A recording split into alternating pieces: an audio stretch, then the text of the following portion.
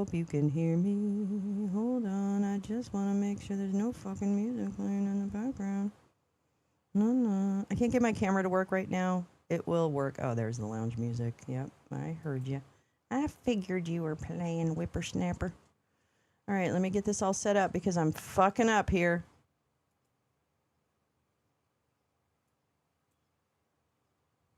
Okay. Oh, this better work. I'm going to be real mad. All right. I'm going to keep trying to get my camera to work. I don't know why it won't. Fuck. I don't get it. There's got to be a secret to this.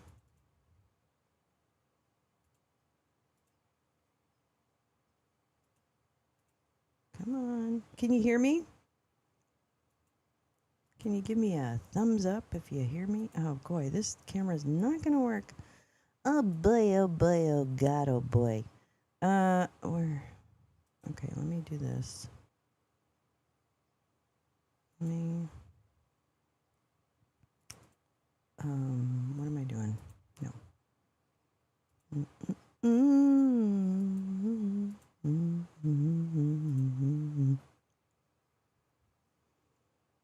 Good morning. Good morning. Good morning. Sunrise. That's right. It's not even sunrise. I wish it was. There's no sun. There's no sun. Okay, wait. This might be me. That's me putting my makeup on.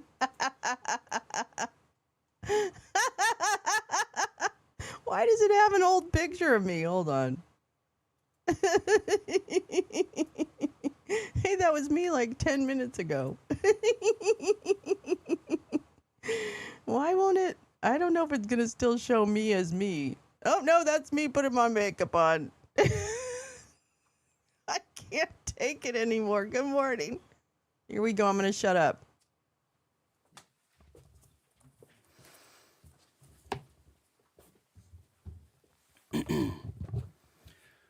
Well, good morning. We just finished an update with Admiral Brad Cooper, the CENTCOM commander, across the CENTCOM AOR, our leadership and troops, as you would expect, doing a fantastic job. 2 days ago, under the direction and direct orders of President Donald J. Trump, the Department of War launched Operation Epic Fury, the most lethal, most complex, and most precise aerial operation in history. For 47 long years, the expansionist and Islamist regime in Tehran has waged a savage, one-sided war against America. They didn't always declare it openly, except for their constant chants of death to America. They did it through the blood of our people. Car bombs in Beirut, rocket attacks on our ships, murders at our embassies, roadside bombs in Iraq and Afghanistan, funded and armed by Iranian Quds Force and IRGC killers. My generation of veterans carry the names of brothers who never came home. Brothers butchered by Iranian-backed roadside bombs and well-armed militias, thousands of our own. We didn't start this war, but under President Trump, we are finishing it.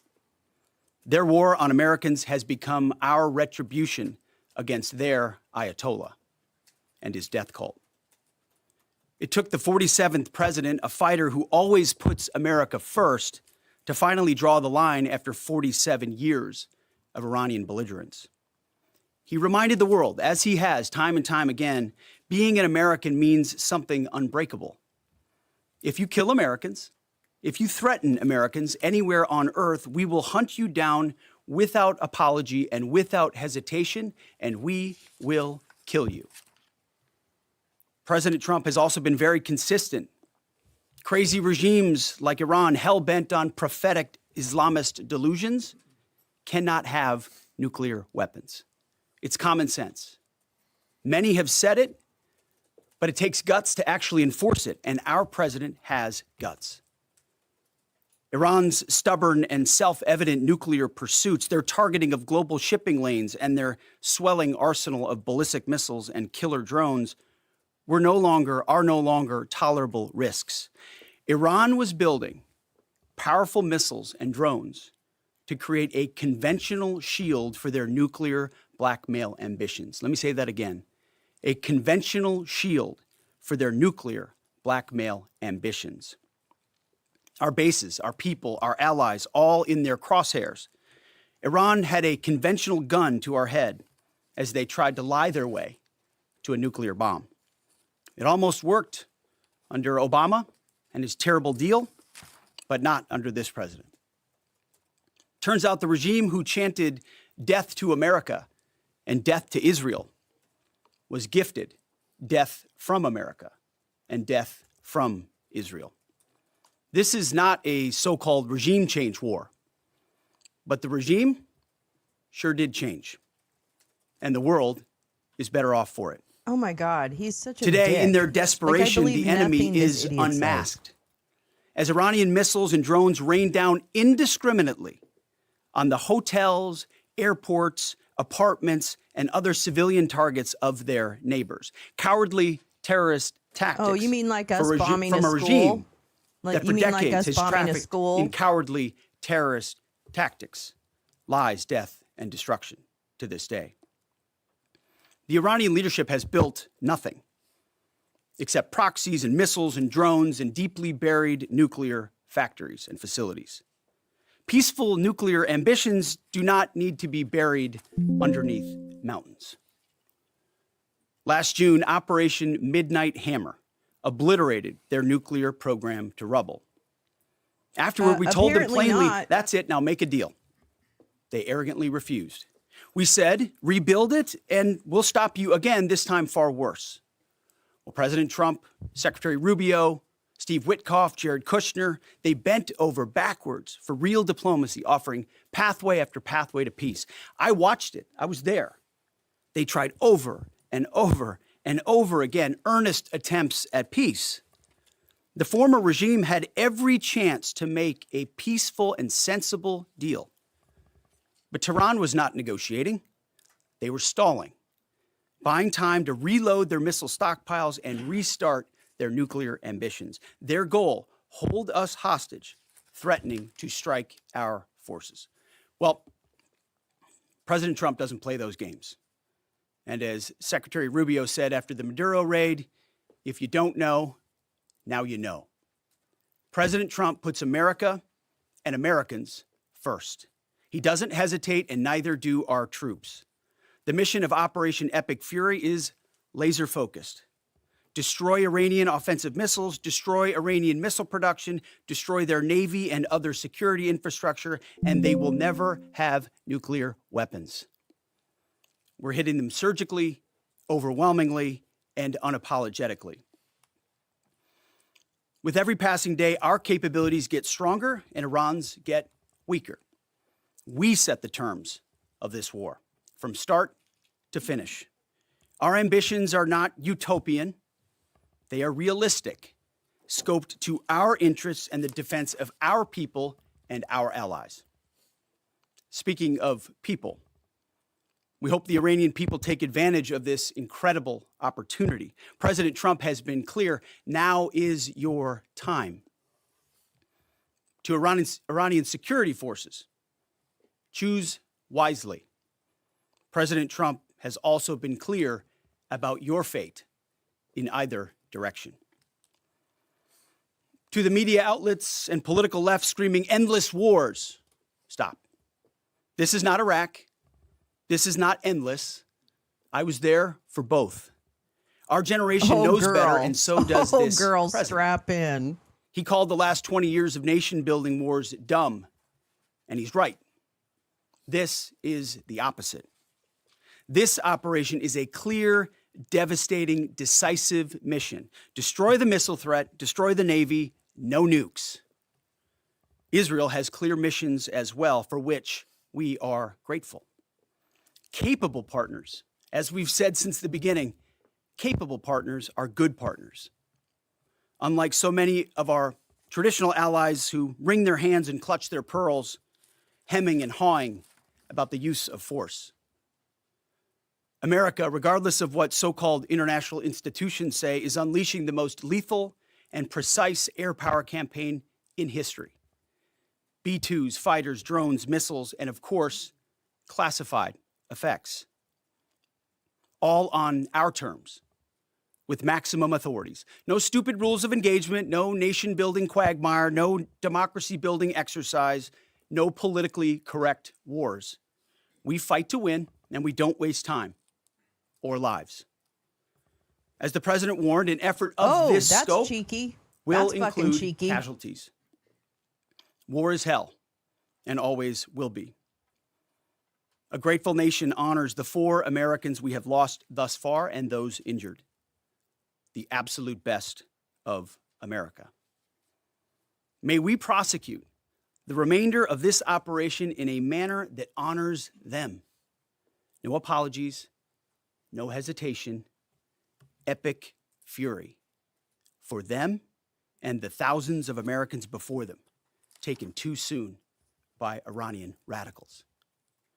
Before I turn it over to General Kane for the operational update, let me speak straight to you, the Joint Force, our warriors on the front lines. This is your moment. This is the generational turning point America has waited for since 1979, and since the rudderless wars of hubris, my generation, our generation, endured. Don't listen to the noise. Just stay focused.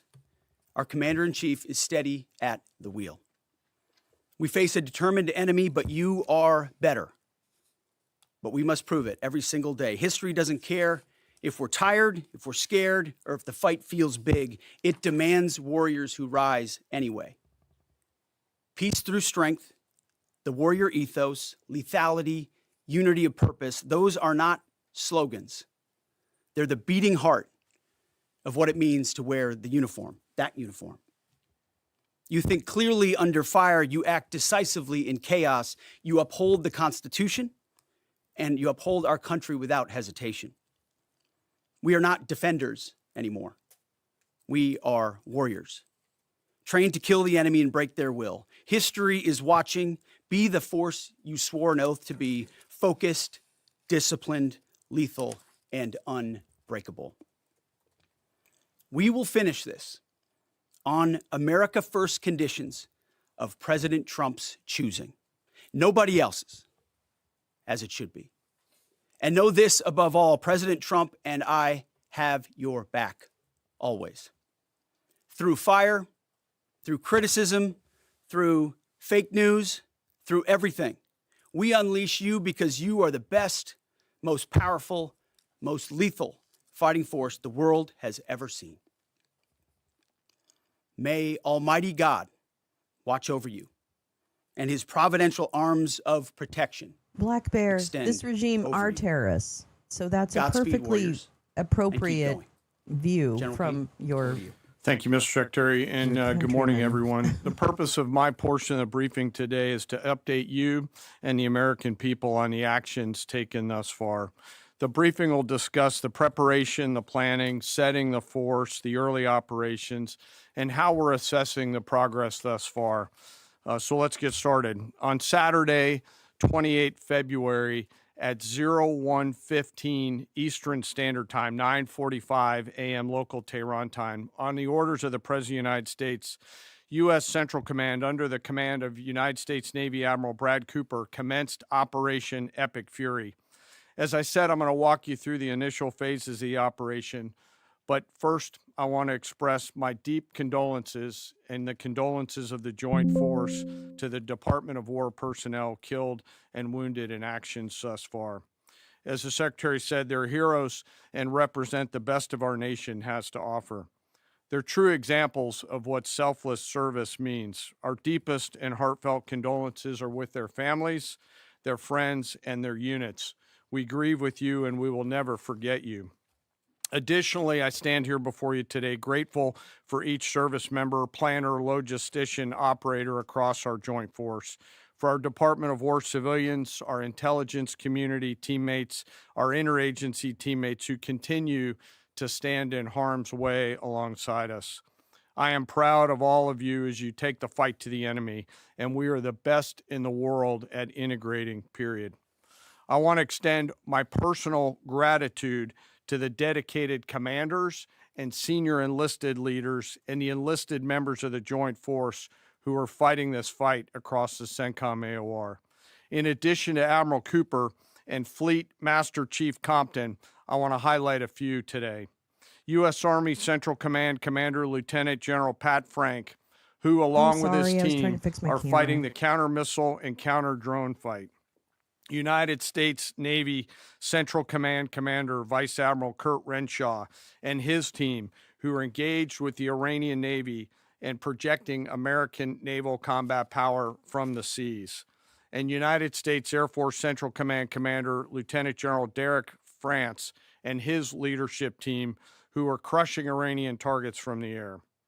I want to highlight the support to the CENTCOM fight from other combatant commands who are directly involved with this effort, to include U.S. Spacecom, U.S. Cybercom, and U.S. UCOM. I also want to specifically call out United States Transportation Command and U.S. STRATCOM for their contributions to this fight. We cannot project American combat power at the time and place of our choosing without both. And finally, I want to express how deeply thankful I am for the continued service and sacrifice of the entire Joint Force and their families. Their unwavering commitment and dedication are the cornerstones of this effort. So let me start with a few details. First, to be clear, as the Secretary said, this is not a single overnight operation. The military objectives that CENTCOM and the Joint Force have been tasked with will take some time to achieve, and in some cases will be difficult and gritty work. We expect to take additional losses, and as always, we will work to minimize U.S. losses. But as the Secretary said, this is major combat operations. So let me talk about the preparation and the planning. On February 28th, the full strength of America's armed forces came together in a unified purpose against a capable and determined adversary. The United States Army, Navy, Marine Corps, Air Force, Space Force, Coast Guard, and our reserve components integrated across our combatant commands and began coordinated operations with the Israeli armed forces of an unprecedented scale. As the Secretary laid out, our military objectives are clear. Our mission is to protect and defend ourselves, and together with our regional partners, prevent Iran from the ability to project power outside of its borders, and be ready for follow-on actions as appropriate. Across every domain, land, air, sea, cyber, the U.S. Joint Force delivered synchronized and layered effects designed to disrupt, degrade, deny, and destroy Iran's ability to conduct and sustain combat operations. On the U.S. side, this marked the culmination of months and in some cases years of deliberate planning and refinement against this particular target set. From precision strikes against key military infrastructure to persistent intelligence and targeting integration to the close coordination of the components across vast distances, this operation again demonstrated America's reach, readiness, and professionalism, and that of our joint united force. It was historic not only in the operational scope, but in the level of joint integration displayed across every element of the joint force. And as I said earlier, this work is just beginning and will continue. So now to talk a little bit about setting the force and setting the theater. On the order of the Secretary of War over the last 30 days to reinforce deterrence and provide the President with credible options should action be required, the Joint Force began to systematically reposition assets and personnel across the region. These movements ensured that U.S. forces remained postured, protected, and ready to respond decisively for any emerging threat. This deployment included thousands of service members from all branches, hundreds of advanced fourth and fifth generation fighters, dozens of refueling tankers, the Lincoln and Ford Carrier Strike Group and their embarked air wings, sustained flow of munitions, fuel, supplies, all supported with command and control, intelligence, surveillance, and reconnaissance network. And the flow of forces continues today. In fact, Admiral Cooper will receive additional forces even today. This rapid buildup of forces demonstrated the joint forces' ability to adapt and project power at the time and place of our nation's choosing. I want to highlight a couple specific cases for you. The Gerald R. Ford Carrier Strike Group, which many of you know was down in the Western Hemisphere, redeployed across the Atlantic to set the theater. The ship, her crew, their families, and the entire strike group took a deep breath, and as they always do, began planning to conduct combat operations. The integrated Reserve and National Guard forces have continued to demonstrate the value of America's reserve forces, including the Wisconsin Army National Guard operating in Kuwait and Iraq, and Air National Guard units from a variety of states to include Vermont and Virginia. In the case of the Vermont Air National Guard and the 158th Fighter Wing, they were mobilized for Operation Absolute Resolve and then were tasked to take their F-35As across the Atlantic instead of going home to be prepared to support this operation. The same is with our Air National Guard and Air Force Reserve Command tanker and mobility forces, who stepped right out of their civilian jobs to deploy and to protect the region. Lastly, I want to highlight the unsung heroes of warfare, our American logisticians and sustainment force, those who quietly work every day behind the scenes to project and sustain America's combat power. Our leaders from World War II were right when they said professionals do logistics. As regional tensions rose, the Joint Force elevated our force protection measures on the order of the Secretary and repositioned discreetly civilians and non-essential personnel designed to ensure the safety and security of our joint force. By the time operations began, only essential forces remained on our bases and in theater, all ready, capable to respond. So now let me move to H hour. At 3:38 p.m. on Friday, February 27th, the United States Central Command, through the Secretary of War, received the final go order from President Trump. The president directed, and I quote, "Operation Epic Fury is approved. No aborts. Good luck," close quote. In the region, every element of the joint force made their final preparations. Air defense batteries readied themselves, checking their systems to respond to Iranian attacks. Pilots and crews rehearsed their strike packages for the final time. Air crews began loading their final weapons, and 2 carrier strike groups began to move towards their launching points. Across the globe, our operations centers came alive in Tampa, Florida, here at the Pentagon, and of course forward in the Central Command AOR. As always, operational security was paramount as we sought to maintain and sustain the element of surprise. This operation was highly classified so that at H hour, the enemy would see one thing: speed, surprise, and violence of action. The first movers were U.S. Cybercom and U.S. Spacecom, layering non-kinetic effects, disrupting and degrading and blinding Iran's ability to see, communicate, and respond. At H hour, the beginning of major combat operations, 01:15 local Eastern Daylight Time, 9:45 local AM Tehran time, as dawn crept up across the Central Command AOR, the skies surged to life. More than 100 aircraft launched from land, sea, fighters, tankers, airborne early warning, Who in the fuck electronic wrote attack, this? bombers Who from the fucking states and wrote this unmanned trash? platforms, This forming a Nazi single garbage. synchronized wave. This was a daylight strike based on a trigger event conducted by the Israeli Defense Forces, enabled by the U.S. intelligence community. The first shooters at sea were Tomahawks unleashed by the United States Navy, closed in on Iranian naval forces, and began to conduct strikes across the southern flank in Iran. On the ground, forces fired precision standoff weapons, measured, deliberate, precise, and lethal. This was a massive, overwhelming attack across all domains of warfare, striking more than 1,000 targets in the first 24 hours. We are now roughly 57 hours into the operation. In the initial phase, CENTCOM's focus was systematic targeting of Iranians' command and control infrastructure, naval forces, ballistic missile sites, and intelligence infrastructure designed to daze and confuse them. Coordinated space and cyber operations effectively disrupted communications and sensor networks across the area of responsibility, leaving the adversary without the ability to see, coordinate, or respond effectively. Well, if you have The questions, combined Lockhat, impact of then these we all strikes, do. swift, precise, and overwhelming, has resulted in the establishment of local air superiority. This air superiority will not only enhance the protection of our forces, but also allow them to continue the work over Iran.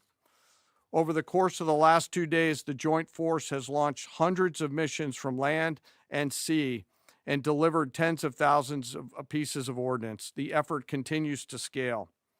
This included American B-2 bombers, which again, similar to Midnight Hammer, flew a 37-hour round-trip sortie from the continental United States, dropping precision, penetrating munitions on Iranian underground facilities across the southern flank elementary and schools. slightly deeper. Yeah.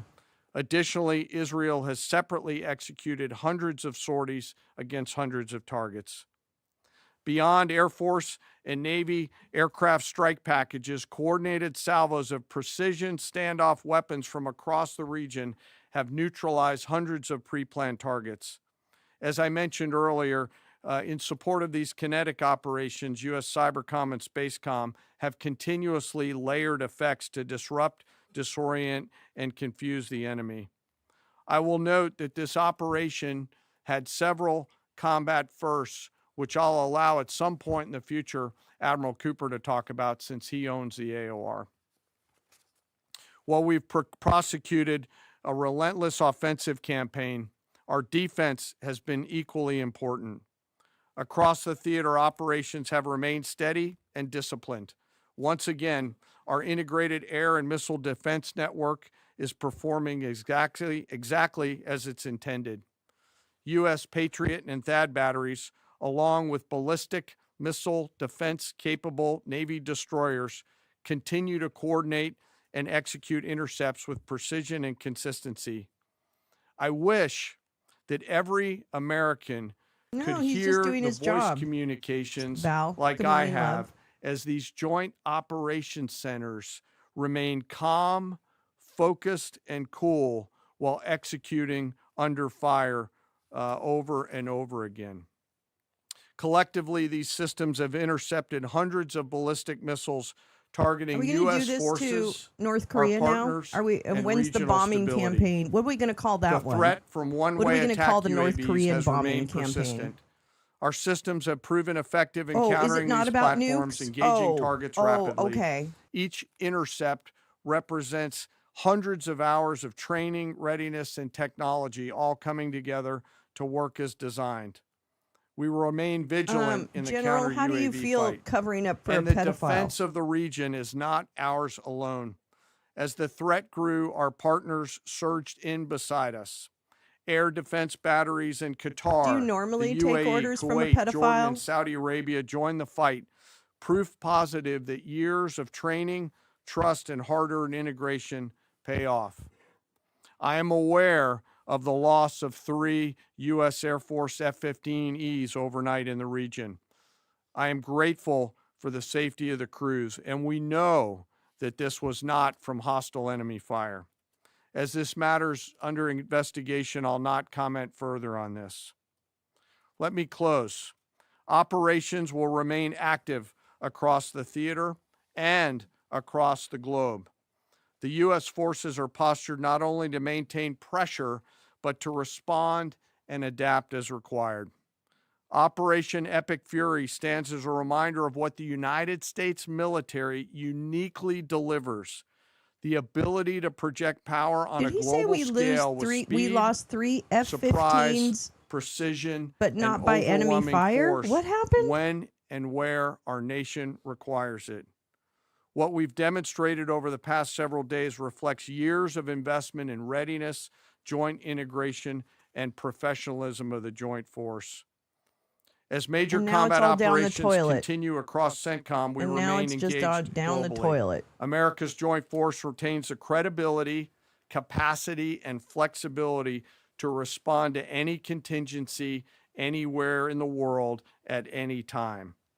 To those who would test our resolve or threaten the United States, our allies, or our interests, understand clearly we can reach you, we can sustain the fight, and we can scale the fight, and we will prevail. To the American enjoy your people, time in Nuremberg, your joint General. force remains steady, frosty, calm, and focused. Your service members are trained, disciplined, and determined. We understand the risks of this mission and the weight of the responsibility that we carry. We also Neither are the recognize people that are inside our of them, El families Dope also Dog. shoulder the burden at home. You are a part of this too. I am proud today, as I am every day, to stand as a member of America's joint force. There is no mission too complex, no distance too great, and no adversary too determined for the men and women who wear our They're nation's really trying uniform. to sell it. We I'll tell mourn them our that. fallen. They're We trying to honor sell their something. families, and we continue our mission with focus, unity, and strength. And now I'm happy to take any questions. Thank you, Mr. Chairman. Right here. Go ahead.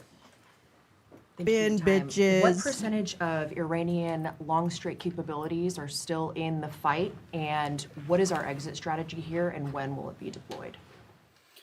Well, they have long-range strike capabilities, which we are hyper-focused on. The brief we got just this morning, Admiral Cooper knows exactly and precisely what kind of threat matrix he's looking at, the way they might change their techniques, and how we adapt to that.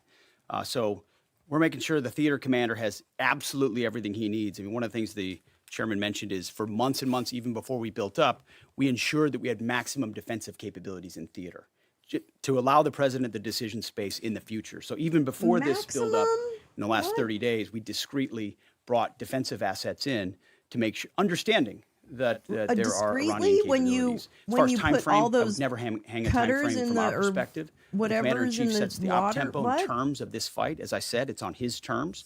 And we'll make sure that Admiral Cooper and his team have everything they need, not just to defend. The Yeah, best defense he's, is good offense. yeah, he's and pretty so we're dumb. aggressively pushing into that airspace over that southern flank to ensure that we control it and we destroy anything that moves that would attempt to shoot us. Think of it as shooting the archer instead Wow, of the this arrows. is like literally that's not where we answering want the to question, be. Joan. And we have the kind of Like, exquisite literally intelligence to get over the everything top, but the question. find that and destroy it. It won't happen overnight.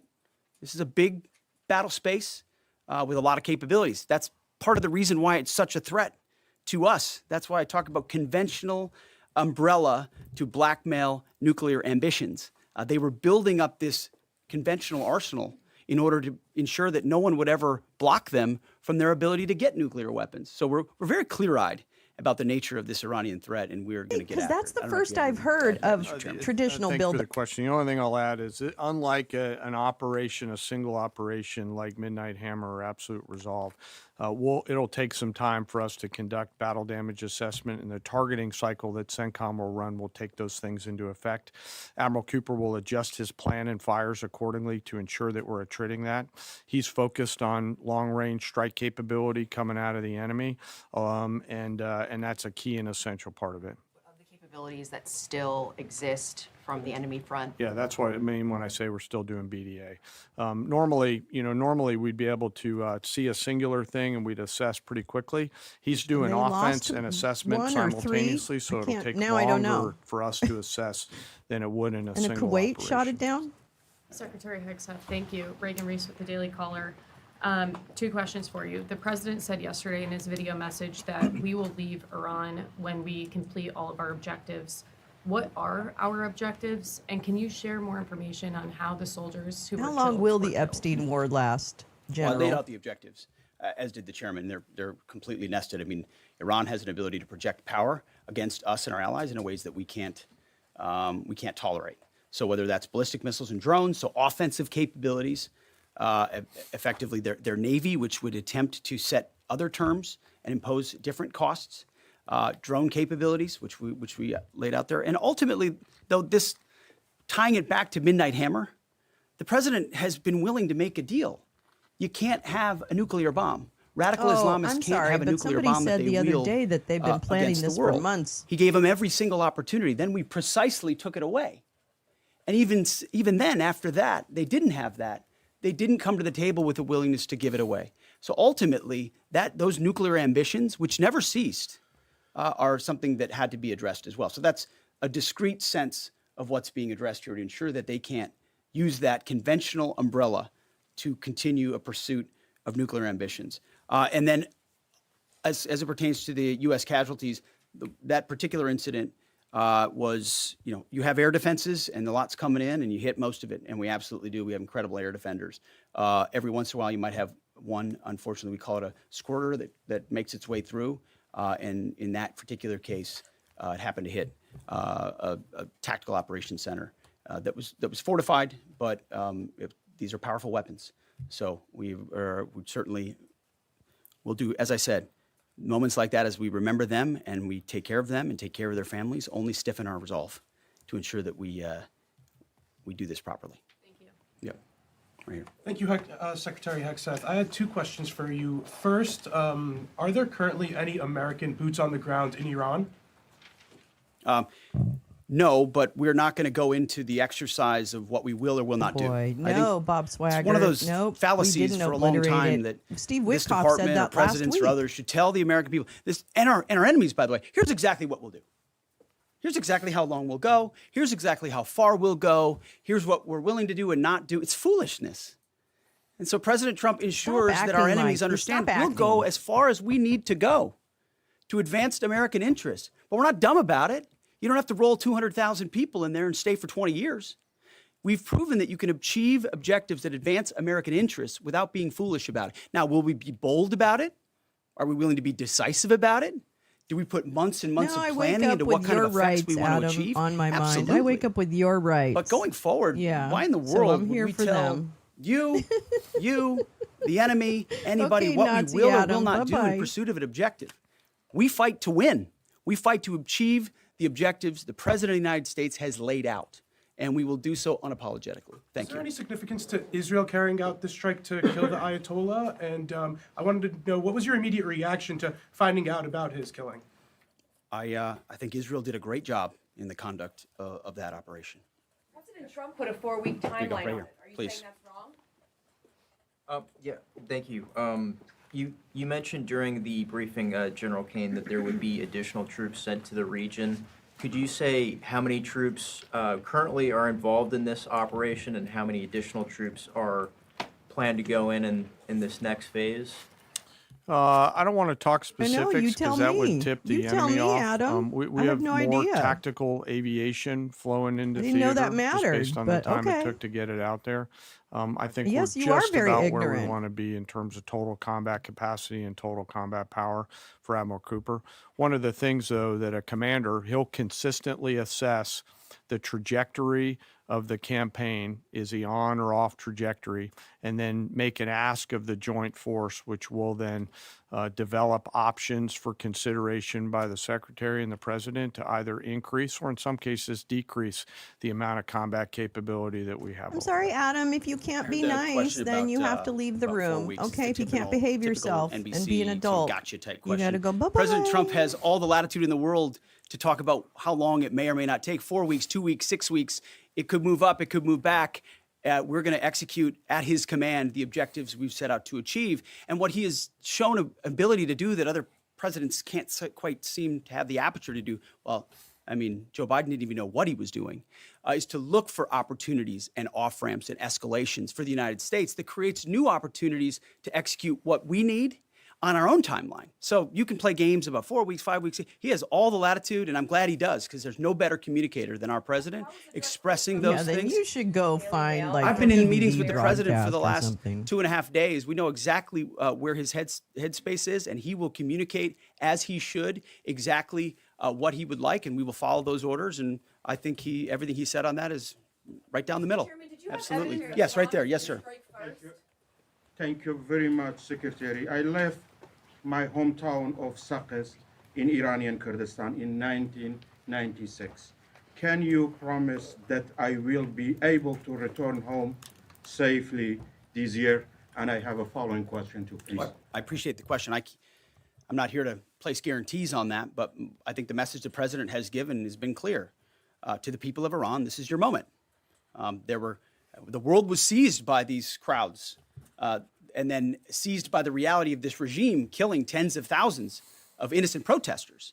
So we saw the nature of the regime yet again exposed. We saw many. Pete, why do of you the Iranian support a people pedophile? seek That's a- what a I want to change know, there. Pete Pig's This breath. is their moment to take advantage. Why do you of it. support a pedophile? You served in Iraq. Oh, and it's know probably that it's no probably American the guy soldiers that is obsessed were with me. killed Then in Kurdistan.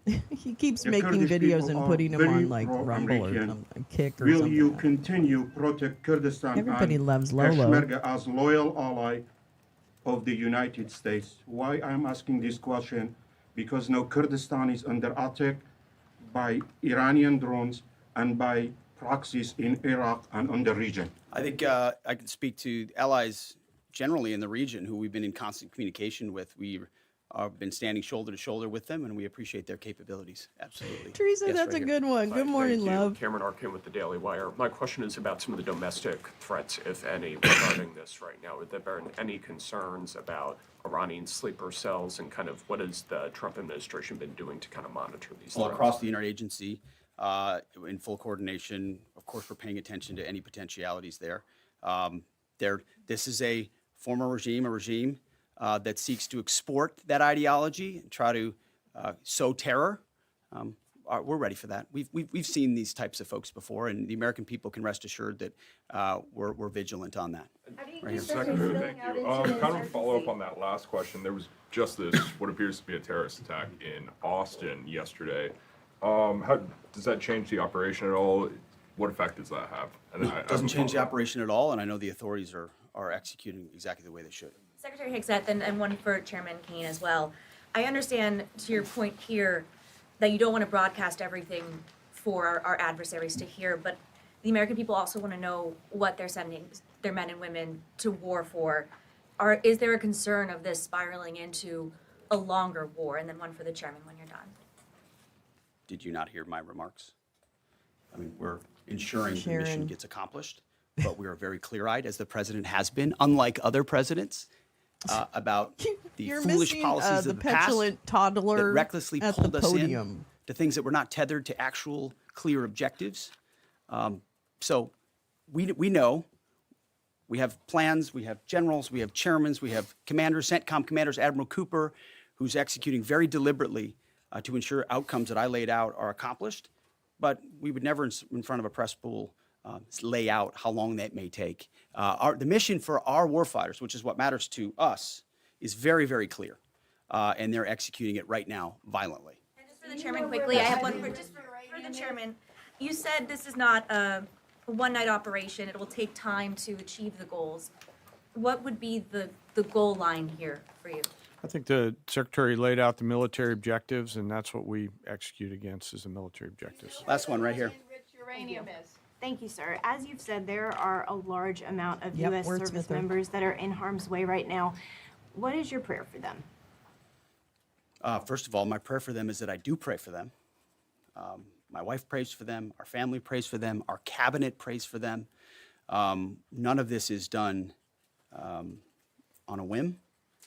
Having been in their boots, having been in their shoes, having been in their flight suits, I know we think about them with every decision that we make and every recommendation that we make. Apparently to not the four President of the people who have United died States. so far Those recommendations for nothing. are made For your prayerfully. ego. And when I pray every day for them and for Yeah, this that's mission, the question. I It's pray not simply very for the relevant biblical wisdom to information see for what is me. right. I don't think it's going to and the help courage me to do it. understand It's going to take what the courage fuck to is follow going through on this. in the There's Middle going to be East. a lot of noise, and we pray for that, and we hope all of you do as well. Thank you very much. Appreciate it. Thank you.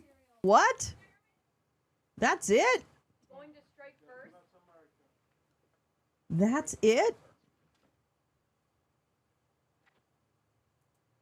That's it. Wow. Okay. Yeah, Pete needs his morning vodka. Wow, that was, I don't think I learned anything. I'm going to be real honest. Now, granted, maybe sometimes I kind of checked out, but I don't think I learned anything. I think that I am only hearing, like America first. We'll stay there as long as we want. Biden was an idiot. I got that part. I don't know. I don't think I learned anything. And there was also, yeah, exactly, Adriana, lots of chest pounding. The other thing is that there's been some significant losses here. And I don't feel like Kane addressed the losses, a little bug, losses at all. And what's this? You don't know how Kuwait shot down 3 F-15s. 3? 3?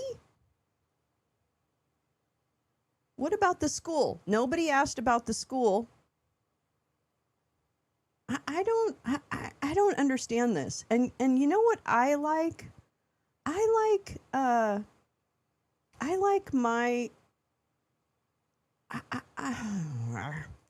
like my diplomacy to be diplomacy. And weaponry is not diplomacy. Weaponry and force is not going to make anyone in this world do what you want them to do. It will not free people from Sharia law, if that's what your favorite thing is. It will not.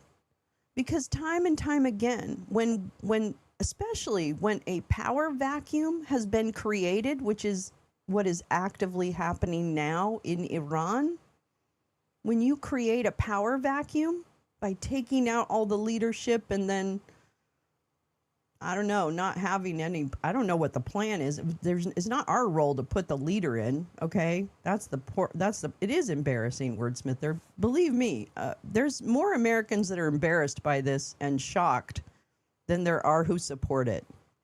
You've got like 30% of the people, roughly, in this country who full-throatedly support this regime. But really, you have the rest that don't. And for whatever reason, Kamala didn't win. I can't explain it. I don't understand it, but here we are. So dealing with that, yeah, it's not. There's no reason for this. There's no reason for this war. And and also, just in the context of this time, yeah, there are many millions who don't care. Absolutely. Or who aren't aware, or aren't thinking, or aren't paying attention, or whatever it is. I don't understand it, but whatever. Or feel powerless. I think that's, Neil, I think that is more the story.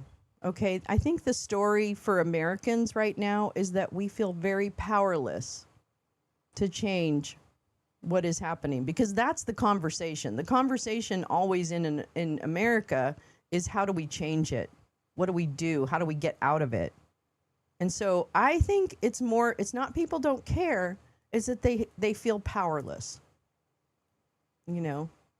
Oh my God, and the choir singing the national anthem. Hi, Lee. So I don't think the deal that, or whatever Obama did with Iran, you know, whatever. That was money that they were supposed to have years ago. That was not, it was always their money, whatever. You know, I have no problem with that. I don't know if that deal was dumb, good, bad, whatever. But what I do know is that it certainly didn't present this threat, right? Like, now that Iran has to defend itself and is bombing whatever it can, you know, we put them in that position, because to date, they hadn't really been doing that. I mean, we're the ones in the last 18 months that have been bombing them, not them. And yeah, you can say they're a state sponsor of terrorism, blah, blah, blah. Yeah, sure. All those things can be true. But that's why you have things like the UN, right? And when you include, this is very basic to me. When you include people, then you will get a lasting agreement. When you force something on people, they will inevitably stop complying after a while.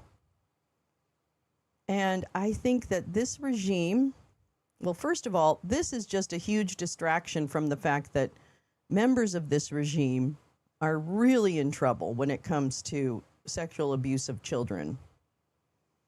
And I think they know it, and I think they're scared. And I also think this tariff thing has ruined the economic plan of this regime, because they need that revenue. And guess what they're going to talk about this week?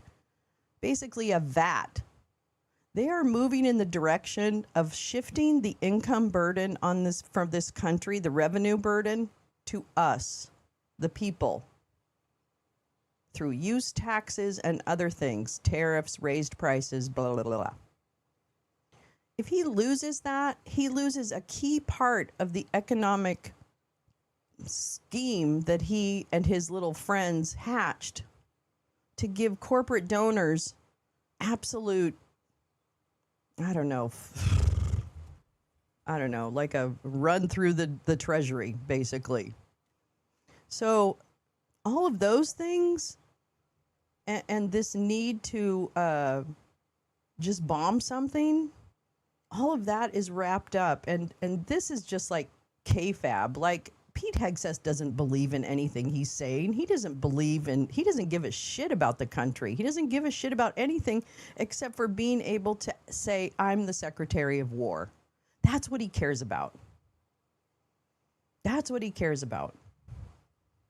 It is embarrassing and disgusting. And it's absolutely, yeah, it was at least something. Yeah. And the thing is that we could, I think diplomacy works. I think, and I don't think we did USAID the best we could even, right? Like, we could have even done better, I think, with USAID than we did. It could stand to be improved for sure. But I don't know. I feel like when you engage with people and you try and say, I'm here to support you and da-da-da-da-da, then that's really, I mean, that should be the goal. I feel like you gain more friends, and then when you involve like trade, like, why don't we do trade? Why don't we trade more with Iran? Why don't we really go after, like, I would think you could do some kind of economic package that's for emerging allies, right? Like, call it emerging allies, and then like do the, yeah. But this regime, Sharon Brown is bringing it up. Really, they renamed it to Department of War. This is by design. Like, everything that is happening right now was going to happen regardless of what Iran did or didn't do. Because what's interesting about this is that they have been saying, oh, we're doing talks, until Steve Witkoff said last week, well, they have enough uranium to make a bomb that will kill us in a week. Literally, that's what Steve Witkoff sat there and said last week. When all we've heard is that their uranium was obliterated, and they were negotiating, and then all of a sudden we're not negotiating, right? And we're bombing. So I don't know, and I'm sure they probably fell apart. I'm sure the talks probably fell apart. God knows, Steve Witkoff and Jared Kushner are the last people who should be speaking on behalf of the United States. That's number one.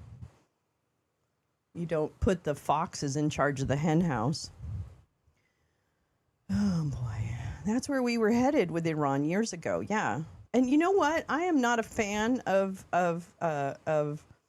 the Khamenei or anything, but it is not going about it this way, where you're just like taking people out, is absolutely not the way to achieve whatever change you want, which first of all should be coming from the Iranian people, right? So maybe it's supporting election monitoring or something like that. There's ways to do this that don't involve F-15s. So maybe, just maybe, we could think of more creative ways to achieve the same goals. But it should also be the determination of the Iranian people what kind of government they want. And I'm not here to simp for Khamenei, but I'm also to say, when you create this power vacuum, when you have, yeah, of course. Well, I mean, I would hate this country that continues to subject us to crushing sanctions, and and I, as an Iranian, maybe I have no power over my government, even less than I do in this country. So I can only imagine. So I don't know, it's a tough question. I'm not saying it's not easy to get the world to get along, but this is not the way to do it.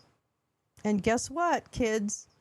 This is going to be one of those things where it's going to go on a minute and more people are going to die. And that's fucking unacceptable. And it should be unacceptable.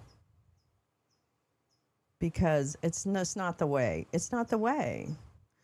Bibi sabotaged the JCPOA by saying that they were enriching more and not following the guideline. Both were lies. Yeah, I don't think the IAEA agrees with Bibi. And can I also say the reason this is happening is because Bibi understands that Trump is kind of on the edge of being not as able to help him. Okay? So Bibi sees the writing on the wall. He knows what midterms mean, right? He knows what the potential is for the midterms and other things, assuming that the midterms go off without interference. Bibi is also facing his own International Criminal Court charges. He's got a warrant for his arrest for a war criminal. He's got his troubles at home with his ethics thing that he's really trying to make go away. Just like Trump here has the Epstein files holding over him, this kind of financial fuckery that's afoot, as well as just his complete fascist approach to human rights. And it's in action, not just in words. Like he has lived the words that he says. So I think these are two guys as part of a regime or regimes who are deeply, deeply afraid of being in prison for the rest of their miserable lives. I think I am confident that both Putin and Bibi definitely know shit about Trump that they use. I'm sure there's like that Spider-Man thing where they're all shooting each other. I'm sure there's some of that. I'm prove me wrong. That's what I want. Prove me wrong. That's what I want to know. So I think there is a vested interest in forging ahead as fast as possible to cement power, because they know legally they're losing in courts, and eventually, and now with this kind of decision on the tariffs by SCOTUS, it's a complete betrayal by SCOTUS of him. There's a lot.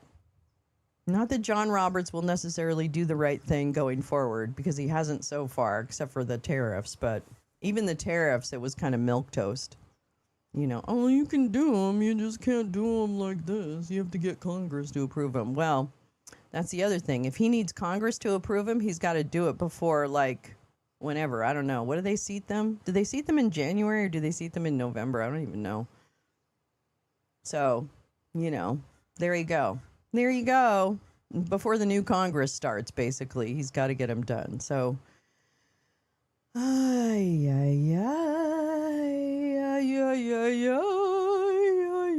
okay, guess what? This show's starting early because I got all kinds of shit for you. Oh no, yeah, I didn't sleep on this one. Okay, we didn't just get up to listen to these dicks. Work. Define work, Audrey. I don't even know if that could be considered work. Anyways, yeah, oh boy. Yeah, this war thing. I think that, I don't know. I feel like, and maybe I just don't watch regular news, which is probably why this happened. Uh-oh. Oh, it's time to get up, everybody. It's time to get up. Wait, what did I say? Oh, shit. Now I forgot what I was talking about. Okay, it doesn't matter. Oh, I know. That's what I was thinking. I didn't hear a lot of Congress people speak against this. I did hear a couple, and Mamdani and others. So I did hear a couple. I heard from people I expected to hear from. But I haven't heard from a lot of people. And what about the Gang of Eight? Because they were briefed, apparently, before this mission started. And I feel like we haven't heard... we've heard from Lindsey Graham. I'm sorry. Forgive me. I forgot about that. We did. America has squandered its soft power and has turned to hard firepower. Absolutely, wordsmither. And here's the thing. I think our soft power needed some help. Okay, I think our soft power, when you were in it or when you were, whatever, viewing it, I think we could have done, because it was kind of milquetoast when in terms of actual impact economically or human rights wise on countries. It could have been better, right? Oh, I was saying I don't watch regular news. Yeah, but I just didn't hear a lot of Congress people being like, we should not go to war, just like because people don't want the Epstein files to come out or something, whatever. Because I don't know what the end game is here, right?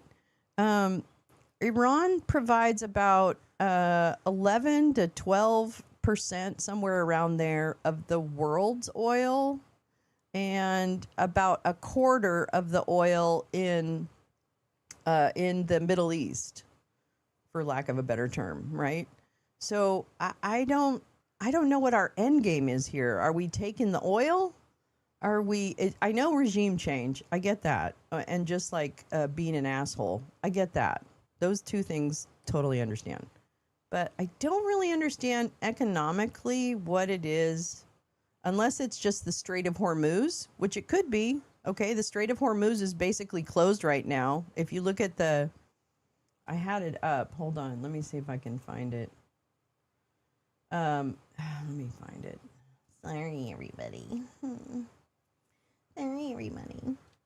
Marine. There we go. I will show you the Strait of Hormuz. Yeah. We're gonna go to the Strait of Hormuz. Yeah. Where is it? Where is it? Oh, Greenland. No. There we go. Oh, yes. Yeah. Wait, hold on. Sorry. I fucked up. Yeah.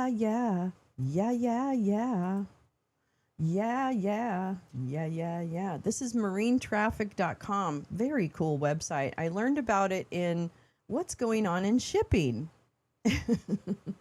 Iran hit a U.S. oil tanker? Yeah, okay. Great. I mean, was it worth it? Did you work it? Did you back down, flip it, and reverse it?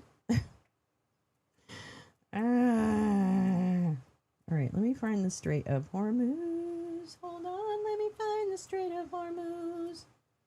I am all lost in this area. La la la la la. La la la. I'm totally. Oh, here we go.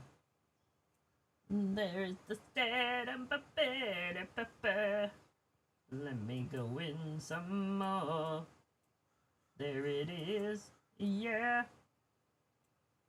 Okay, stop. I don't want to unlock all filters. Stop it. Okay, so you can see this is the Strait of Hormuz, this part right here, well, kind of the whole thing. And usually ships hang out here, so that's not abnormal. And then sometimes they hang out here, and then sometimes they hang out here. But this is never empty. This is never empty. So all these ships are waiting for shit to calm down. And this is the only way that oil, I think, or resources get from this part to that part. I don't know. I heard something about that. I'm not an expert on shipping. So, yeah. Oops. We did it again. So, this is, if you think about it, this action is kind of ridiculous because there's no end goal. There's zero end goal.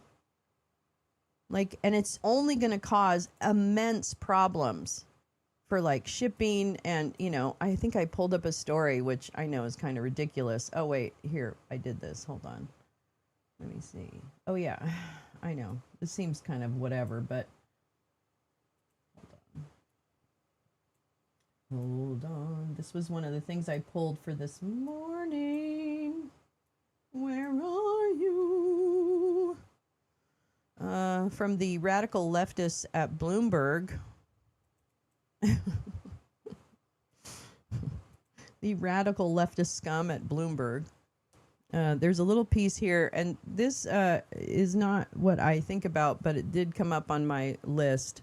Did I see the experiment? Yeah. Oh, had been suspended, but I understand the CDC in Guinea-Bissau, Sharon did, but has the CDC in America said they will committed to stopping the study? I hope so. Real fucking crazy. Real fucking crazy must be pissed. Oh my God, Badger, that's the best name for RFK Jr. Real fucking crazy. Oh my God, that's so good. Oh, it's 1 a.m. Good night, dear wordsmither, and to GP if he's drifting off to sleep as well. Good night to our Australian friends. Good night. See you soon. Oh, it's so nice of you to check in with us. I don't know. Okay, because that was the last I had heard, but something could have changed, and I hope so. Maybe Guinea-Bissau's CDC was able to make through, where we could not. All right, so this is from Bloomberg, and this is about the impact of the Iran attack on the oil supply. And again, I do not want to break this down to economy, but I just want to hear what additional kind of context this type of conflict brings to the world in terms of its economic impact as one aspect of it. So here we go. Let's listen in to Bloomberg, the leftist scum of Bloomberg. As we think through what this means for oil in particular, what should we be paying attention to? I think up in the run-up to all of this, there was a lot of concern over what might happen to the Strait of Hormuz, what it would mean if that were to be constricted, if oil couldn't get out. As you look at that map, the map function on the Bloomberg terminal today, and see those 200 plus tankers there in the region, kind of wondering as the heads of those ships wondering as we are what happens next, what does this mean for the oil market? There's still open questions. So in the last 12 hours, I think we had four key questions when it comes to Iran, and I think 3 of them has been settled, and we'll have a partial answer to the 4th. The first question was, will the US and Israel attack Iran? And yes, they have. The second question was, will the Iranian government survive the attack? And the answer is yes, they have survived. The third question is, will the Iranian retaliation be significant or symbolic like previous wars? And actually went for symbolic. And the last question is, what will Iran retaliate against? Will it restrict itself to US bases in Israel, or will it expand that to all facilities in the region? And so far, it has attacked US bases in the region, across the region, and Israel. This is but you from cannot rule yesterday. out attacks against all facilities or the Strait of Hormuz in the coming hours or days. Ziad, I also want to ask you about sanctions. The Iranian economy has long been suffering under U.S. and international sanctions. We had the snapback E3 sanctions earlier this year. What is the state of Iran's economy, and what is the impact of a prolonged conflict like this going to do on an economy that is already under dire straits? Well, there are 2 things here, I think. The first thing is when it comes to the Iran economy, its state is already dire, and that has led to protests in late December and January this year. But this war is different. This war is not about the economy. This is, for the Iranian leadership, this is existential, and it's about survival. And it's about more military than economic. If they can survive the next few months, it's a question of not whether the economy is going to be able to survive this in terms of inflation, in terms of the currency, but whether they can survive the military attack and the counterattacks they're going to launch against the US and Israel and their allies in the region. That's the key question for Iran, more than the economy, in the coming days and weeks, I think. Ziad, for those who don't know, how integral is Iran to the global oil market? We had those headlines this morning from a delegate, an OPEC Plus delegate, indicating that maybe production could be increased as a result of what's happened here overnight. When we look at the market holistically, how integral, how important is Iran to oil production globally? Iran is significant, but it's not irreplaceable. So Iran produces about 5% of the global oil supplies put to the world. But that's not the key issue. The key issue is the wider region. Once you just expand the war beyond Iran, you need to start thinking about Saudi Arabia and Iraq and Kuwait and the UAE and Qatar. We're talking about 1/3 of global oil supplies. If you think about one particular waterway, which is the Strait of Hormuz, that basically 20% of global oil flows goes through that. And that is very difficult to replace. Yes, OPEC Plus may decide to increase their quotas, but if these additional quotas are coming from Saudi Arabia and Kuwait and Iraq, and they cannot exit the Strait of Hormuz to the rest of the world, they may not be effective in hedging the losses from this war. We've talked a lot about what the impact of actual physical strikes could be, but what is the psychological impact on production here? We've already seen some oil fields shutting down preemptively. Could that have just as big of an impact as producers don't want to send their ships through that strait at the moment? They're shutting down, pulling their personnel out of harm's way. How big of an impact could that have? The Strait of Hormuz hasn't had traffic. The Strait of Hormuz, I've been watching it since yesterday, kind of early in the day. It hasn't had traffic since yesterday. It shut down in the last 36 hours. So there's nothing moving through the Strait of Hormuz right now. Physical sort of threats are more important than the psychological threat. Let's remember, this is not the first war in the Middle East in the last 2.5 years. This is a good point. This is a good point. The Middle East has been in an almost continuous state of war with unprecedented geopolitical escalation. Things that we did not imagine could have happened have already happened. And yet oil prices today, on Friday, they closed at $71 per barrel. On the 6th of October, 2023, they were $85 per barrel. So they're lower than the starting point. So I think on the psychology, I think markets are sort of getting used to the geopolitical escalation in the Middle East. The key question here is whether we're going to get physical disruption. And this is another test. It's probably the most serious test in the last 2.5 years.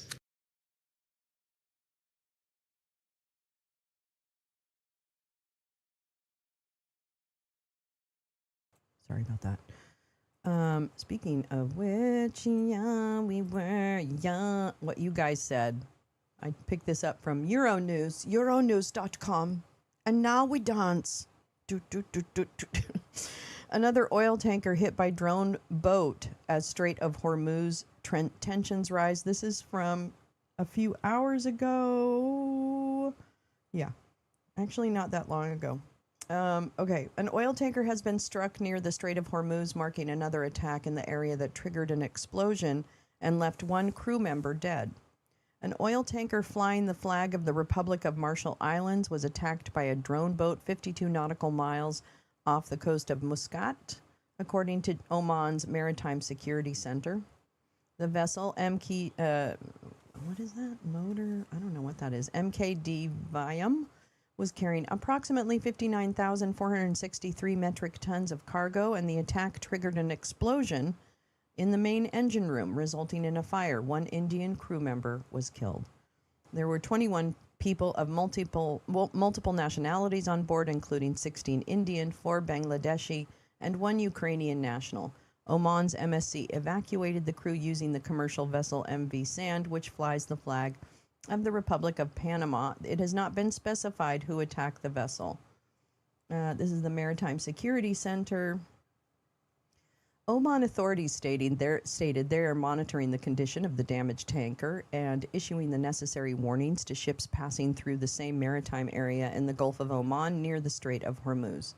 The incident reveals escalating danger in the maritime region as crude oil prices soared on Monday morning. They're about $72 a barrel, I think. It's about 72. Let's see. Traders are betting that oil supplies from Iran and elsewhere in the Middle East will grind to a halt.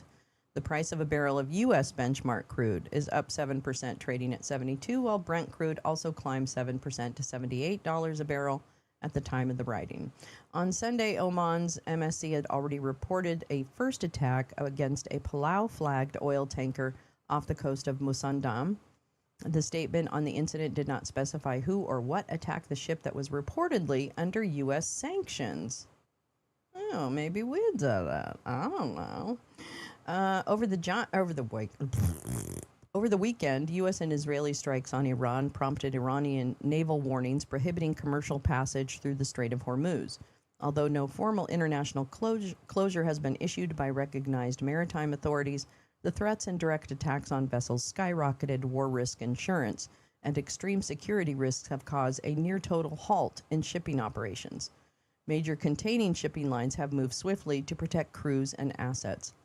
Maersk, Hapag-Lloyd, and CMA CGM each announced the suspension of all vessel transits through the Strait of Hormuz until further notice, directing ships in or heading to the Persian Gulf to safe anchorages and recruiting many services around the Cape of Good Hope, while also pausing Suez passages. MSC has instructed its Gulf region vessels and those in transit to proceed to designated safe shelters and has temporarily suspended worldwide cargo bookings to the Middle East. Well, what could go wrong there? Japanese lines, NYK, Mitsui OSK lines, and Kawasaki Kaizen similarly halted all Hormuz operations, with vessels standing by or anchored in safe waters outside the strait since Saturday night.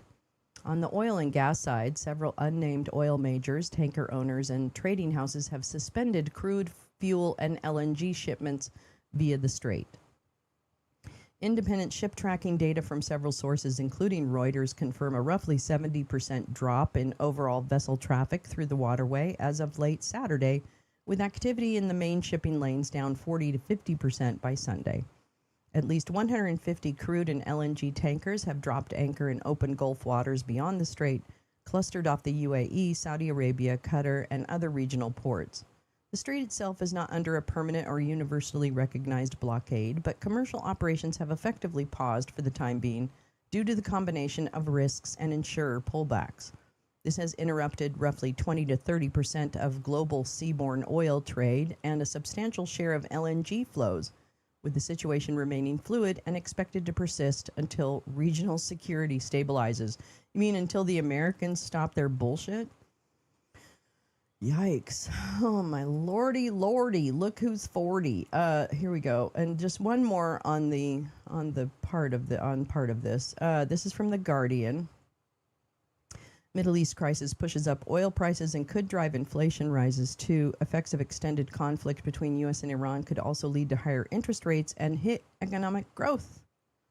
The impact of the deadly and unpredictable conflict in the Middle East wrought by the United States, I'm just going to add that, on the global economy will be felt most immediately and keenly through the rising cost of oil. Well, maybe this is where he's paying off the oil barons, which I have a bunch of stories about, actually. Isn't it funny? I pulled a bunch of oil stories for today. Prices jumped on Monday as markets had their first opportunity to digest the weekend's tit-for-tat attacks. A barrel of Brent crude, blah, blah, blah. We just talked about how much it's trading at. The price had already risen significantly this year from just above $60 in January as tensions between the U.S. and Iran intensified. Natural gas prices have shot up too, with the waterway also a vital artery for liquid natural gas, liquid natural gas supplies. Benchmark European gas prices were up 38%. Holy shit. That's a lot of money. Exacerbated after state-owned Qatar Energy said it was halting production at 2 sites after drone attacks. As the economic impact of Russia's invasion of Ukraine underlined, rising energy costs feed through rapidly to consumers' pockets and have wider knock-on effects for the cost of just about everything else, because it all has to be on a ship that is sent to you with goddamn gas. Net energy importers in Asia and Europe, including the UK, will be hit harder by higher prices. The US, with its shale oil supplies and strategic petroleum reserves, should be more able to insulate itself, though a prolonged spell of higher costs could deter the Federal Reserve from delivering the interest rate cuts Donald Trump clearly wants. How high energy prices may go will depend on the scale of disruption to traffic through the crucial supply route of the Strait of Hormuz, as well as the risk of direct attacks on energy infrastructure in the wider region. Tankers are already declining to use the Strait of Hormuz, which carries about 20% of global oil supplies, with insurers, perhaps not surprisingly, reluctant to provide cover. Some reports on Monday suggested ships are dodging the Suez Canal too, as conflict engulfs the wider region. That could push up shipping costs for other goods beside crude.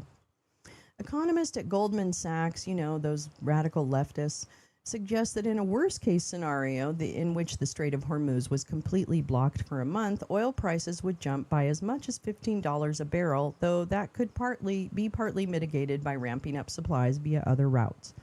The OPEC Plus producers cartel has already signaled a modest increase in quotas. The fresh spike in oil prices comes at a challenging time for policymakers, just as many felt that they had fully vanquished the dramatic rise in inflation. That followed the restarting of supply chains after the COVID pandemic and Russia's invasion of Ukraine. Central bankers typically look through short-term supply shocks, such as temporary surge in the oil price, but some, including the Bank of England and the UK, remain concerned about elevated inflation expectations. The odds of a rate cut at the bank's next meeting on the 19th of March fell on Monday morning to 69% from about 80% last week, amid the risk of a new tick upwards in prices. Aside from the effects of costlier oil, economies in the Middle East, including Dubai, for example, that have sold themselves as attractive destinations for tourism, and global business may struggle to maintain that brand after the news footage of Iranian attacks beamed worldwide. But surveying the damage on Monday morning, economists said the vital question for the world economy was whether oil prices rise further and how long it lasts. The duration of the shock matters as much as its magnitude, said Neil Shearing, chief economist at consultancy Capital Economics. If prices retrace over the next few months, either because the conflict de-escalates or because producers increase output to offset any disruption, then the impact on inflation in developed markets is likely to be modest and short-lived. If oil prices shoot up to $90 to $100 a barrel and stay there, however, inflation in developed markets would be up to 0.8% higher than expected. Central banks could find themselves forced to start raising interest rates once more, and consumers would be squeezed, putting the brakes on growth. That is certainly not a scenario Dump wants to see, but few would bet on this unpredictable conflict being neatly wrapped up soon. Yeah. Let me check in with y'all. A number of Middle East countries have shut down oil fields since that Bloomberg report. Oh, interesting. Insurance companies are also canceling war risk. Yep. I mean, that makes sense. Oh, Lee checked in. Marine Traffic. Marinetraffic.com is this website. I love it. I really love it. And it's like, I think it's like, that's 3 minutes ago. So I just have the free version. But you can do it like, it updates every 10 minutes. Anyway, it's very cool. I'll include the link. Actually, I'll go ahead and do this. Hold on just a minute. No. There.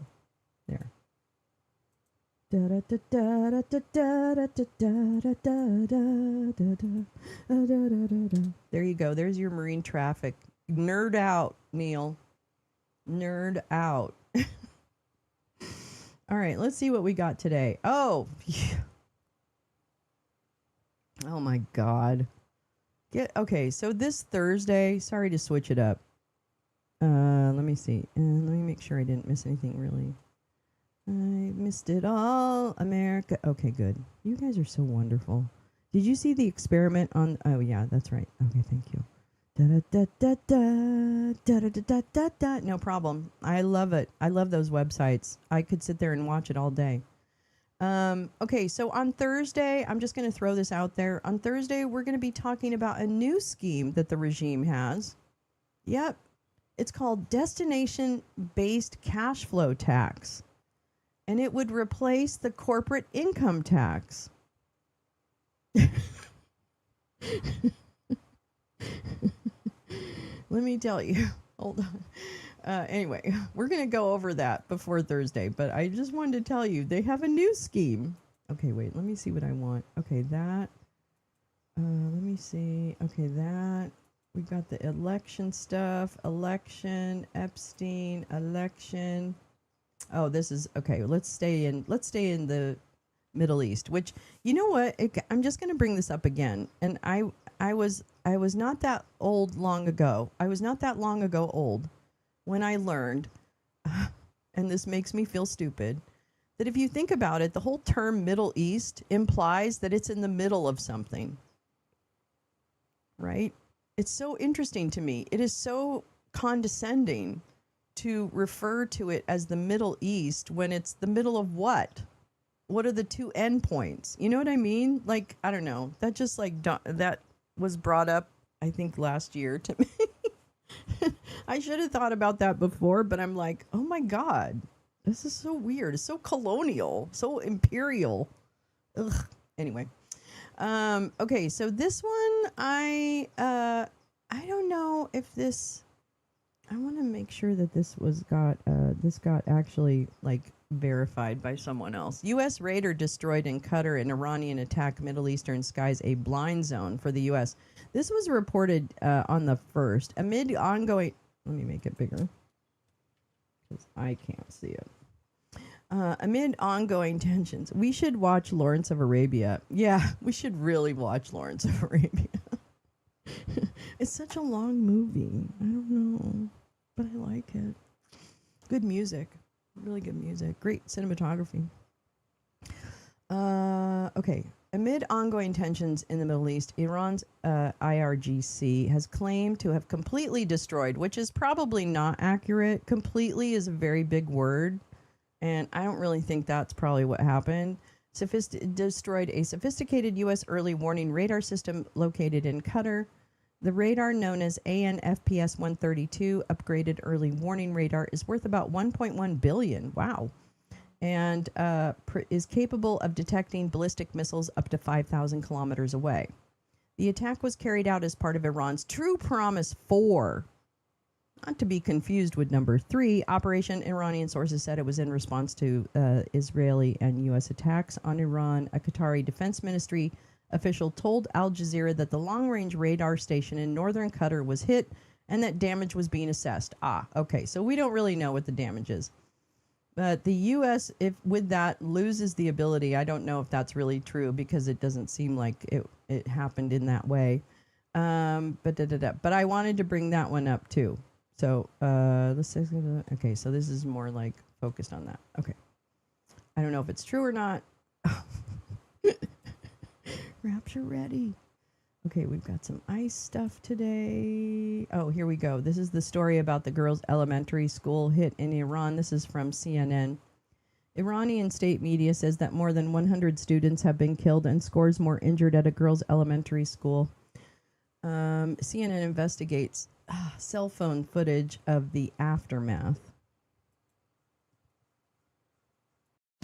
ACE's YardRx program prescribes the best lawn care specific to your yard's needs, delivered every season. Because when you want greener grass, less weeds, the British and moved their fewer people and bugs, resources you from can get a India to Egypt personalized during the war prescription and delivered carried the free Middle from the East label helpful along folks with at it. Ace. Oh, thank Subscribe you, now Neil. and save 20% on everything you need all Thank you, year. Neil. From our store to Sorry, I just can't stand it. 3, 2, 1.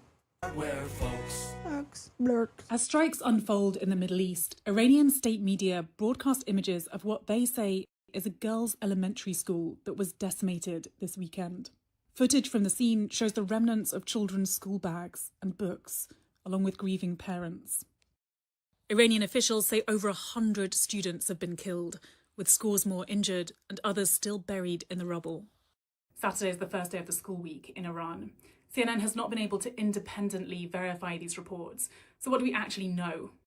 CNN has geolocated and verified the location of the school. It's here in southern Minab. Footage here shows casualties being taken to a nearby hospital. The school sits about 200 feet from an Iranian Revolutionary Guards base. In this video, you can see smoke rising from that same base in the distance, just after the school was hit, which you can see here. 2012 satellite imagery appears to show that this building may have been connected to that base. But it seems to have been separated since at least 2016, when this image shows the base walled off and a new entrance added. If we look at satellite images from December, we can see dozens of people in the courtyard in what appears to be a handball court. But there's also a lot we don't know. The internet and phone lines are down, so we haven't actually been able to speak to people on the ground to verify the civilian impact. And we don't know who fired or the scale of the munitions that were used. Online, some are speculating that it was a failed missile launch by Iran and sharing this photo. But CNN and other experts have geolocated this photo to Zanjan, about 800 miles away. A US Central Command spokesperson has said that they're aware of reports concerning civilian harm resulting from ongoing military actions and are looking into them.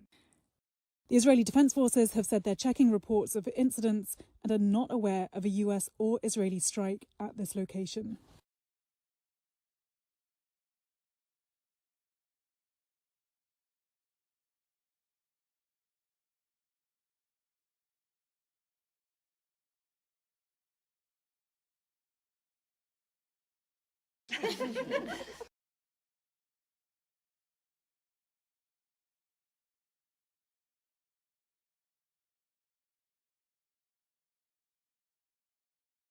Sorry about that. Sorry. Let me see what else I have here. Oh yeah, I had pulled a bunch of big oil stuff because I was going back to, oh yeah, I wanted to read this too, the AL monitor. Oh, hey, how do I do this? I I can't. Oh man, is this paywalled? Oh, it wasn't paywalled yesterday. Okay, never mind. Hold on, let me see what else I got. Oh, that's right. There's a case. Oh, this one I want to play this because this happened and we missed it. I think we missed the Elise Slotkin. Sorry, I'm all over the place, but I started too early. Good morning, Mr. Spock. I started too early, so now I'm really tired. Okay, I'm not tired. I'm just like goofy. Okay, here we go. This happened yesterday. We watched part of this hearing, but we didn't watch the whole thing. So. And then Senator Kane. Thank you, Chairman. Mr. Ditlevson, I want to talk about some reports we had this week coming out of the Pentagon about the use of artificial intelligence. And you know, we all know, or many of us know, we're in a classified race against the Chinese on artificial intelligence. Reports came out this week that Secretary Hegseth was negotiating a contract with an AI company, and this AI company says, look, we just have two conditions. We're not going to allow our AI to be used to develop weapons that can kill without a human being in the kill chain. And then number two, we're not going to allow our AI to be used for mass surveillance of American citizens. And that Secretary Hegseth got very upset about those two conditions, that he refused those conditions. And now I think this is, you know, if we were a healthier country politically right now, we would be putting up left and right limits around the use of AI. We have really no guidelines for you all, really no law. That's not your fault. That's on us on a bipartisan basis that we haven't done it. And I would argue we should be doing some of that for you all in this committee. Setting up those left and right limits, because I think the average person does not think we should allow weapon systems to get into war and kill people without a human being overseeing that in some way. And I certainly don't think any American Democrat or Republican wants mass surveillance on the American people. So I guess my plea is for us as a committee to deal with this in the NDAA. But because you're up for the job on Homeland issues, I have to ask about this mass surveillance. Why wouldn't Secretary Hegseth say, no problem, we're never going to use AI at the Pentagon to conduct mass surveillance of American citizens? You've been the number 2 over there. You're now gunning for the number 1 job, up for confirmation. To your knowledge, is the Assistant Secretary role of Homeland Security, do you have any programs currently going on involved in the mass surveillance of American citizens? Senator, I can't speak to the specifics of that meeting with Secretary. No, of course not. I'm not asking that. Just for you. You've been in the number 2 job. You're in the seat. Don't deflect. To your knowledge, the purview of the position you're trying to get, is there any mass surveillance programs of the American people going on right now in that assistant secretaryship? To my knowledge, Senator, not within that assistant secretaryship. We focus on policy That's writing. Fine. I want the answer to be no. I'm gunning for a no. I want you to say no. Are you aware, and can you confirm that it is illegal under U.S. law for the Department of Defense, particularly intelligence community assets, to surveil or target American citizens for their views? Senator, I'm not intimately familiar with the exact language in different statutes. I would always defer to the Office of General Counsel to make sure any policy advice that we provide is lawful. Okay, it is the law, right? Executive orders, the National Security Act of 1947, and then everything that came out of Watergate. American citizens don't want to be surveilled by their government. You do criminal activity, go for it. You should be brought down. But mass surveillance, targeted surveillance of domestic terrorist organizations is a very sensitive subject that you're going to be in the hot seat for. So I would offer that instead of just deferring, you should get to know the law really quickly, because you're going to be asked at some point whether the actions of this government are okay by you. And when it comes to targeting American citizens, using assets of the intelligence community, using AI to surveil American citizens, I want you to answer no, that you will uphold the values that I hope we all share, which is that the U.S. government should never target its own citizens. Department of Defense especially should be focused on foreign threats and the things that are coming at us from abroad. Yours should be focused on cyber threats, things that are important to protecting American citizens, not surveilling our own people. And I will just say, along the same lines of what you will be asked, you know, Senator Sheehy was in Iraq. I was in Iraq too. Do you know of any credible threats of violence against U.S. polling locations that would ever require the National Guard to be deployed? Any actual credible threats, yes or no? Senator, in this particular forum, I can't speak about any threats that may or may not exist and need to maintain operational security. I think the idea that the President of the United States is saying that we should deploy National Guard and potentially others around polling locations when there is no credible threats. You should bring them up here if there are credible threats. We all have clearances, but the idea that we could be deploying law enforcement and National Guard around a polling location without a credible threat should send a shiver down your spine. And you are going to be in the hot seat to say, no, I'm sorry. That just fundamentally cuts against who we are as Americans. And I hope you are willing to uphold your oath when it comes down to it. Yield back. Good. Good. I'm glad we heard that, because I'm sorry, that was from Friday. I totally lost what track of what day it is. Okay, let's see here. What should we do next? Elections. Let me stick with oil, I guess, for a minute. So this actually was from February 13th. The Trump administration delivers yet another giveaway for big oil at the expense of Americans. This is from, not from The Gap. This is from American Progress, so it's a nonprofit. In revoking the EPA's endangerment finding, the Trump administration is prioritizing polluters' profits over everyday Americans who will face higher costs for gasoline, insurance, and storm recovery. Yeah, so what else could happen? I mean, it's all so great. That's all great.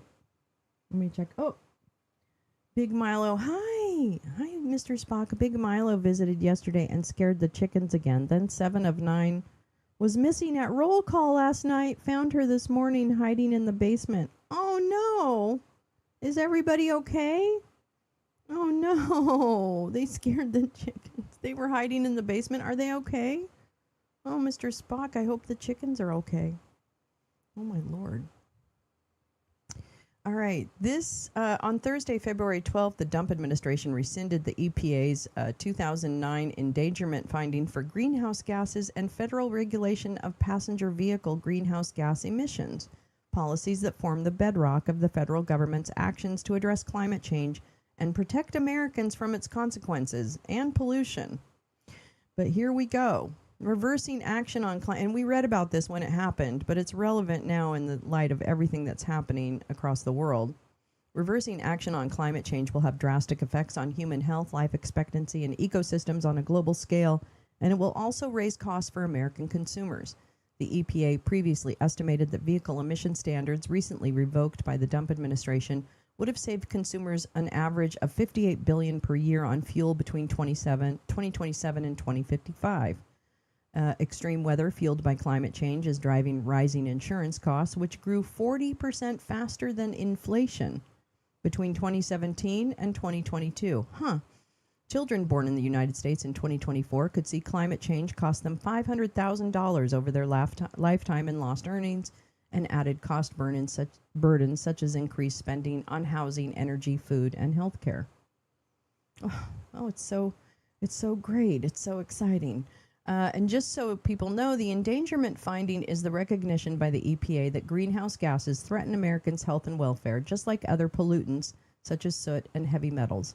That decision, made in 2009, was the result of decades of rigorous scientific research and has served as a cornerstone of the federal government's legal authority to address climate change ever since. Under the Clean Air Act, once the EPA establishes that a pollutant poses a danger to public health and welfare, the agency is required to regulate it. The endangerment finding has underpinned federal standards on vehicle emissions, methane emissions from oil and gas operations, and power plant emissions.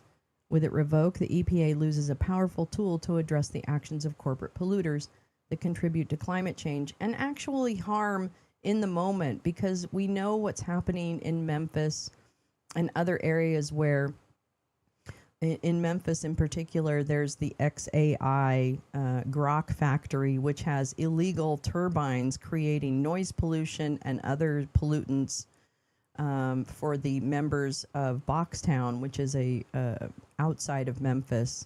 And so low-income communities, especially, because they're going to have these polluters come into their communities and build gross, disgusting, fucking plants, their own power plants. What's ridiculous. They have removed their need to track the impact of the pollutants that come out of many of the polluters. So great, no problem. Revoking the endangerment finding directly benefits the oil and gas industry. During his campaign, President Trump asked the oil and gas industries for $1 billion in campaign support, while promising that he would gut major environmental and climate protections, specifically those supporting the adoption of clean energy and electric vehicles, which they've done. We've talked at length about the fact that every time Congress meets, there is a set of proposed rule changes and regulations being brought down. That has been happening since day one of this regime. You brought her food and water and heat. Oh. What is going on? I think it's my fireplace. My fake fireplace. Let's see. Responding to the request, the oil and gas industry contributed at least $75 million. Oh, not $1 billion. Oh, man. They didn't even give you the money that you asked. Oh, man. Contributed at least $75 million to the dump campaign and affiliated PACs in the 2024 election cycle, and spent an additional $104 million on lobbying in 2025. Now it appears the president is making good on that promise, undermining EVs and other fuel-efficient vehicles to raise oil demand and prices, and now he's bombing the Middle East. That's right. Yeah, no problem. Oh, man, don't. Come on, websites. The revocation of greenhouse gas standards will benefit the oil industry at the expense of everyday American drivers, who will end up spending more on fuel as a result. Revoking federal greenhouse gas standards will allow automakers to deprioritize cleaner vehicles, which consume less gas, meaning that new vehicles could consume more gas per mile than those already on the road. This helps oil companies by increasing demand for their product, but harms drivers who will pay to consume additional fuel that also costs more because of higher demand.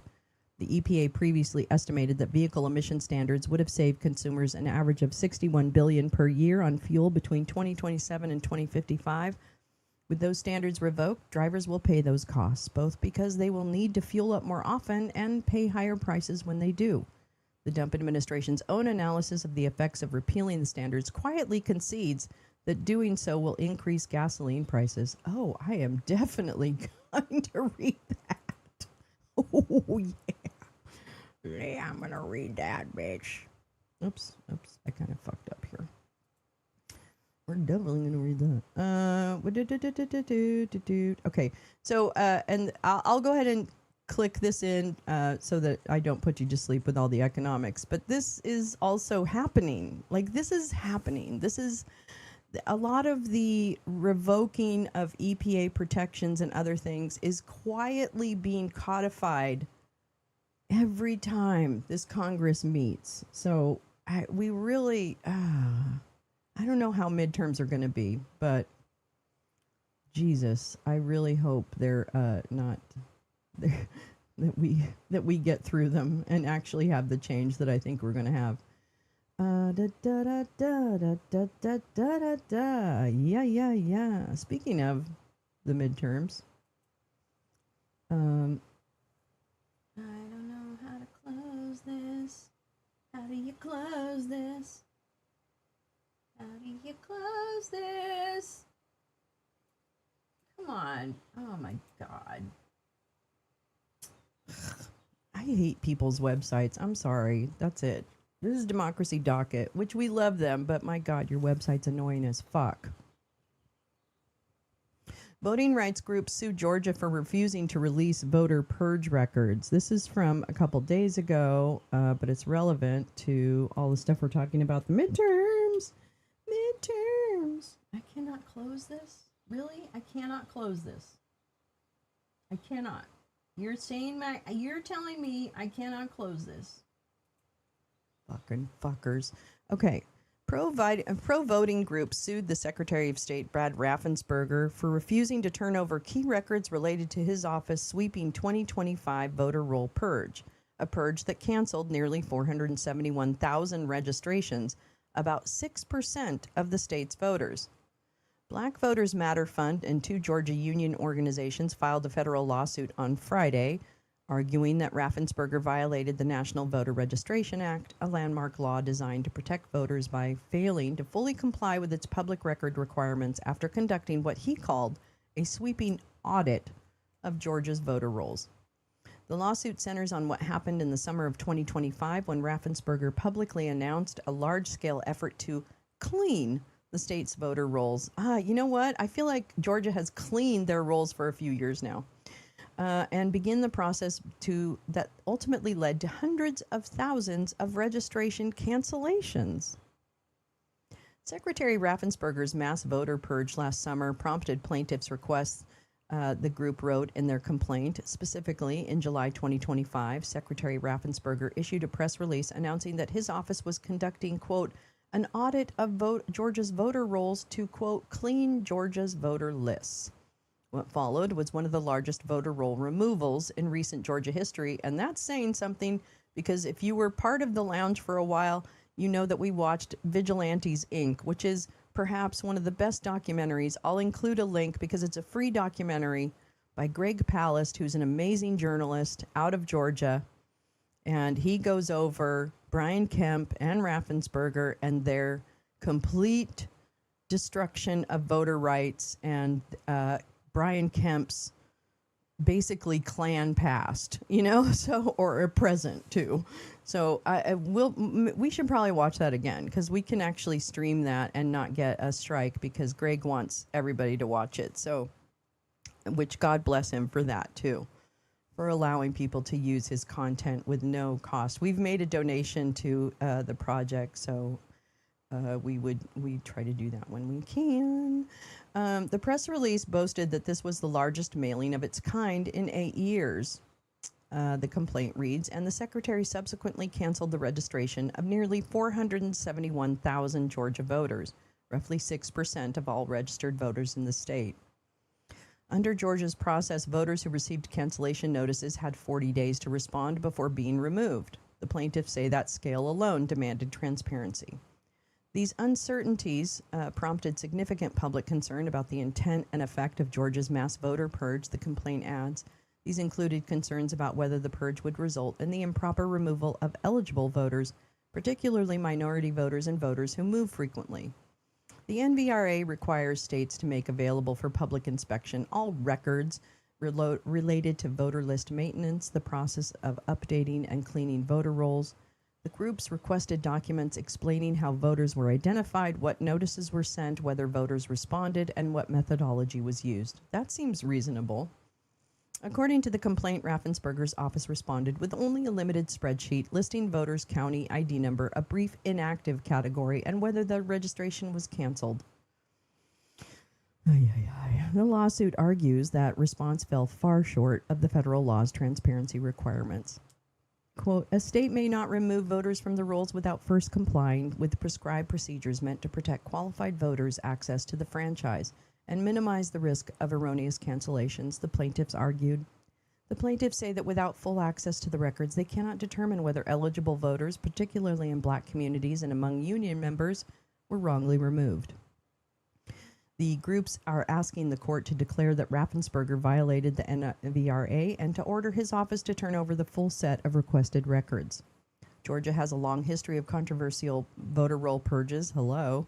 In 2019, the state removed more than 300,000 voters under its use it or lose it policy, which is bullshit. In 2020, an investigation by the ACLU found that nearly 200,000 voters may have been removed based on flawed address data. Research consistently has shown that large-scale purges risk sweeping up eligible voters, especially young voters, black voters, and people who move frequently, including students and renters. So there you go. Bum, bum, bum. That's what Democracy Docket is on it. We are very happy. Speaking of voting, actually, I want to kind of go to this. Trump officials attended a thingabungaboo. Let's see, what time is it? Oh, it's 6:51. Okay. Trump officials attended a summit of election deniers who want the president to take over the midterms. Look at who it is. Oh my God, it's Mikey Flynn. The meeting's participants included Kurt Olson. Boy, there's a name we haven't heard in a minute. Good old Kurt Olson. Guess who Kurt Olson is? Oh, he's none other than Mike Lindell's lawyer. Kurt Olson is Kenneth Chesebro's somewhat kind of lawyer. Maybe not. He's also, who else? He's Mike Lindell's, and he was John Eastman's lawyer. I mean, Kurt Olson gets around. And he's back again like a bad penny. I hate Kurt Olson. He's such a dick. Oh, my God. Oh, and Carrie Lake. Oh, my God. This guy was also Carrie Lake's lawyer. And he lost in court like multiple times. Multiple times. It was incredible. He's like the world's worst lawyer. I don't know why he's not been disbarred. Okay, here's a problem. He's not been disbarred. And Heather Honey, oh my God, the meeting's participants included Kurt Olson, a White House lawyer charged with reinvestigating the 2020 election. Is that what he was charged with? I don't really think so. And Heather Honey, the Department of Homeland Security official, which is unfucking... Those two things together, Heather Honey with election integrity official, is just like, fuck my life. Mikey Flynn is so very short. This is from ProPublica, you know, the radical leftists at ProPublica. Oops, I guess that's all I can do. Oh, boo. Da da da da da da da da da. Here we go. There we go. Okay. Here we go. ProPublica. Settle in, kiddos. This is from the 28th. From February 28th. What is that? Saturday? Sunday? I don't even know. Saturday. Several high-ranking federal election officials attended a summit last week. Last week. Okay, kids? Last week. At which prominent figures who worked to overturn Donald Trump's loss in the 2020 election pressed the president to declare a national emergency to take over this year's midterms. According to videos, photos, and social media posts reviewed by ProPublica, the meeting's participants included Kurt Olson, a White House lawyer. That's doing a lot of heavy lifting. Is he really? Wait a minute. Is he... Wait, is he currently a White House lawyer? Wait, what? No, he's not really currently one. Is he?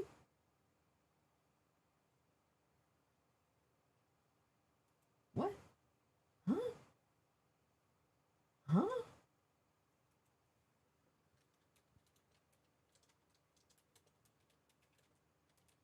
I mean, I wouldn't be shocked, but I would be depressed.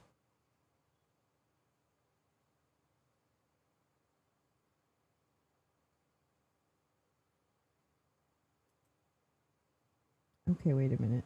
Oh, wait, what? Wait, what?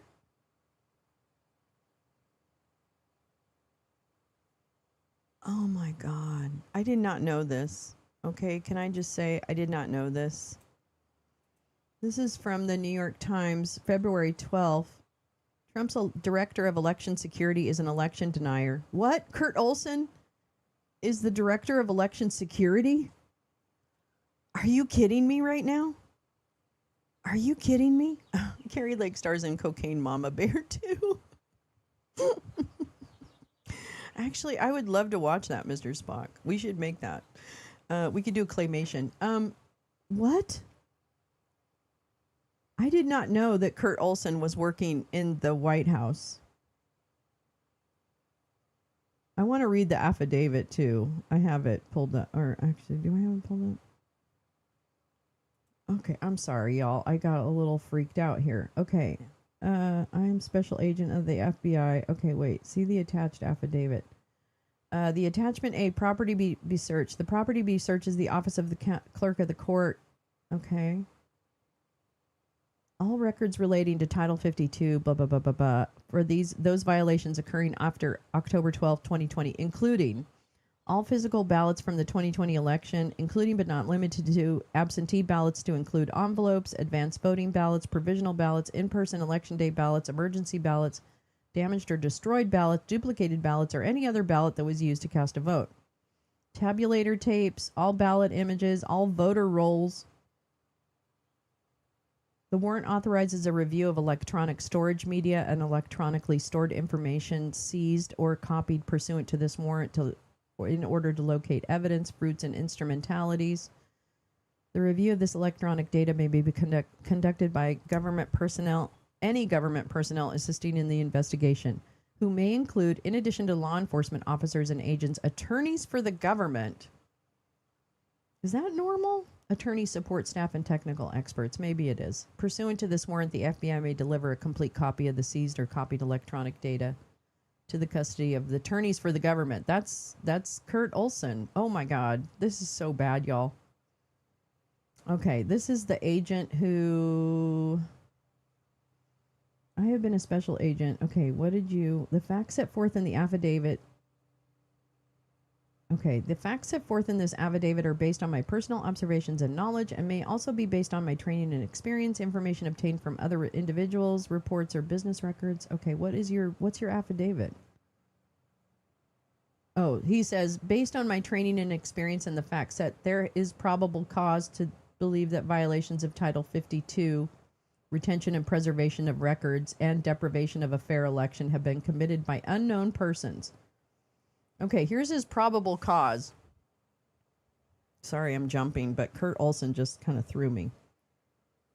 These are all the same people. These are all the same losers that lost in court, lost every time. They lost. They lost. Okay. Following the November 3rd, 2020 presidential election, there were many allegations of electoral impropriety, all debunked. Every single one. And if you have data that says otherwise, I dare you to bring it to me. I dare you. I will cut you down because you have nothing when it comes to the 2020 election. Trust me. I know. Good morning, DIY driver. How are you? Let's see. There were many. Some of these allegations have been disproven. No, all of them have. And while some of those allegations have been substantiated, no, they haven't. No, they haven't. That's a lie. This warrant application is part of an FBI criminal investigation into whether any of the improprieties were intentional acts that violated federal criminal laws. The FBI criminal investigation originated from a referral sent by Kurt Olson, the king of election disinformation. You cannot make this shit up.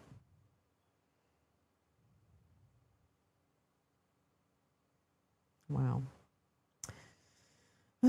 Title 52 requires election officers to retain records for 22 months. The statute's retention requirement applies to all records and papers which come into their possession.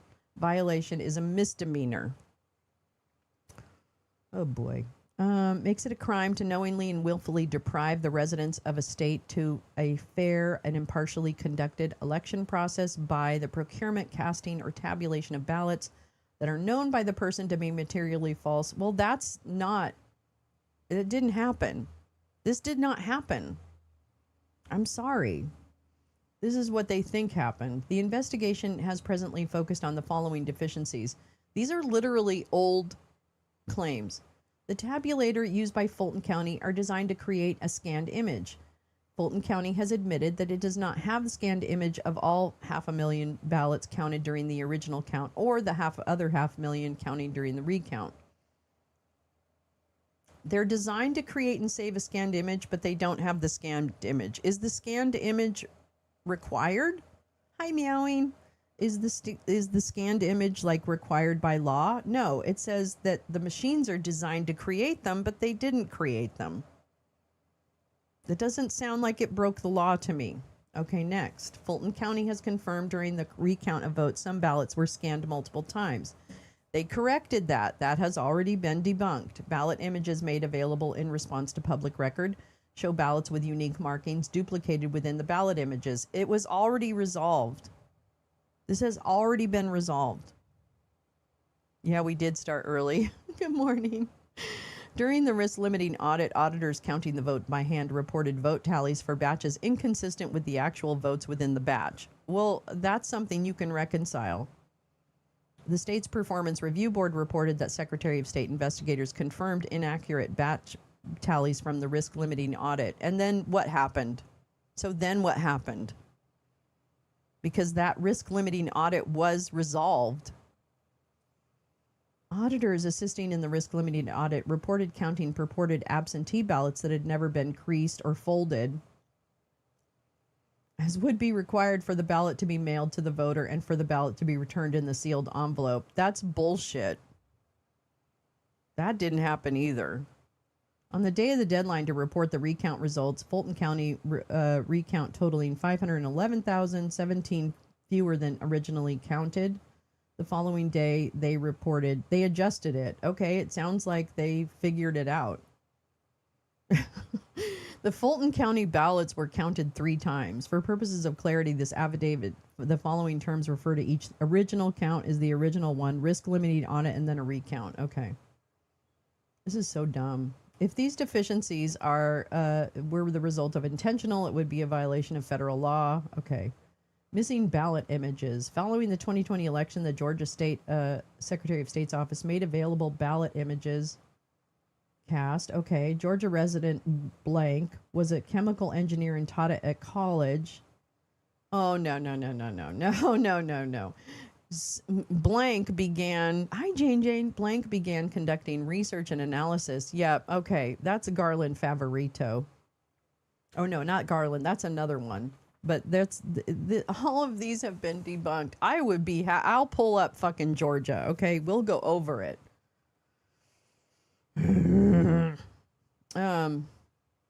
Yeah, we're gonna, actually, that's what I'm gonna do. I'm gonna pull the fucking, I'm going to pull the Georgia stuff, and we'll do that tomorrow. But first, let me just read this through. This is from more recently. According to videos, photos, okay. Election experts say that the meeting reflects an intensifying push to persuade Dump to take unprecedented actions to affect the vote in November. Courts have largely blocked his efforts to reshape elections through an executive order, and legislation, the SAVE Act, which is not saving anything, please read it, has stalled in Congress that would mandate strict voter ID requirement across the country. Oh, I haven't read the draft. That's what I was getting to next, Gal. I was going to go to that next. I do have a copy of it pulled up. WAPO reported Thursday that activists associated with those at the summit have been circulating a draft of the executive order, that would ban mail-in ballots and get rid of voting machines as part of a federal takeover. Peter Tickton, a lawyer who worked on the executive order and had a client at the summit, told ProPublica these actions were, quote, all part of the same effort. The summit followed other meetings and discussions between the administration officials and activists, many not previously reported, stretching back to at least fall, according to emails and recordings obtained by ProPublica. The coordination between those inside and outside government represents a breakdown of crucial guardrails, experts on U.S. elections said. The meeting shows that the same people who tried to overturn the 2020 election have only grown better organized and are now embedded in the machinery of government. Gal, I had no idea that Kurt was the fucking director of election integrity. I mean, said Brandon Fisher, a director at the Campaign Legal Center, a nonpartisan pro-democracy organization. Quote, This creates substantial risk that the administration is laying the groundwork to improperly reshape elections ahead of the midterms or even go against the will of the people. 5 or 6 officials who attended the summit didn't answer questions from ProPublica. A White House official speaking on the condition, hi Carrie, of anonymity said federal officials' attendance at the gathering shouldn't be construed as support for national emergency declaration, and that it was common practice for staffers to communicate with outside advocates who want to share policy ideas. The Gold Institute, I know, I need to pull up your Gold Institute thread. I lost it when I closed my fucking threads, but yes, the Gold Institute. This is the Institutes of Mass Destruction that Gal has been screaming about are behind all of this. Ginny Thomas, oh, your love. Thank you so much. I was so mad I couldn't find it in my fucking history. Yeah, okay, great. Thank you. All right, we're going to go to that one next. Common practice. In the past, Trump has expressed an openness for a federal takeover as a way to stem projected Republican losses in November. This month, he said in an interview with conservative podcaster Dan Bingo Bongo that Republicans need to take over elections and to nationalize the voting. Yeah. Keep the fraudulent con man rapists in office. That's exactly it, DIY driver. That's a much more accurate name. Mitchell did not. Oh, wait. Where's Clitta? Wait, Clitta's here? Where's Clitta?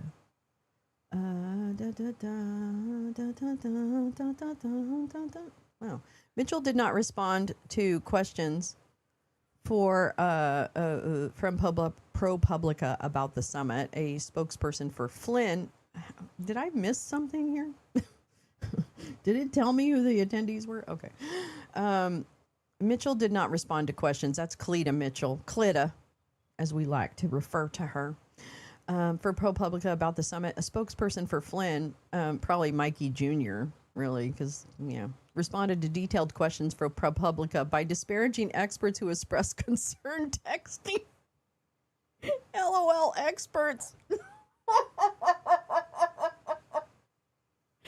These fucking criminals. Oh my God, you fucking... Oh, they're just laughing at us. These fucking criminals. I can't wait to see Mike Flynn sitting in maybe the first row of Nuremberg 2.0. The 30-person roundtable discussion on February 19th at an office building in downtown Washington, D.C. was sponsored by the Gold Institute for International Strategy, a conservative think tank. Is that what we're calling it now? Afterward, activists and government officials dined together. Photos reviewed by ProPublica. What'd they have? Flynn, the Institute's chair, told a social media personality why he'd arranged the event.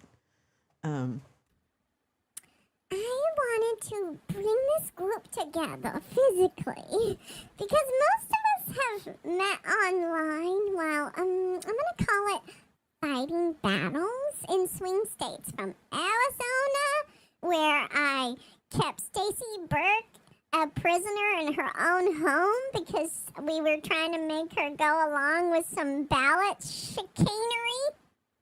So from Arizona to Georgia, where I made sure that Garland Favorito and his crew of motleys were available to help us fight.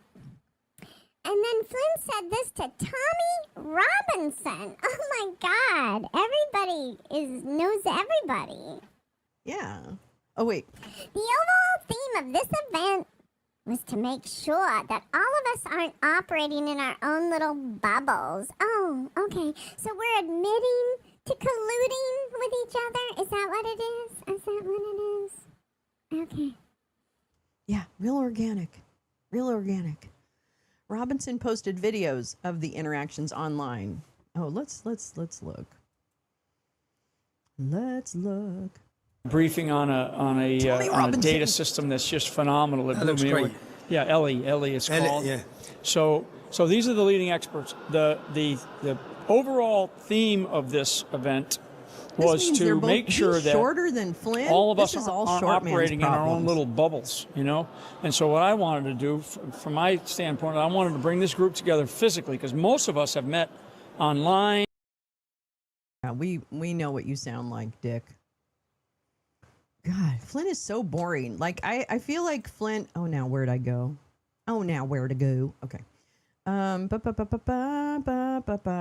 Flynn has repeatedly advocated for Trump to declare a national emergency and posted on social media after the event addressing Trump. We the people. Oh, wait. We the people want fair elections, and we know there is only one office in the land that can make it happen, given the current political environment in the United States.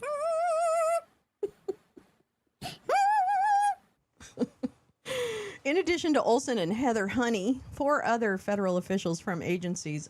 This is so... we're paying... Taxpayer dollars are paying the Flynn deposition. I think I have Jim's... I think I have... Wait, what do I have? This is what I pulled up. Is this the right one? Mike Flynn confirms the plan is to use a national emergency to seize voting machines. Is that the one you're thinking? I thought it had... There's the memo. Shit. I thought this one had... Yeah, we played a little of the Flynn deposition on Friday, didn't we? I don't know. Okay, here we go. Wait, let me go back to the story, and then I'm sorry, I'm all over the place. This is my problem. Okay. In addition, one is Clay Parikh. Oh my God. I think I'm gonna vomit. These are all the people. These are literally, oh my God, Clay Parikh is a special government employee at the Office of the Director of National Intelligence. Are you fucking kidding me? Are you fucking kidding me? Are you kidding me? Good morning, Oomph. Are you kidding me? Clay Parikh? Oh my God, y'all. This is terrible. Another Mac Warner handled election litigation at the Justice Department. A department spokesperson said that Warner had resigned the day after the event and had not received the required approval from the agency ethics officials to participate. What? The department remains committed to upholding the integrity of our electoral system and will continue to prioritize efforts to ensure all elections remain free, fair, and transparent, the spokesperson said in an email. What? Didn't he just plead? No, this is the deposition with him in... he's suing Jim Stewartson. Yeah. So, yeah. Oh, good. Thank you, Gal. I'll go to that. A third administration who had attended the summit, Marcy McCarthy, directs communications for the nation's cyber defense agency, which oversees the security elections infrastructure like voting machines. I can't understand why we're here. See, here's the thing. You can call this like a conspiracy theory that, no, Mike Flynn's not going to try and disrupt the election. He's not going to have any influence on the midterms. No. Well, I would urge you to see Tina Peters.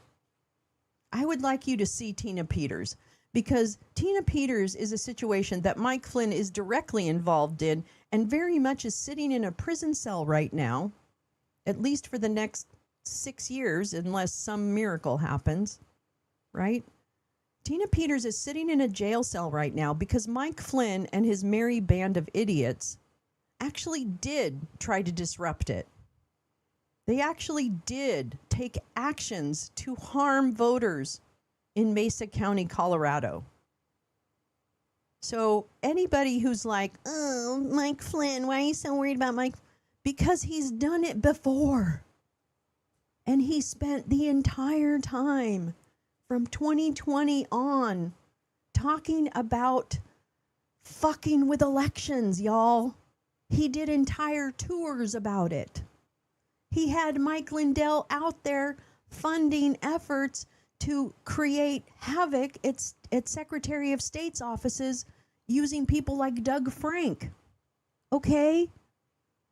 So this isn't conspiracy thinking. This isn't Blue Anon. This isn't any of that. This isn't an obsession with Mike Flynn. Maybe you should think about your obsessions.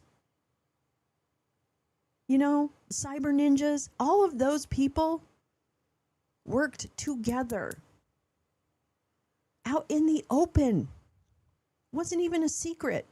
And now people like Parikh and Kurt Olson actually being paid by taxpayers. I don't even know the level of insult that is to the intelligence or the honor of this country. You have absolute criminals in charge of our elections right now, today. And literally, those folks, Carrie Lake, Kurt Olson, Clay Parikh, all of those people, they follow Mike Flynn. They were part of Mike Flynn's machine. They all worked together.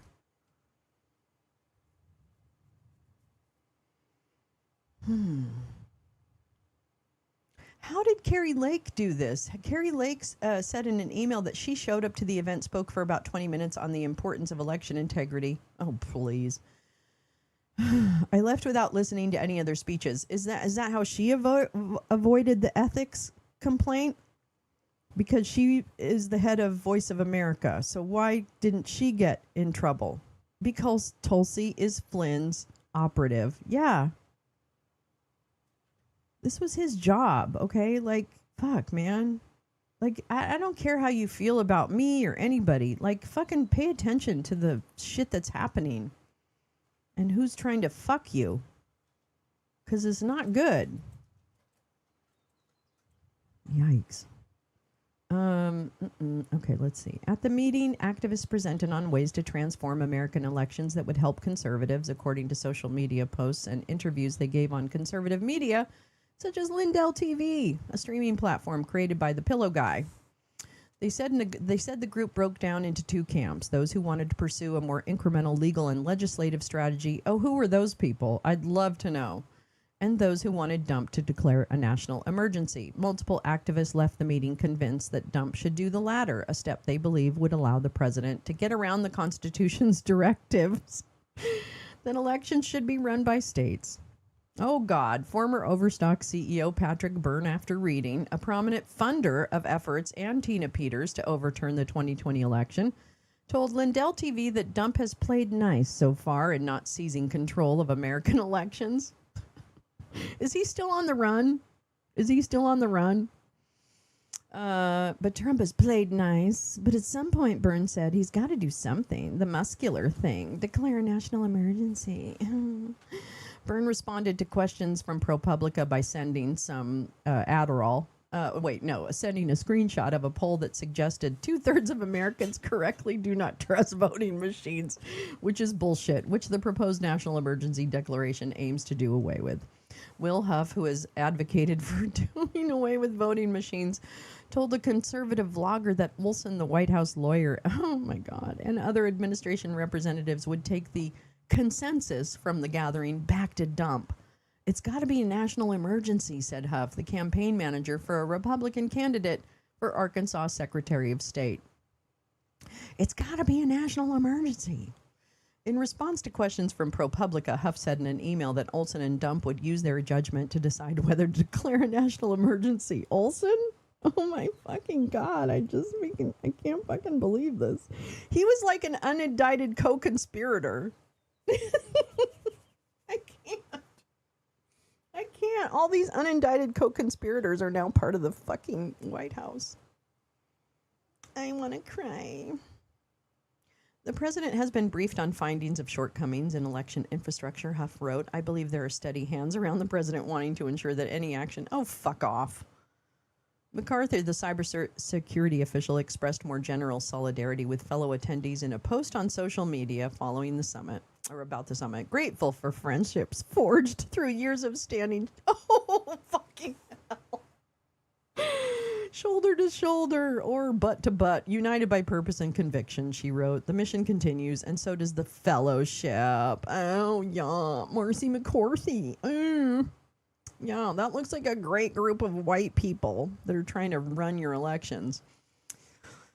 Oh my God. Last week's gathering was the latest in a string of private interactions between conservative election activists and administration officials, according to emails, documents, and recordings obtained by ProPublica. Many have involved Clitta Mitchell's erection integrity network. We got to make sure those integral erections are happening. Before taking her government post, Heather Honey was a leader in the erection integrity network, as was Marcy McCarthy. Previously unreported emails obtained by ProPublica show that just weeks after Honey started at the Department of Homeland Security, oh my God, she briefed election activists, a Republican Secretary of State, and another official on a conference call arranged by her former boss, Clitta. We are excited to welcome her on our call this morning to hear about her work for erection integrity inside of DHS. Mitchell wrote on an email introducing presenters on the call. Honey didn't respond to questions from ProPublica about the call. Experts said Honey's briefing gave her former employer access that likely would have violated ethics rules in place under previous administrations, including the first Trump administration, though not this one. The prior ethics guardrails would have prevented some revolving door issues we're seeing between the election denial movement and the government officials, said Fisher, this campaign legal center director. Those prior rules were supposed to prevent former employees and clients from receiving privileged access. Well, I don't know. Hold my arsenic. We're so fucking fucked. That's right. Jane, you were right. All right, let's see. This is what I wanted to say.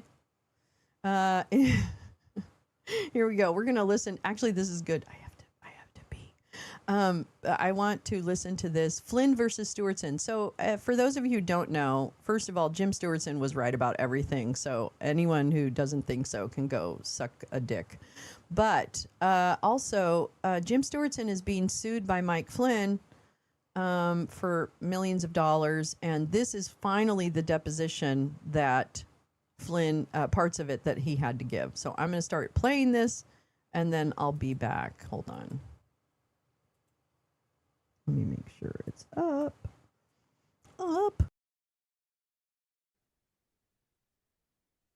You were asked a few minutes ago about in the aftermath of the 2020 election. Do you recall doing a Newsmax interview on December 17th where you expressed taking military capabilities into swing states? You have the context or the specific words that I used? You advocated the specific phrase was we could basically rerun the election in those states. And then you went on to describe martial law has been instituted 64 times. Do you recall talking about that? I mean, I recall some of that conversation. I don't have it in front of me here because I don't want you to take it out of context. I mean, are you stating it verbatim? This is the verbatim quote. You were asked, what could President Trump do? And your response was, he could take military capabilities and he could place those in states and basically rerun an election in each of those states. It's not unprecedented. Martial law has been instituted 64 times. Okay. Okay. Do you recall making that statement? I recall something along those lines. Yeah, I do. Okay. Do you believe that the president at that time could have instituted martial law? I'd have to go back and look at the full context of everything. But he didn't need to do that though, no. Okay. Did you believe he should suspend the Constitution and delay certifying the election? Objective form on many grounds. There's a No. should in there. I mean, you're asking for some kind of, I don't know what you're asking for here that relates in any way to this lawsuit. I appreciate that, Mr. Are you instructing? we can open the history books and talk about these 64 other incidences that may have been part of the discussion and why different matters were done differently at different times and provide context to all these comments, if that's what you want to do. And that's a great debate. But when you're asking this type of question, I mean, what kind of answers are you trying to get here that are going to be helpful in any way to this trial? Well, I appreciate your curiosity, sir. Are you instructing your client not to answer my question? No, I'm not. I'm just trying to say. Okay, great. Then Are you I am too. are you planning on using these for other purposes? Any statements or comments that I make? Are you planning on using them outside of this forum? Are you No, planning sir. on giving them to any media outlets, or are you planning on No. sharing them What with I- other lawyers? I mean, No, what's sir. your plan? I'm simply asking you, as a man who committed himself to serving our country, who swore an oath to our Constitution, in December of 2020, when you repeatedly posted and went on television, advocated or seemed to be advocating the suspension of the Constitution and the imposition of martial law. I don't think I ever Is said that what you I don't meant? think I ever said that. No, I Yeah, don't see, think that's I where ever you're said jumping that. the balance. You're Yeah. saying he's suspending the Constitution. You Right. can take those actions within the Constitution. See, you're making assumptions in your Right. question that are making it very difficult. And this is the kind of harassment and provocation that we were trying to address with the court. Right. And, this is not helpful to preparing these matters and these issues Don't for trial. be mean to me. If you want to keep him going into it, that's fine. And he can keep answering as been answering, but we Great. can be here all day. We're going to do that then. Minister Flynn, you were asked about those exact same quotes when you were called to testify before the January 6th committee. Do you recall testifying before that committee of the United States Congress? You mean the committee that threw out all the evidence from that hearing? Do you They recall didn't. giving They sworn didn't throw testimony to out the any United evidence. States Congress January 6th committee? Oh no, Stephanie, I'm so sorry. It's a subcommittee. Do you recall giving sworn testimony to that subcommittee? I do. When you were asked about those specific quotes that I just discussed with you, you pled the fifth and refused to answer. Do you recall that? You mean I took my Fifth Amendment right? Correct. You asserted that you had a Fifth Amendment right not to answer a question because you believed the answer could incriminate you. That's the Fifth Amendment. I'm going to object to the extent you have any answer to that goes beyond a decision that was made based upon counsel's advice. That's what it If you have said. anything beyond that, Aw, then you can answer. they but told if him was to do based it. upon counsel's advice, and I direct you not to answer.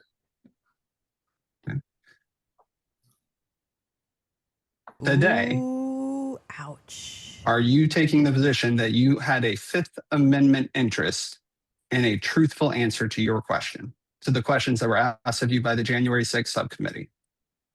And I will provide the same objection and instruction to you if your answer would involve any discussions you had with counsel at that time and providing those responses. Thanks, and Arma with taking those Harmony. actions that Welcome. you not respond.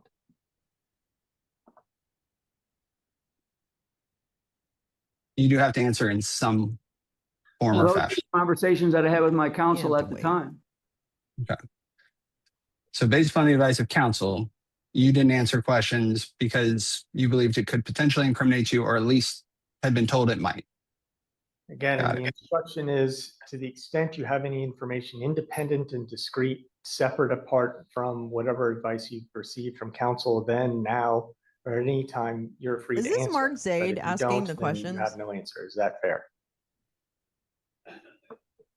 So on December 1st of 2020, on your Jen Flynn Twitter or X handle, you shared a post calling for Trump to I declare haven't. limited martial law and suspend the I don't know Constitution. about Jim. He might. Is that a position or opinion you personally held, or were you simply repeating the position held by someone else? I'd have to see it. Yeah, I'd have to see it. Do you have it? Sorry, I don't pay We'll attention. get to that. At any point in December of 2020 or January of I just 2021, don't did know you who anybody speak is. with President Trump urging him to invoke any emergency powers or the Insurrection Act or martial law? And again, objective form, as well as I'm not sure any other privilege you may have involved in that, because I don't know the extent or source of those conversations. Yeah. I mean, I did not. Had no conversations with the president about any of that.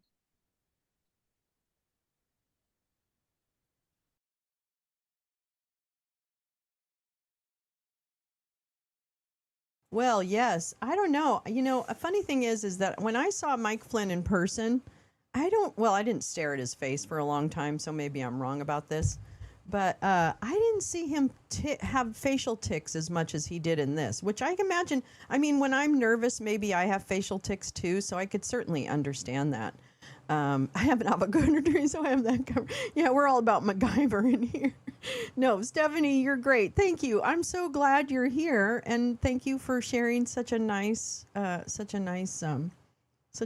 feedback. I really appreciate that. Right now, we're going over the father of erection disintegrity, Mike Flynn, and his suit against our friend, Jim Stewartson, who has extensive... okay, so this is ABC News. The Washington Post was first to report on the draft order, which we're going to read in a second. Sources said President Dump has reviewed versions of the draft order and has had discussions with those involved in the effort. Tickton told ABC News that during the drafting of the order, he has been in contact with a number of MAGA figures, including Mike Flynn, MyPillow CEO Mike Lindell, and Patrick Byrne, who all played a role in the results to overturn the election. Yeah. TBT. And here we are again. Let's see. Is this? I think that's from the above. Okay. Okay. Yep. Perfect. All right. And then we have this, which is also relevant because the event that we're talking about was sponsored by the Gold Institute. And that is something that I highly suggest that you, let's see.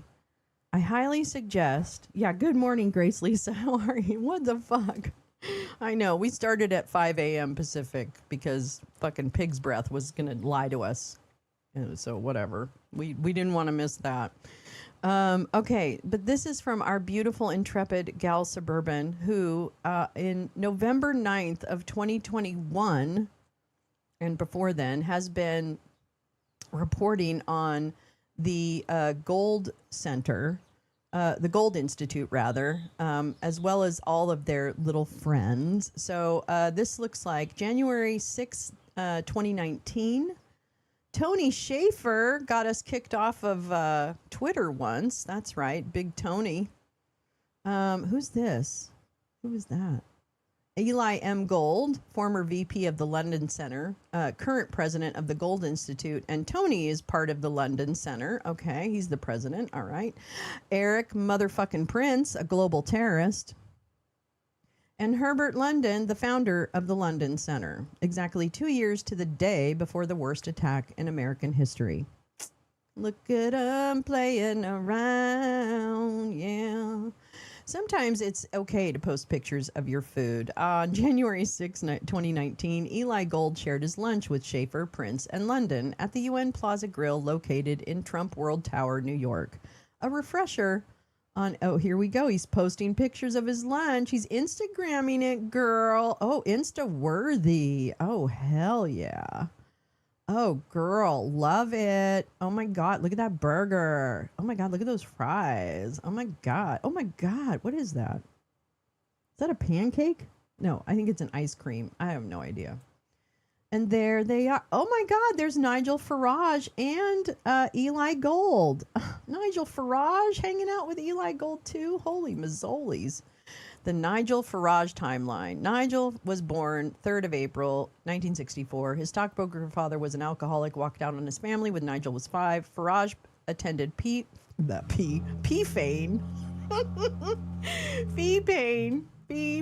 School, Dulwich College in southeast London. At 18, he got a job as a trader in the city of London. In his 20s, Farage was run over by a car. Oh my God, sustaining major industries. I can't speak. I should stop smoking. Oh boy, sustaining major injuries. He married his nurse, Grain Hayes. In 1992, he left the Conservatives in protest at the signing of the Maastricht Treaty. In 1993, he founded UKIP. He was elected to the European Parliament in 1999. Oh, he married his second wife. He resigned as the UKIP leader to stand in the 2010 general election oh my God, Farage was seriously injured in a plane crash? What the fuck? I had no idea that this guy, Jesus Christ. Then in 2019, he stood down from UKIP and launched Brexit. Brexit. This is America. All right, this is about Eric Prince. This is good little background pieces. Eric Prince, who is currently doing some shit in, why? I mean, I'm going to be honest with you. I think the universe is trying to tell Nigel something. I don't know. I hate to say it, but I don't know if he's like, I don't know. But yes, as for the other members of that little party that, help bring us to where we are today, thank you very much. And as part of Mike Flynn's world, good old Eric motherfucking Prince, the Prince of Darkness. Prince is now attempting to offer an entire supply chain of warfare and conflict. He wants to be able to skim a profitable cut from each stage of a hostile operation, whether it be overt or covert, foreign or domestic. His offerings range from the traditional mercenary toolkit, military hardware and manpower, to cell phone surveillance technology and malware, to psychological operations and social media manipulation in partnership with shadowy operations like Project Veritas. Prince has teamed up with Bannon, who is in the Epstein files, to offer a newer version of the armed crop duster to the Emirati Air Force. Oh boy. The pitch includes Israeli-made avionics and surveillance software for geolocating targets on the ground. Prince and Bannon are also offering a different package to the Emirates' despised rival Qatar. According to former senior U.S. official who reviewed the proposal, Prince is currently hawking proposals for preventing social and political unrest from Qatar's foreign laborers before and during the 2022. The proposal specifically names Project Veritas as partner and offers the Qatari government an ability to infiltrate the community of foreign laborers, who make up almost 90% of the country's population of roughly 2.3 million. So that foreign laborers, I mean, a lot of those folks are trafficked. And so you're telling me that probably a good of that 90% are trafficked people? Ooh, that country better watch it. Because when the uprising comes, it's not going to be pretty. I'm not going to be pretty. Yeah, until MAG. Lots of people have trauma, but they don't all join a cult. Yeah, exactly. Yeah, so there's been multiple chances. And God has somehow chosen him to survive. The pitch is designed to appeal to Qatari fears of a popular uprising and to fend off, and this is probably 2022, it sounds like. The proposal also offers social media monitoring and messaging, something Bannon would be familiar with from his past work with Cambridge Analytica and mind-fucking this country. That's right, War Room Posse. Am I right? In response to questions from The Intercept, Prince's spokesperson said, Mr. Prince supports Project Veritas's mission of uncovering government largesse and corruption and has allowed Project Veritas to use his family's ranch in Wyoming? What now? Wait.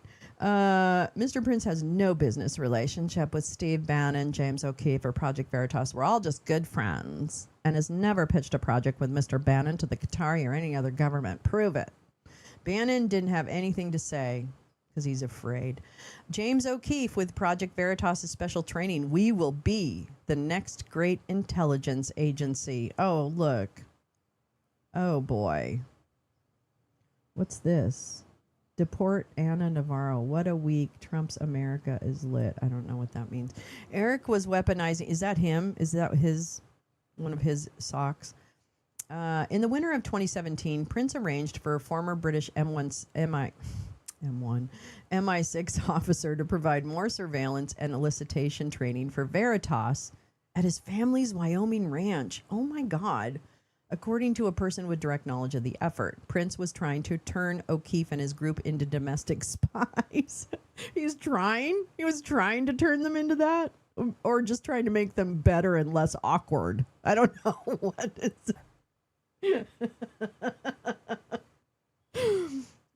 guess they couldn't really say that, could they? They have to say something else. For his part, O'Keefe posted photos on Instagram and Twitter from the Prince family ranch of himself holding a handgun with a silencer. Yikes. And wearing pseudo-military clothing, he described the ranch as a classified location where he was learning spying and self-defense. Oh my God, Eric Garland should go there. Super spy. Super spy. In an effort to make Project Veritas the next great intelligence agency. Eric was weaponizing a group that had close ties to the Trump White House, said the former White House official familiar with Prince's relationship with O'Keefe. I have company coming to visit from Scotland. Oh, I already feel the wake and bake withdrawals. Oh, but that's going to be so fun to see them. Oh, I love Scotland. It's so pretty. Let's see. O'Keefe declined. This is another, it must be another piece from another thing. But Matthew Tierman, oh my God, a recent addition to the Veritas board, has publicly declared his fierce opposition to Soros. Tierman is a 35-year-old Polish-American investor who is an informal advisor to Poland's right-wing nationalist government, as well as contributing writer at. He's been around? Like we have trolled him quite a bit. At Breitbart, the conservative news site. As street protests have sprung up in Poland, Tierman has repeatedly suggested online that Soros is stoking the unrest. Well, that's their popular line. On the website of the Polonia Institute, a nonprofit that promotes Polish culture, aka white supremacy, he wrote that the recent protest movement was rumored to be funded by George Soros' Open Society foundations. Well, there's a lot of foundations under that umbrella, so whatever. In order to undermine and destabilize the new government. Probably not. Probably just to encourage, like, democracy. Did you ever see where O'Keefe was pretending to... Yeah, O'Keefe is an idiot. And so I can see where, for a cheap price, Eric Prince can make that idiot do anything he wants. So, I don't know. Seems like a marriage made in heaven to me. Let's see. Clinton cash. Oh, that's right. Okay, we're not. I can't even deal with that. Oh my Lord in heaven. Sting of myself. Amateur spies like. Oh, attempt to sway. Okay, we read that. I've been asking about. Here we go. Matthew Tierman. This is from April of 2021. Oh my God. But I don't see his name coming up anywhere with researchers and those I follow. I'd like to understand more, as he seems to be a shadow network type figure who needs to be pulled into the light. Creative Destruction Media. Creative Destruction Media office in Wyoming. Oh, also, side note, well, Darren Beattie is now in Washington because he's head of something really important. What is he head of? What is Darren Beattie head of? It's something really important. God damn it. One contributor I recognize is Matthew Tierman. He's a Steve Bannon puppy. Oh, there he is. There he is. Oh, look at that's a cute picture. Oh my God.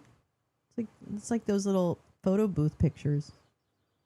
Matthew Tierman is an investigative journal. They couldn't fix that picture of him? Come on now. Well, I have no respect. They didn't even fix the picture. Oh, yeah. Tierman is the manager of Glittering Steel, the right-wing film production company of billionaire hedge fund investor Robert Mercer. He worked as a... It's the Mercer. It's the Peace Institute. Also dances like an absolute dork. He is. He's terrible. Oh, my God. Yeah, he's a horrible. Yeah, those Broadway things at CPAC. Oh, my God. Do you remember that? Oh, yeah. Oh, you know who fucking Robert Mercer is. He basically, the Mercers, you know, Rebecca and Robert, they fund all kinds of bad people. All kinds of bad people. They're like the Kochs. They're just different. Hi, Jeff Curry. Hi, everyone who's come in. Hi, Douglas Paxson. International Playboy. Which one? Oh, James O'Keefe. I think he wishes he was an international Playboy and got to play spy with Eric Prince. I mean, come on. No, I didn't like his rendition of Oklahoma. Thank you so much. Thank you so much. Yeah, so the Mercers, do they have a Habsburg jaw? I didn't know that. So that makes a whole bunch of sense. It's all the same people, folks. Thankfully, they haven't brought on a whole bunch of new people. In 2017, he's done this before several times. Project Veritas founder and conservative activist James O'Keefe has been hyping the release of what he said were hundreds of hours of undercover audio recordings of employees at CNN, but it didn't. And then in 2013, video appears to show Vera agreeing to help O'Keefe, Hannah Giles, smuggle young girls into the U.S. to work as prostitutes. O'Keefe admitted in the settlement he didn't know Vera had contacted police after their conversation. So he's, this is a beautiful listing of all of the Project Veritas bullshit. Okay, and then yeah, I wonder, I mean, Eric, all of them are now very close to this administration. So it's even closer than the first administration. It's so shocking to me that this is where we find ourselves. Oh, let's see, we did that already. That one we're not going to do. That's the chat. There's the shipping lanes. Let's make sure it's updated. Nope, the Strait of Hormuz has some ships in it. MSV Al Noor Osman. I don't know what that is. Victoria. I don't know what that is either. It doesn't tell me. All right, let me make sure I've got most of our shit read here because I want to make sure that I did it. So, Jessica, is there anyone you... That is not what I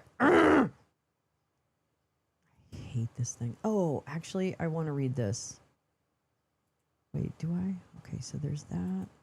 I did that. Oh, this is the draft emergency. We better read this, actually. I know there's a million places I could get this thing. Hold on. I this is dumb. I think I actually have it already out. Hold on.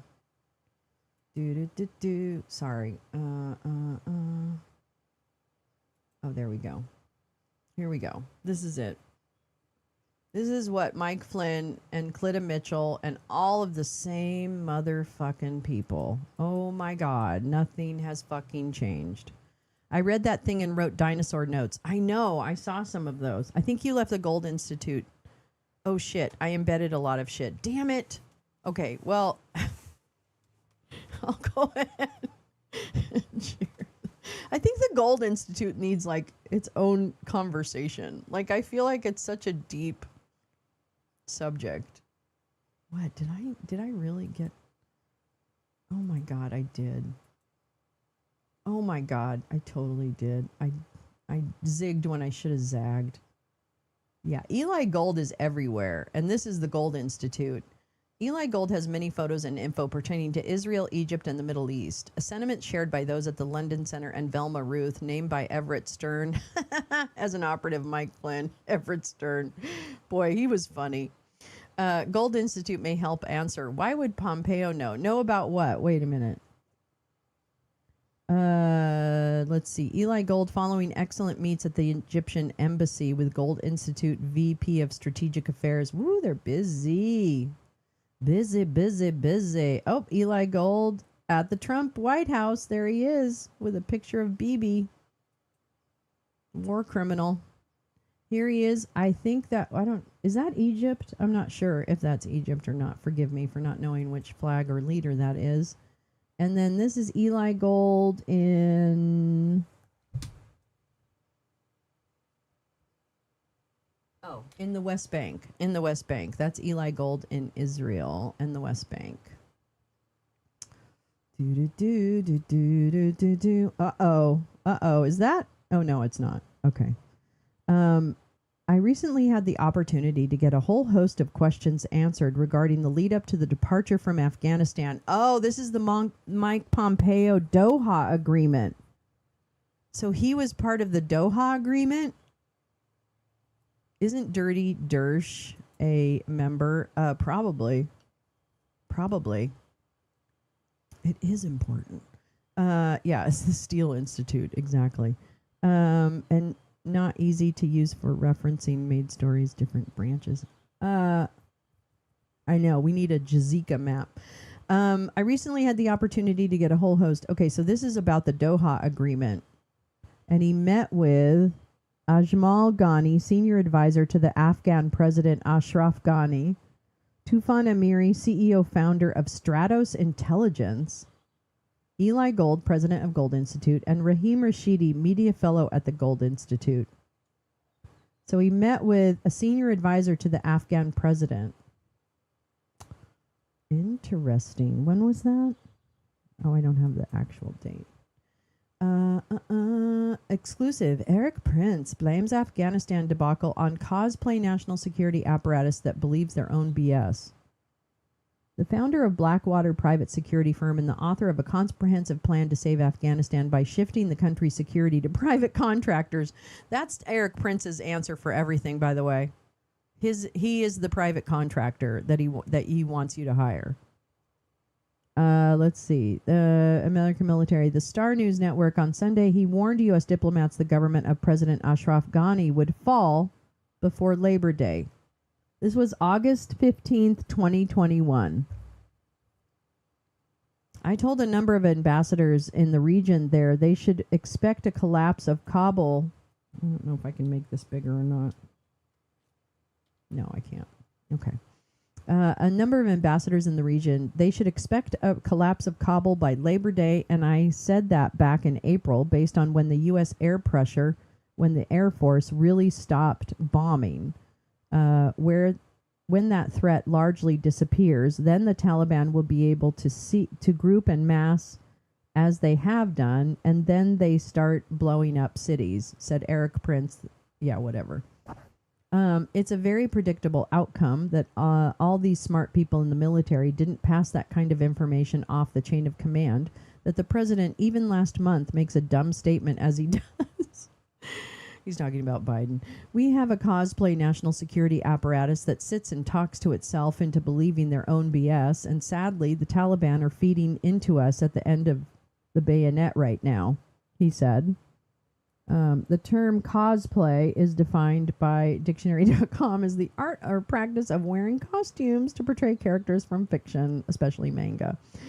Yeah, okay. This is not rocket science, but it's a failure of regulation. Well, which is really interesting because it's the Doha Agreement was actually made by the fucking this is a Gold Institute document. Oh, okay. I see. Prince's plan would have fostered the development of natural resources. Prince said the linchpin of his plan was the development of Afghanistan's natural resources, made possible because of his plan's security. According to a 2011 U.S. Geological Survey report, Afghanistan's natural resources include gold and strategic metals, such as copper, chromium, lead, zinc, and cobalt.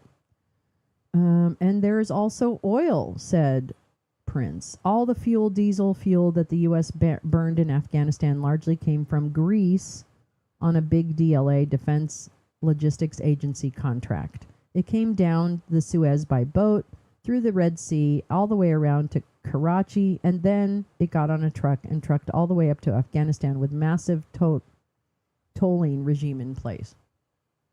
There's definitely an investigation that should be done there as to all the people that got paid for moving that fuel. That's why God, it's just so light. The print is so light.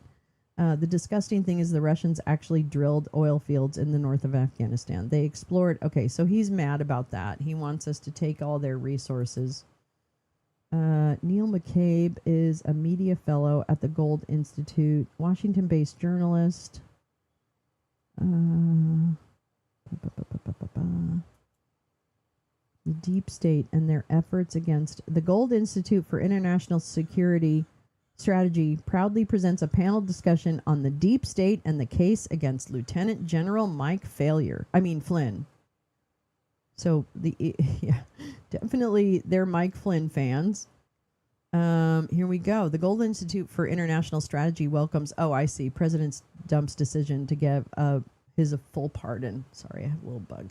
It's my great honor to announce that General Michael Failure, he's a lieutenant general, has been granted a full pardon. Congratulations, Mike.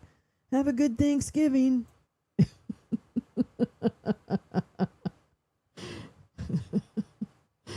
Oh, my God. Prince was interviewed by Neil McCabe. I see. That was the interview. Okay, forgive me. I should read actually what you write, and then I could figure it out, right? Linky Links took over my... What? Took over your chair? Oh, Oh, Linky Links. That's such a cute name. The Gold Institute is very pro Mike Flynn. From the video, I gathered that at least Saul Montez Bradley was directly involved in the defense case for Flynn, which we know he was represented by Sidney Powell. No, Sidney Powell talks like this. We're talking them. We're talking on the end of our voice. We're down to the bottom of our mouth. That's right. Yeah, Mike Flynn is innocent, and I defended him, and you should just know that. If I say he's innocent, damn it, the man's innocent. And he's a cute little snack, if you know what I mean. I'm a little taller than him, but he comes up to the right part on mama, if you know what I'm saying. Okay? Not that we've engaged in any chicanery. I don't want you to get the wrong idea, but I'm just telling you, he's a fine specimen. He's just a little short for mama. Or maybe not. Maybe it's perfect. I don't know. Mike Flynn, honored by the London Center for Policy Research and the Defense, which is the Tony Schaefer. T.S. Spooky is what he calls himself on Twitter. Yeah, I'm not kidding. And he likes to drop pictures of monkeys in replies. I don't know. Tony Schaefer is a weird dude. We all got into it one time in a thread, and then he blocked us all. Mike Flynn, honored by London Center for Policy Research, the Defense of American Principles Award. Which American principles? For sheer willpower and courage in the defense of a nation and getting away with crimes. Yes, congratulations. Well done. You get an award for that. You really escaped accountability. And then Gold Institute Senior Fellow Matthew Brodsky discussing the strategic options. I mean, it's not a worldwide cabal, but it is a worldwide cabal. You know what I mean? Like, those two things are real. I don't know. I'm just saying. Oh, no, Jovan. No, you didn't. Gold Institute began using...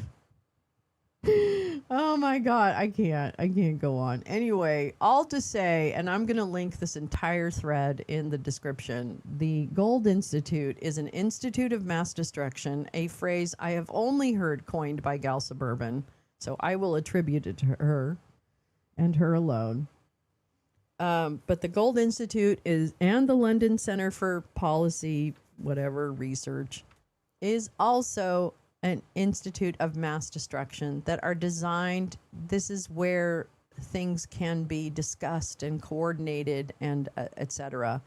It is not that it is a worldwide cabal, but it is a network of people with shared interests in a lack of accountability, a lack of regulation, and no social social safety net, right? Because that takes money away from them. So that's where we're at. And we, certainly Gal and Gal Squad have been screaming about the institutes of mass destruction, like the Heritage Foundation and the Council for National Policy and the whatever Russ Votes thing was, the Center for Families. Anything that has center families, that kind of thing is probably not for families. I say take all the guns away. The Supreme Court is hearing oral arguments in the Second Amendment. Yeah, should weed smokers have firearms? It's true. I feel like I'm not, well, I guess I could start. I think we've missed a little bit of it, but we definitely can. He will block you. I say take all the guns away. Yeah, there you go. I don't know. I don't know. I'm okay with a Second Amendment, but it certainly needs to be revisited because, frankly, it's not what it was intended to be. Let's see. I think there was one thing I really wanted to read to you today. I think there was another one, though. Wait. Oh, I never did read the draft emergency order. Fuck. I kind of want to do that. Maybe I'll do that tomorrow. I don't know. No, let's read it right now. It's 17 pages. We don't have to read the whole thing. I say, yeah. Okay. Proposed executive order establishing security, integrity, and transparency for United States elections with protections against foreign interference. This was originally written in April 2025, and it is the memo that people are talking about that is being circulated and was shared with the White House. Yeah, fuck it. Do it live. That's right. Some pages can be skipped. Yeah, we'll just kind of try and run through. We don't have the benefit of your notes, but we're gonna make it. Okay, so this is the draft EO. Okay, and it cites all of these National Emergencies Act, blah, blah, blah, blah, blah, by the authority, blah, blah, blah, blah, blah, including the da-da-da-da-da. There's no sentence there. On January 6, 2017, the Department of Homeland Security officially designated election infrastructure as critical infrastructure. On September 12, 2018,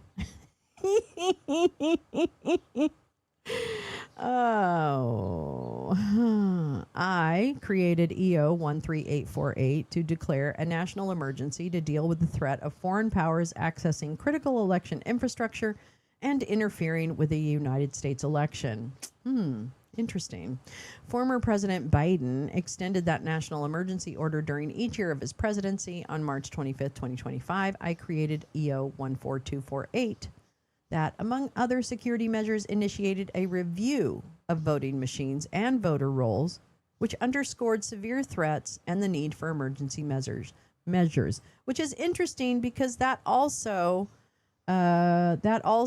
is, oh man, let me read it again because I just lost my fucking train of thought. Initiated, yes, that also is why Krispy Gnome in Minnesota was demanding the voter rolls from Minnesota as part of her deal to pull ICE out of the state. So that's interesting because that's part of it, is that they want the voter rolls so they can manipulate that piece. I'm not kidding. And you know what? Prove me wrong. That's what I say. Voter rolls, which underscored severe threats and the need for emergency measures. There is now clear and compelling evidence from court cases and forensic analysis that these threats have not been mitigated, but instead have intensified. But that's funny because you won the last election, so why in the world are you thinking that elections are suspect? Persons located in whole or in part outside the United States and assisted by certain domestic accomplices have exploited unmitigated vulnerabilities through unauthorized remote access, which is not true, debunked, to election equipment and related infrastructure, despite claims from certain vendors, election officials, and media assets that this is not possible. That it isn't. It has not been proven.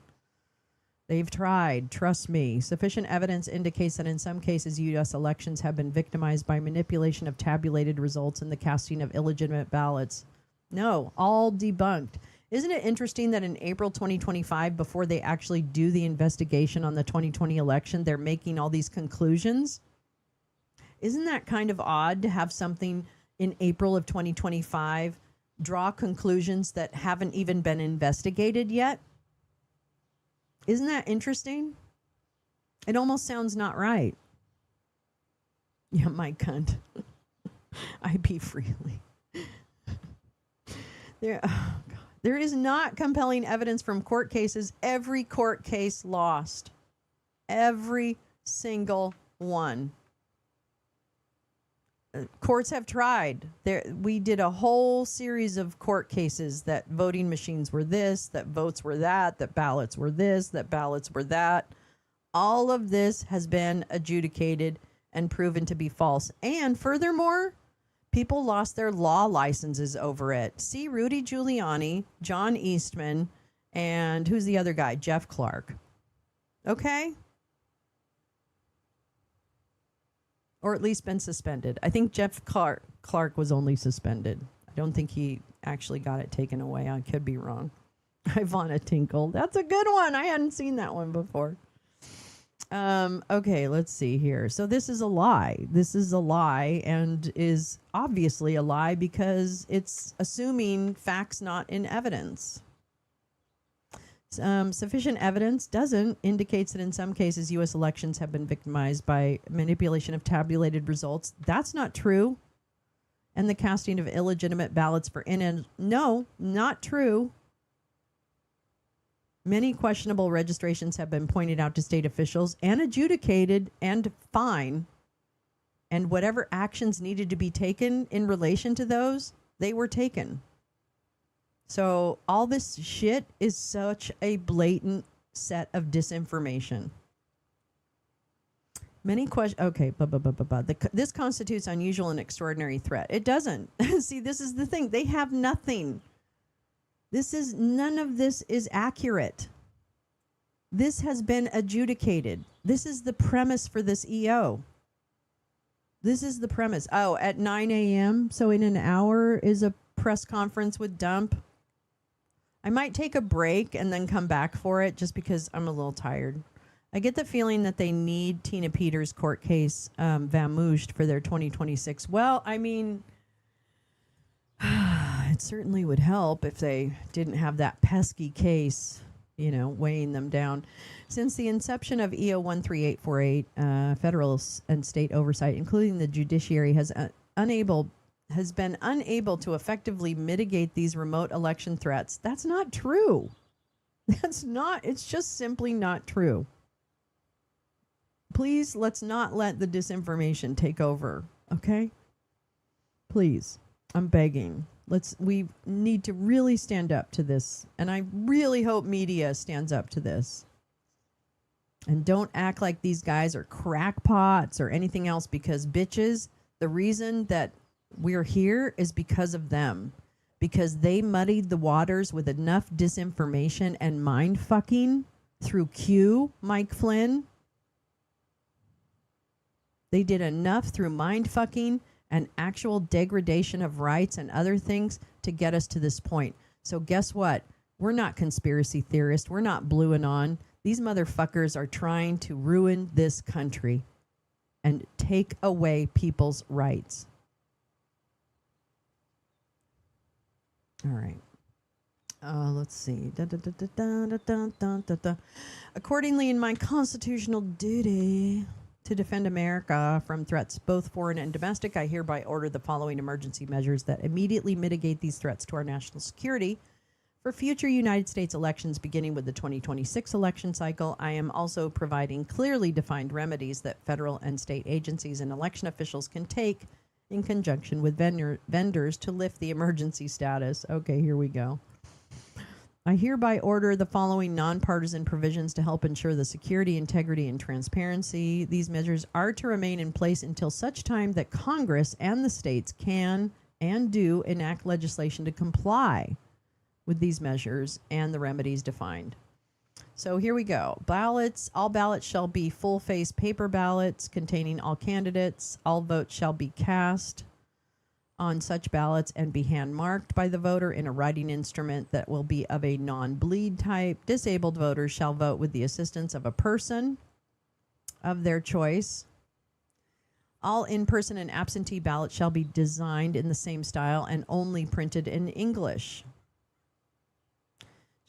Such ballots and corresponding absentee envelopes shall be created domestically on domestically supplied paper and printed by American-owned vendors located within the United States.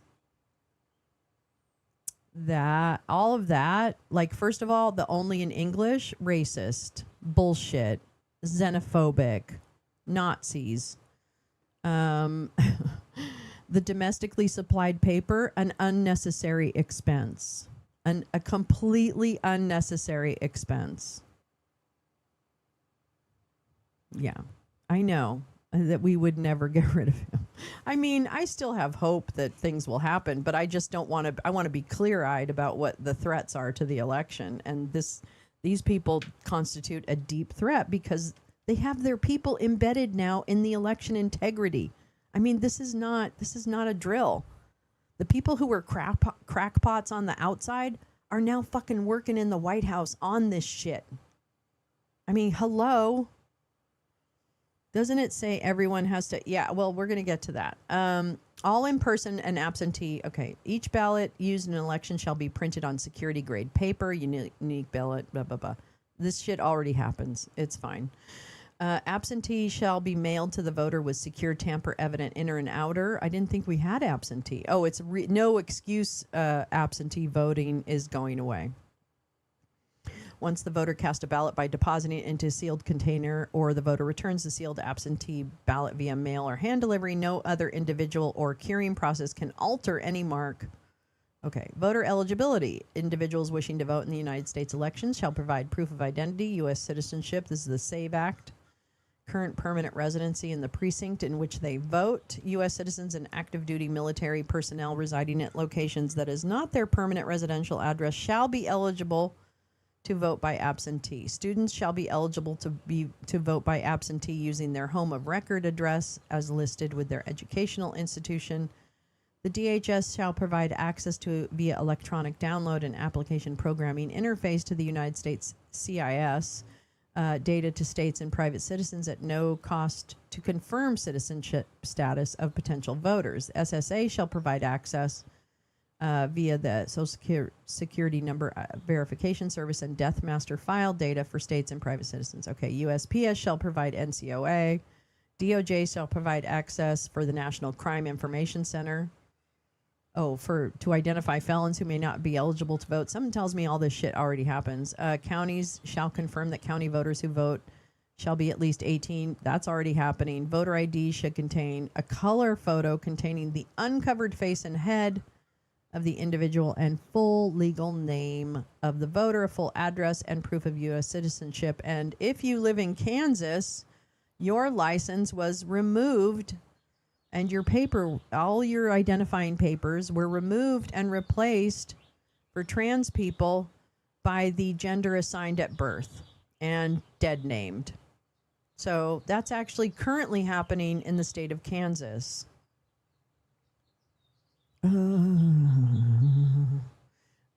Okay, so let's see.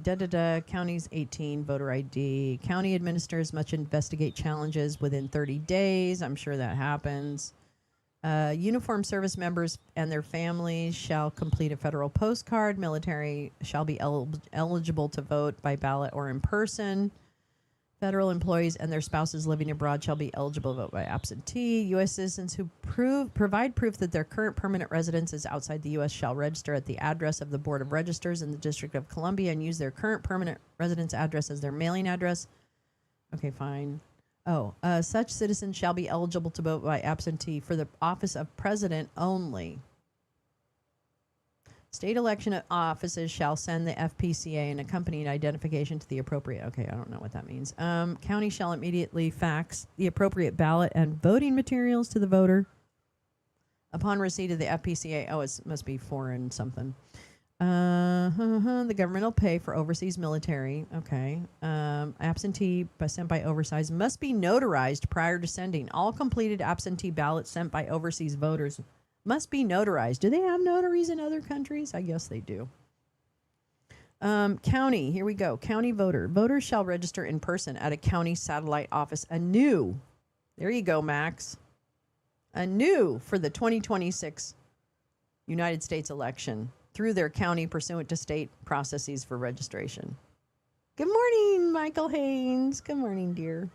Yeah, Kansas has rendered people, they've erased people. They're trying to erase people, trans people. And none of us should let that happen. Hello. That's an infringement on human rights. It's very Nazi. We should all be against that. Voters shall register in person. No more online registering. No more registering at the DMV. I guess you could register at the DMV. Nope, you can't. You have to be at a county or a satellite office for the 2026 midterms. That's right, kids, this year. If they get their way, which I doubt, but I've been wrong before. Their registration shall contain a national unique voter number, full name, County shall provide bipartisan mobile registration for the disabled, infirm, and those otherwise unable to travel to the county administration. Oh, that's going to go well. Everybody has a lot of money for that. Why not just let people register at different places, you fucking idiots? Each person who registers in person will be assigned a unique PIN. The county will retain the voter registration card. Voters shall verify their registration for each future United States election in accordance with any applicable state processes for registration. Interesting. If the voter, okay, so if no such process exists, the state shall send a postcard to the voter requesting the voter to confirm their registration for the next election online with their PIN. Oh, so you do have to register for every election. If the voter does not reply to the postcard or enter their PIN within 90 days of the date the card was mailed to the voter, shall be suspended and have their status changed to inactive by the county. It's going to end up in a lot of people losing their right to vote.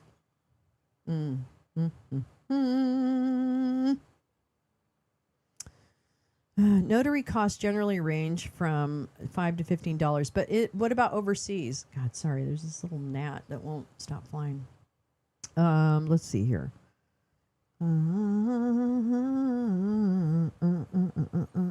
Each county shall, prior to adding the applicant to the voter roll or granting, ensure that the application contains for each eligible voter their full name, full proof of citizenship. If it chooses, okay, fine, whatever. State shall ensure the county state driver's license. All right, this is all normal. Shall ensure they have social security, death state, confirm citizenship status. The state shall incur NCIC or comparable data to identify felons. That's fine. County shall prepare no later than 30 days prior to an election an eligible federal voter list to be used in in-person voting and absentee. Okay, fine. And the thing about felons is that they can vote in. Can't they vote in local elections? Aren't there? Am I wrong about that? Or does that change by state? So, I mean, that's the other thing. The fact that people who are felons who have served time don't get their right to vote restored is, it doesn't make any sense to me. Are they Americans or are they not Americans? I don't really understand. Any software used to support county voter registration, eligible, or paper poll books shall be made, American-made. America.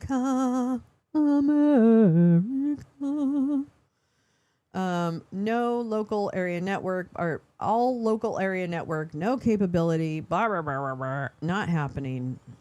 County shall provide to each precinct a pre-printed paper poll book, say that, containing the full name, blah, blah, blah, blah, blah. So a poll book. So this is a federalization of elections. That's what this is. County shall provide each precinct a blank voter check-in roster. Each precinct shall be responsible for validating that voter ID presented to vote in person. They already do. They do this. Voters who are not shown in the poll book but present their voter ID showing that they meet all eligibility requirements to vote in the precinct where they appeared, including proof of citizenship and a valid precinct address, shall be allowed to vote provisionally in that precinct. This is just making it harder to vote. Each precinct shall be responsible for adding the provisional voter identification information to the provisional ballot log form. Okay, that's fine. That's provisional ballots. Provisional ballots.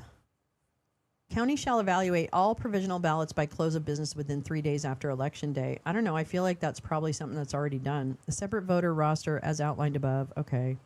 Absentee. When submitting an application to change the method of voting to absentee prior to an election, absentee voters shall provide a reason for absentee, such as confirmed medical condition preventing in-person voting due to age, disability, or illness, verified travel or legal reason, an out-of-town student, or those on temporary work assignments.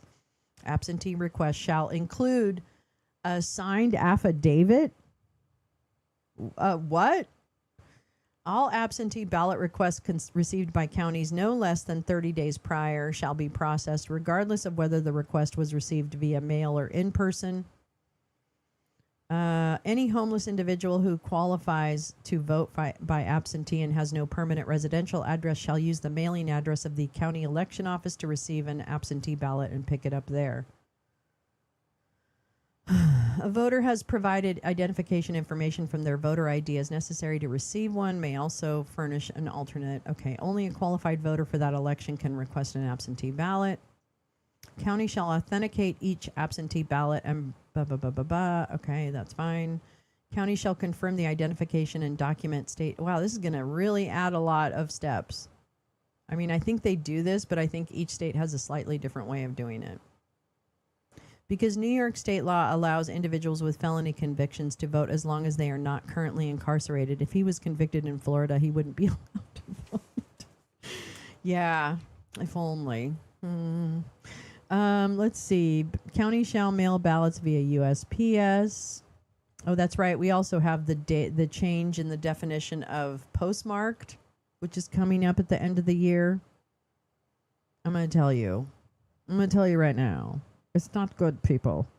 The shall validate. Okay. Absentee return. Absentee voters shall complete the ballot, seal their ballot in the inner envelope, provide the required identification on the outer envelope, and sign the oath. Honor your oaths. Drop boxes are expressly prohibited. I don't know about you, but I have used drop boxes for, I don't even know, the last umpty-ump elections.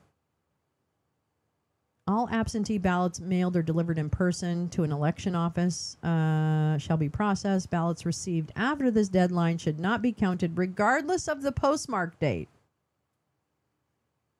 Goodbye to the postmark.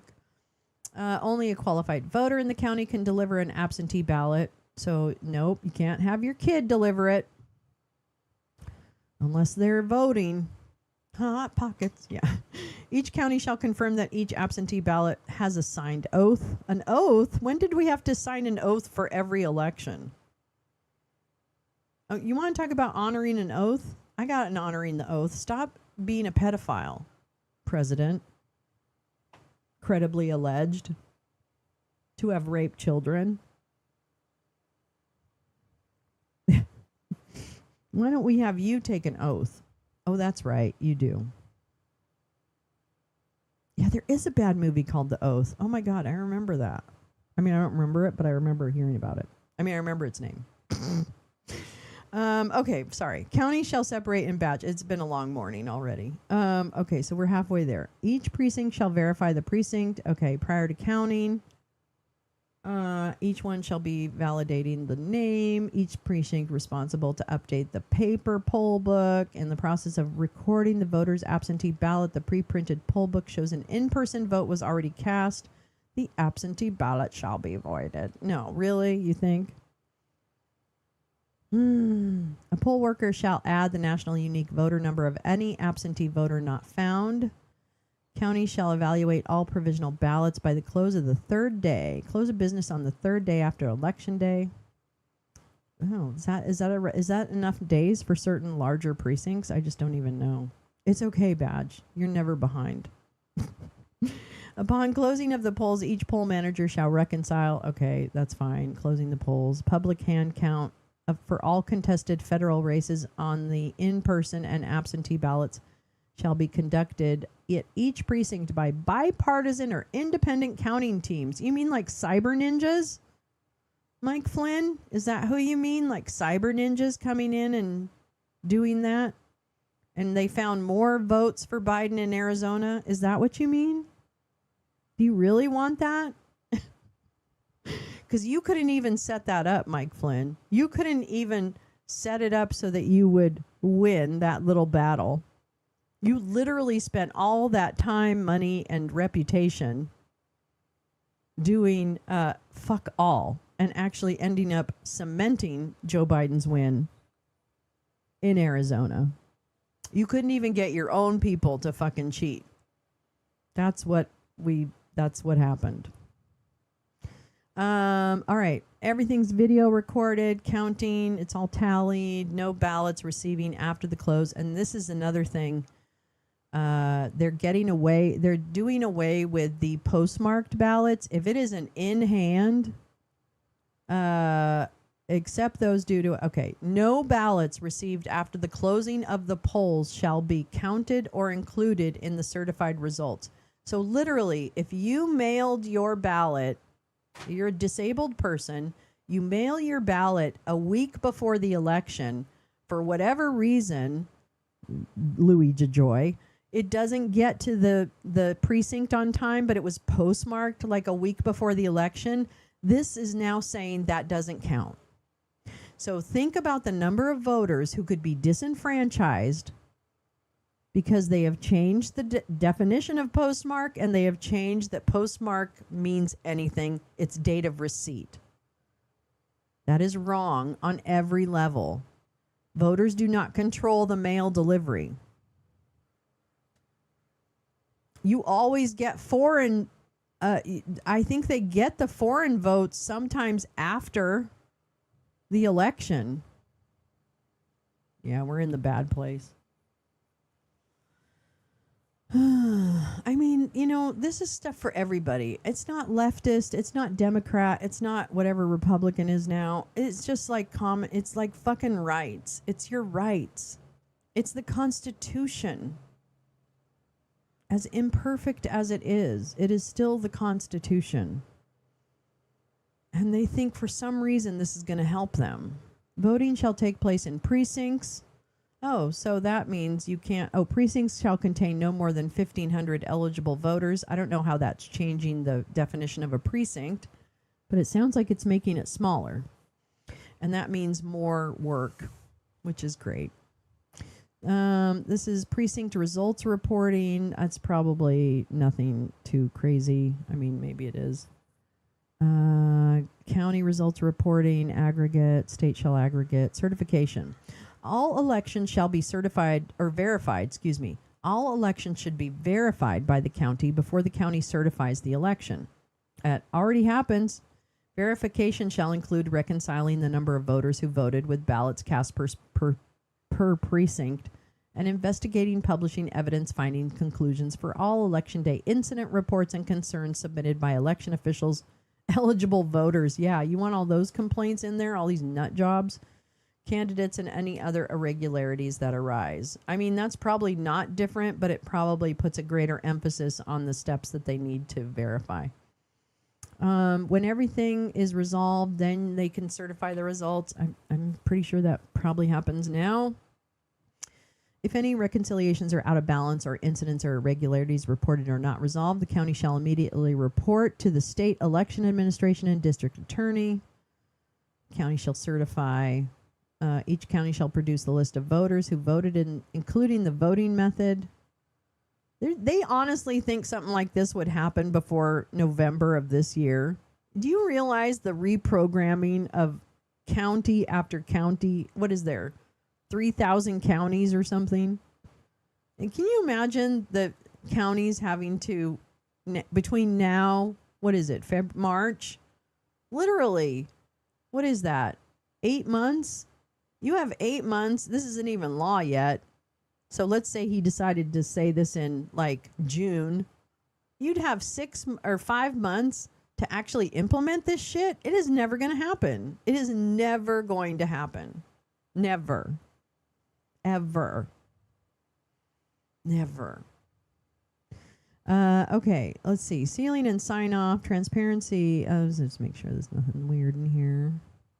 Chain of custody probably is similar to what it is now. I mean, I think these are all normal things that already happen. Election records, yep, that's fine. Transparency, all original election ballots, video recordings shall be available at no charge to the public. Okay, that's fine. Ballots, documents, voter lists, and related paper electronic for 7 years, but now it's 22 months. Oh my God. Here we go. More storage. Oh boy, here we go. Oh, this is interesting. You know what this no charge is because Garland Favorito, the election abuse activist in Georgia, is so mad that he has to pay for election records when he goes to try and create fraud that doesn't exist. He was so mad. I know that came from him. He was really pissed about that. All election functions, including those for ballots or counting or other pertinent, shall be visible too. Okay. Recorded on high definition video. Yeah, no more of this grainy video bullshit.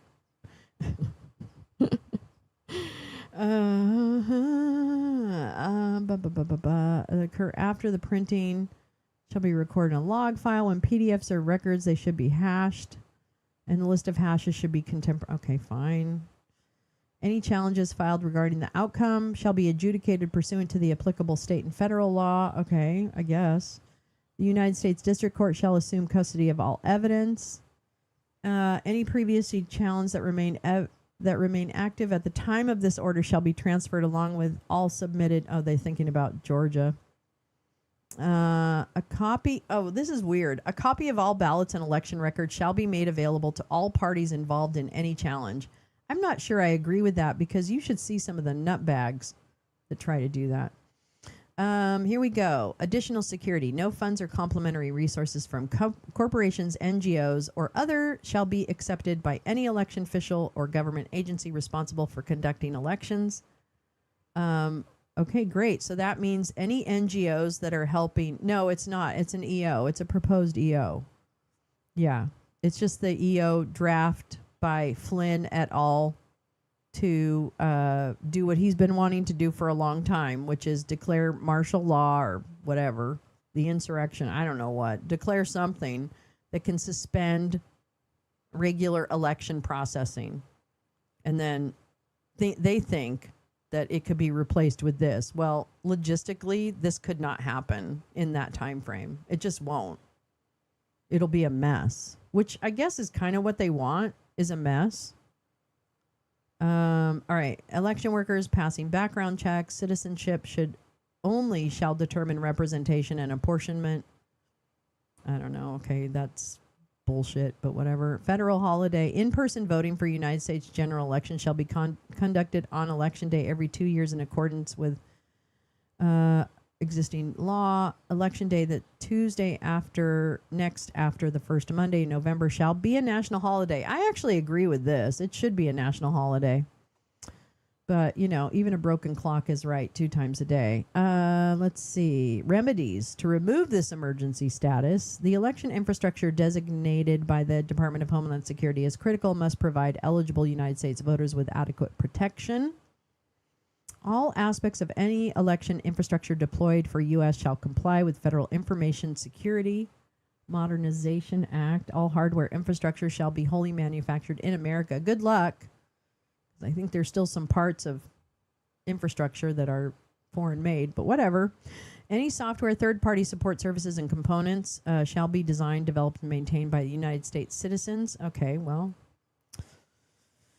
All right, there's some pretty dumb citizens. I don't know if that's really what you want, but okay. All non-ancillary election products and services shall be acquired from America.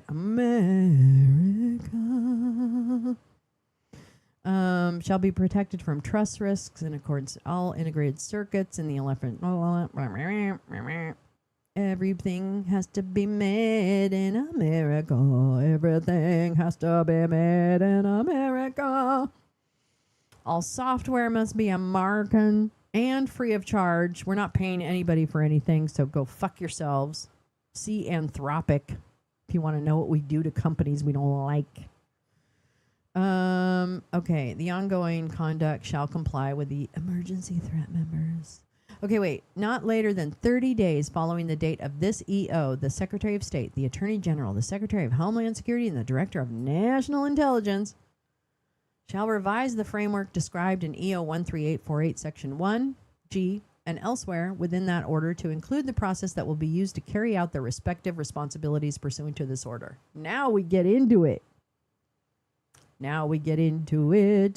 The DNI, Tulsi Toenails, in consultation with the heads of any other appropriate executive departments and agencies, shall revise their current foreign threat assessment described in EO 13848 Section 1A and elsewhere within that order to include any person of foreign origin or potential domestic accomplice suspected of acting with the intent or purpose of interfering in a recent United States election.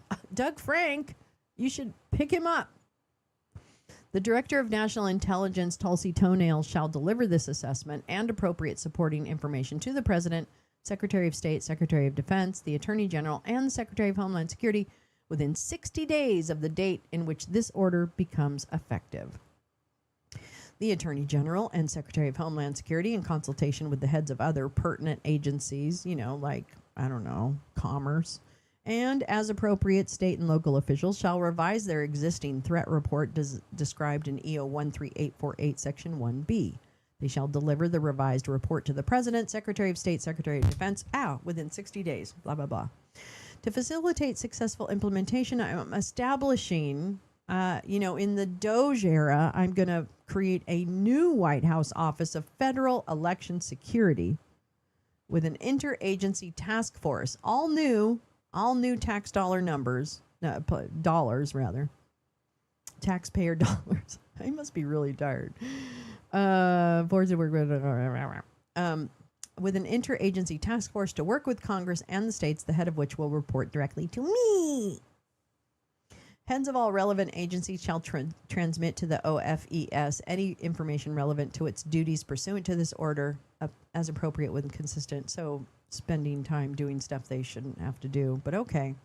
Nothing in this order shall prevent the head of any agency or any other appropriate official from tendering to the president at any time through an appropriate channel any analysis, information, assessment, or evaluation of interference in a United States election. Okay, so just bring them on. The Director of National Intelligence, Tulsi Toenails, the Secretary of Homeland Security, Crispy Nome, and the Attorney General, Pamela Joe, shall determine what parts of their framework assessment and report can be unclassified. Really? Really? They're going to decide? You don't have a special master decide that or something? Because they're enemy combatants, as far as I can tell right now. And shared with Congress and state legislatures to assist them in implementing appropriate legislative and physical protection mechanism for providing reasonable assurance that no foreign interference or breach of our elections can occur in the future. Well, it should be easy. The OFES shall produce a general plan for providing limited assistance or funding. Okay, so we're not going to fund you to do this. We'll give you guidelines, but I don't think we're really going to give you resources, but okay. The OFES shall provide a mechanism for citizens to submit affidavits. Oh, God, it's Rudy Giuliani. That's what it is. That's the mechanism. Because he'll just make them up. And evidence regarding incidents to be investigated. Yeah, terrible idea. The Department of Justice and its newly appointed, they already have a way to do that, okay? You could do that. You can go to your local elections office and submit a complaint. Oh, come on. The Department of Justice. The Department of Injustice and its newly appointed U.S. Attorney shall conduct a comprehensive review and investigation of all documented or observed claims for any past federal elections. Oh, my God. The review shall include all claims involving... They really want to overturn the 2020 election, which I don't get. Because then I want to overturn the Congress part, too. Oops.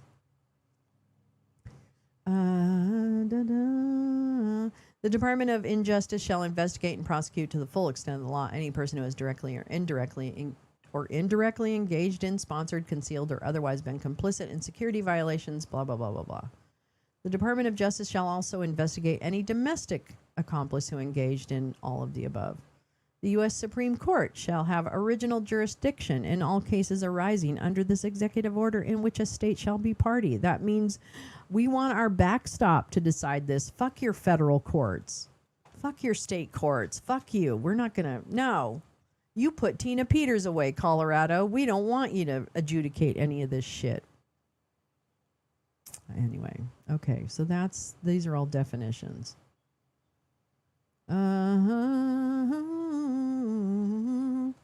Wow, between this and the SAVE Act, what could go wrong? Actually, I don't think the SAVE Act is going to pass. I really don't. I don't think it's going to pass. I'm just going to turn off the screen for a minute so we can sit and just sit in calmness for a minute. It's been a busy morning. It's 3 o'clock in the morning. Yeah, they just want chaos. Chaos. Why do you have to? Yeah, and the thing about it is that the real killer to me is that they think everybody's stupid. And you know what? There are a lot of stupid people, so it's not that they're wrong. But I mean, Mike Flynn clearly thinks people are stupid and weren't paying attention the first time when he tried to push all this shit. And I mean him in the collective, right? It's Mike Flynn et al. It's Patrick Byrne. Wait, did I have the Patrick Byrne thing? Because I thought I did. Oh, I wanted to show you this, actually. Oh, my God. Let me see if I have anything else that's, no. Sunny. Whoa, whoa, whoa, whoa, whoa, whoa. Hey, remember yesterday when we read about Anthropic, or Friday, I mean, when we read about Anthropic and OpenAI, and we said, oh boy, it sure looks like OpenAI is not trying to smooth things over. They're trying to take over. Well, guess what?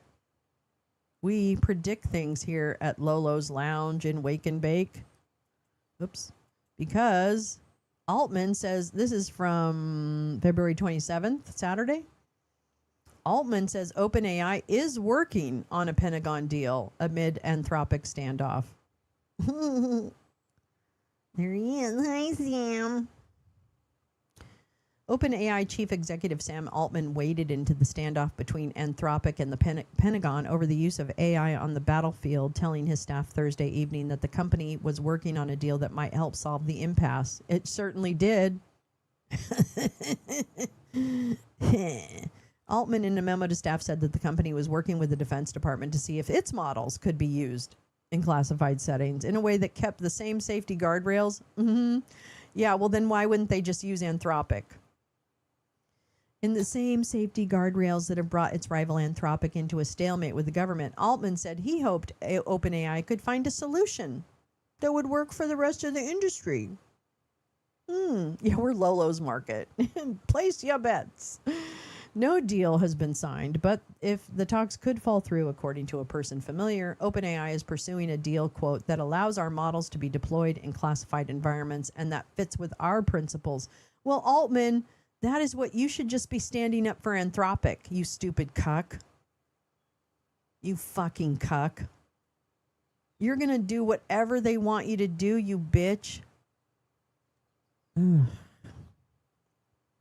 We would ask for the contract to cover any use except those which are unlawful or unsuited to cloud deployments, such as domestic surveillance and autonomous offensive weapons. Well, then why don't just use Anthropic? Altman said he hoped to help broker a peace between the two camps and avoid dangerous precedents for the industry. Oh, please. Give me a fucking break.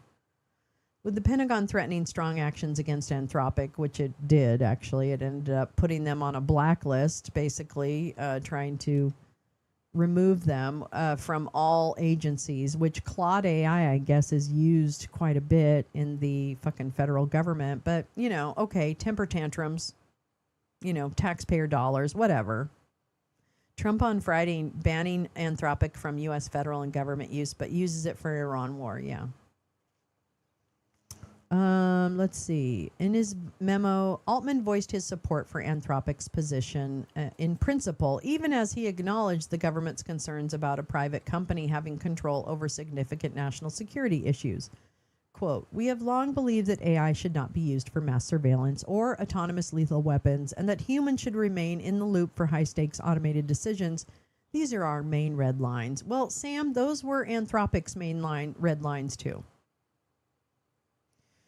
We believe that this dispute isn't about how AI will be used, but about control. We believe that a private U.S. company cannot be more powerful than the democratically elected U.S. government, although companies can have lots of input and influence.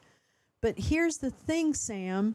If Anthropic is telling the Trump administration that Claude is not going to operate or basically it is not appropriate at this level of the technology to use AI for autonomous purposes without human interference and against the Fourth Amendment of mass surveillance.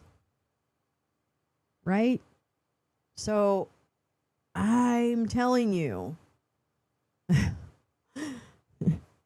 I mean, and so even Anthropic wasn't saying, you know, yeah, there's some red lines on that, but some of it's just software limitation. Yeah, Claude with the W. Don't worry. It's not like they're going to implement it into the Pine Gap system used to guide missiles from the USA and Israel. Yeah. Whoops. Wait, what? Hey, did Kuwait use it to shoot down our 3 F-15s? How about that? Anybody? Okay. Na, na, na, na, na, na, na, na, na. Actions abroad are intended for destruction at home so that the most corrupt president in history. What? Why am I not? Oh, I know why I'm not following you, because I'm banned.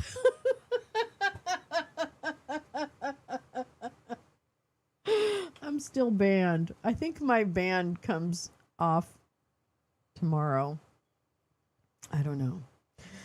Happening in our name, which is absolutely disgusting. Timothy Snyder. Oh, this is a great place to end. Oh my gosh. I don't think I'm going to stay for the dump. First of all, he's not going to start on time. Okay. I don't know. Are F-15s manned? I have no idea. I do think they are, and that people eject, but I had only heard about the 3 planes this morning. So I didn't even know that had happened. Yeah. Dopey is already 45 minutes late. Oh, is he really? Hold on. Let me just check.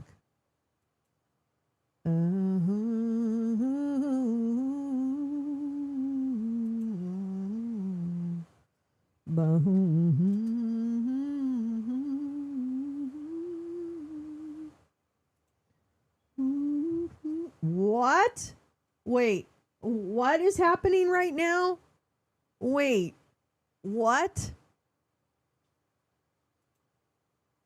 I'm coming back to this post. Okay, I'm coming back. Don't hold on. I just have to show you this. I'm very sad right now, and I don't know why this is happening.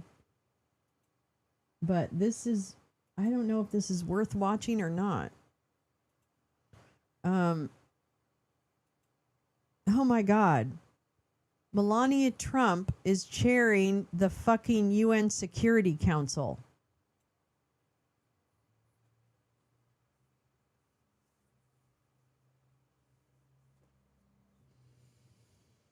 What is happening? How is this happening?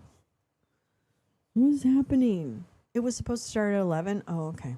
I'm looking for it. I don't see it. What? What the actual fuck? Melania Trump chairs UN Security Council meeting. That's later this afternoon. Oh my God. Oh my God. Oh my God. Oh my God. There is a live lounge pianist tinkling the ivories while waiting for Trumpo. Oh, is there? Okay, well, let me find that. Hold on. Let me find it. And then, actually, I'm going to play this. Because I really think this is great. I love Timothy Snyder, and it's not very. It's so big. It's so big. Calm down. This is the facts suggest 2 interpretive frameworks for Iran: a foreign war as a mechanism to destroy democracy at home, and a foreign war as an element of personal corruption by the president of the U.S. 2 quick thoughts on Iran. The first is the announced American purposes don't make any sense. It's really hard to change a government. Missiles won't lead politics to go the way you want. Even a ground invasion won't lead politics to go the way you want. You have to have patience. You have to have policy instruments, exactly the kinds of policy instruments that we got rid of in the first weeks of the Trump administration. The purpose of getting rid of a nuclear program, that just seems to be based completely on lies.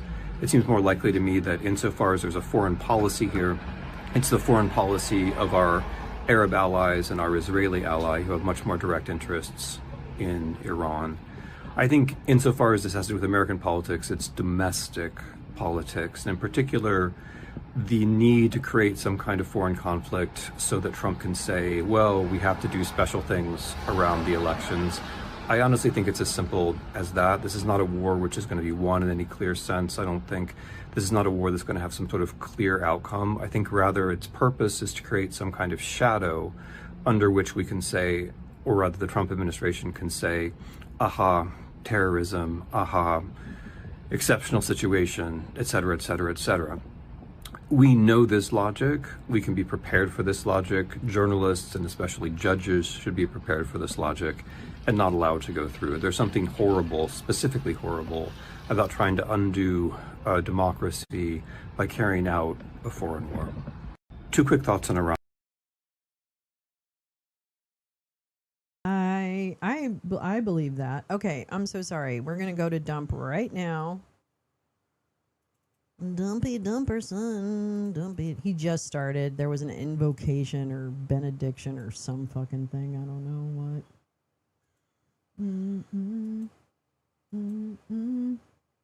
There he is.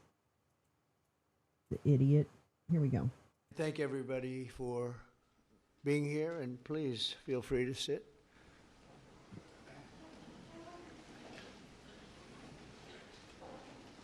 So before we begin this important ceremony, and there's no ceremony that can be much more important than this, let me provide a brief update on Operation Epic Fury. Today, the United States military continues to carry out large-scale combat operations in Iran to eliminate the grave threats posed to America by this terrible terrorist regime.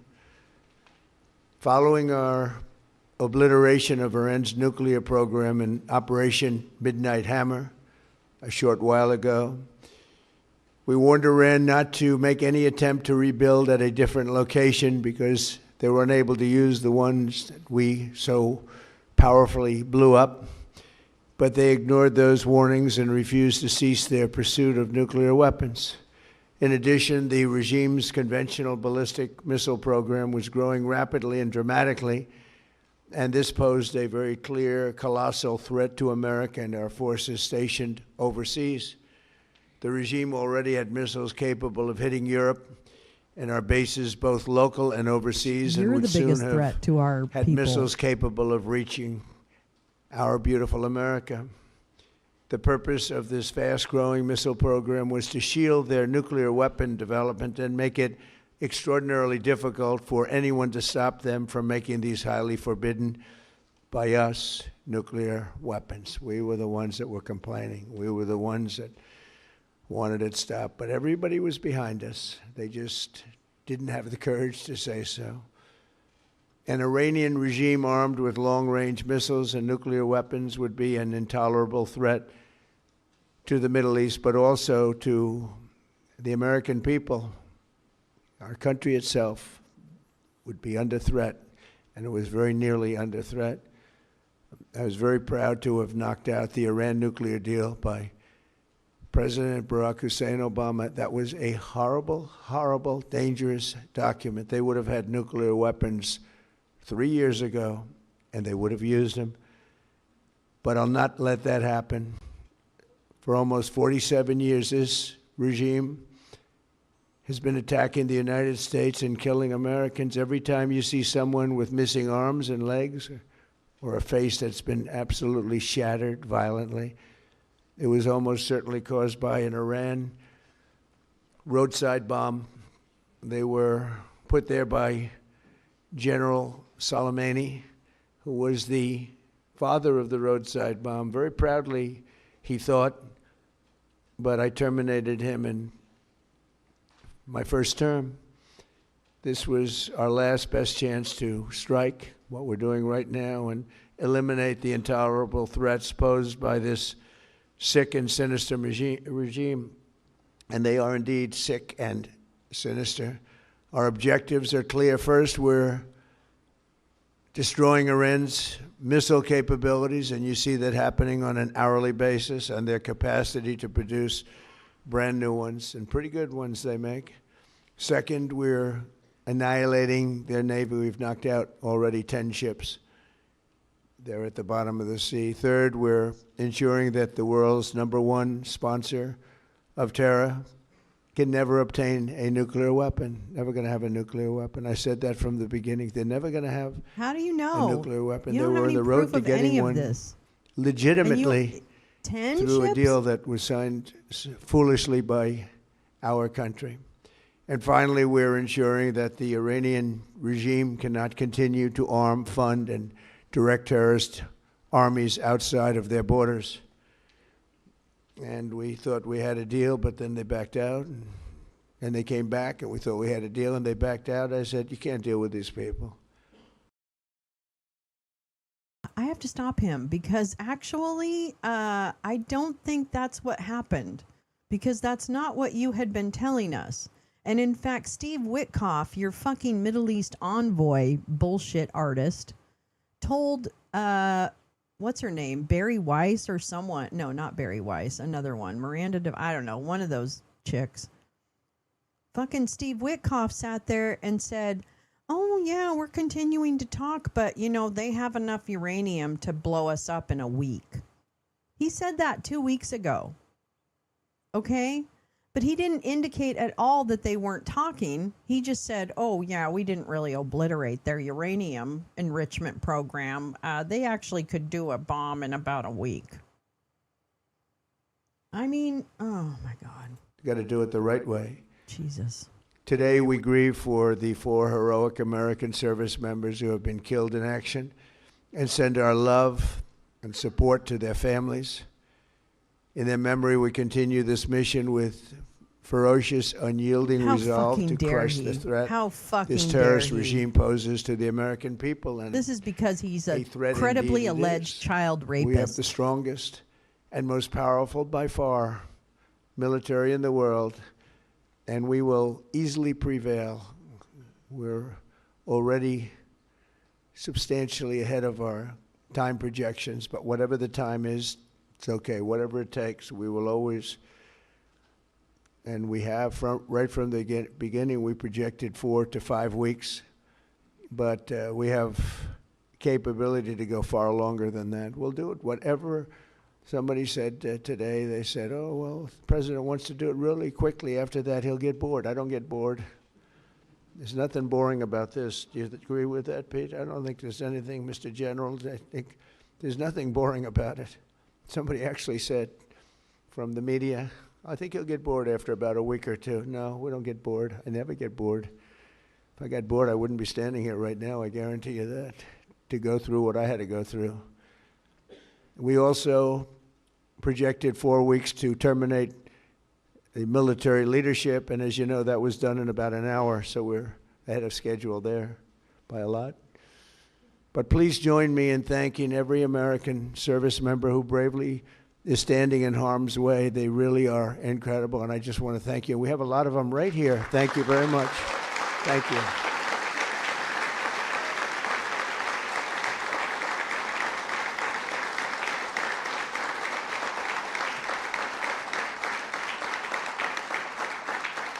Thank you, everybody. His hair is like sakura pink, like cherry blossom beautiful building, pink. Isn't it? Beautiful.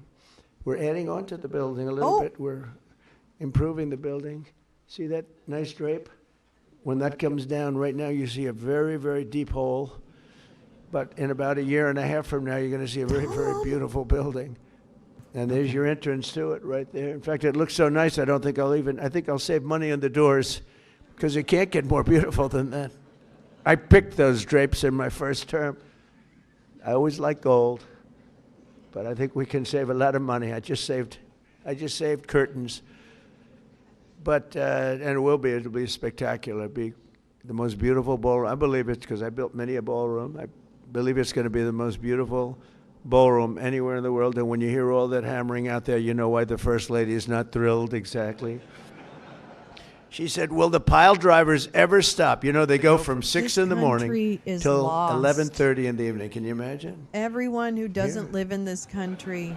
You know what? To me, that's a beautiful sound. She doesn't like it. I love it. You know what? To me, other than here, because we're donating it, not a penny to the taxpayer. It'll be under budget, ahead of schedule. It'll be $400 million or less. Most people say $400 million or more. No, it'll be less. But when I hear that sound, that beautiful sound behind me, it means money, so I like it. But my wife isn't thrilled. She said, this is getting crazy. I said, don't worry about it. We'll be all finished up in a few months.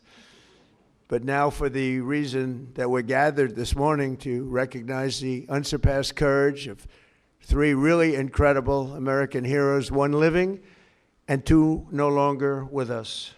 So together, we recognize the exceptional valor of Master Sergeant Roderick Edmonds. And maybe I could ask your families to stand because they're beautiful families. I got to meet them. And please.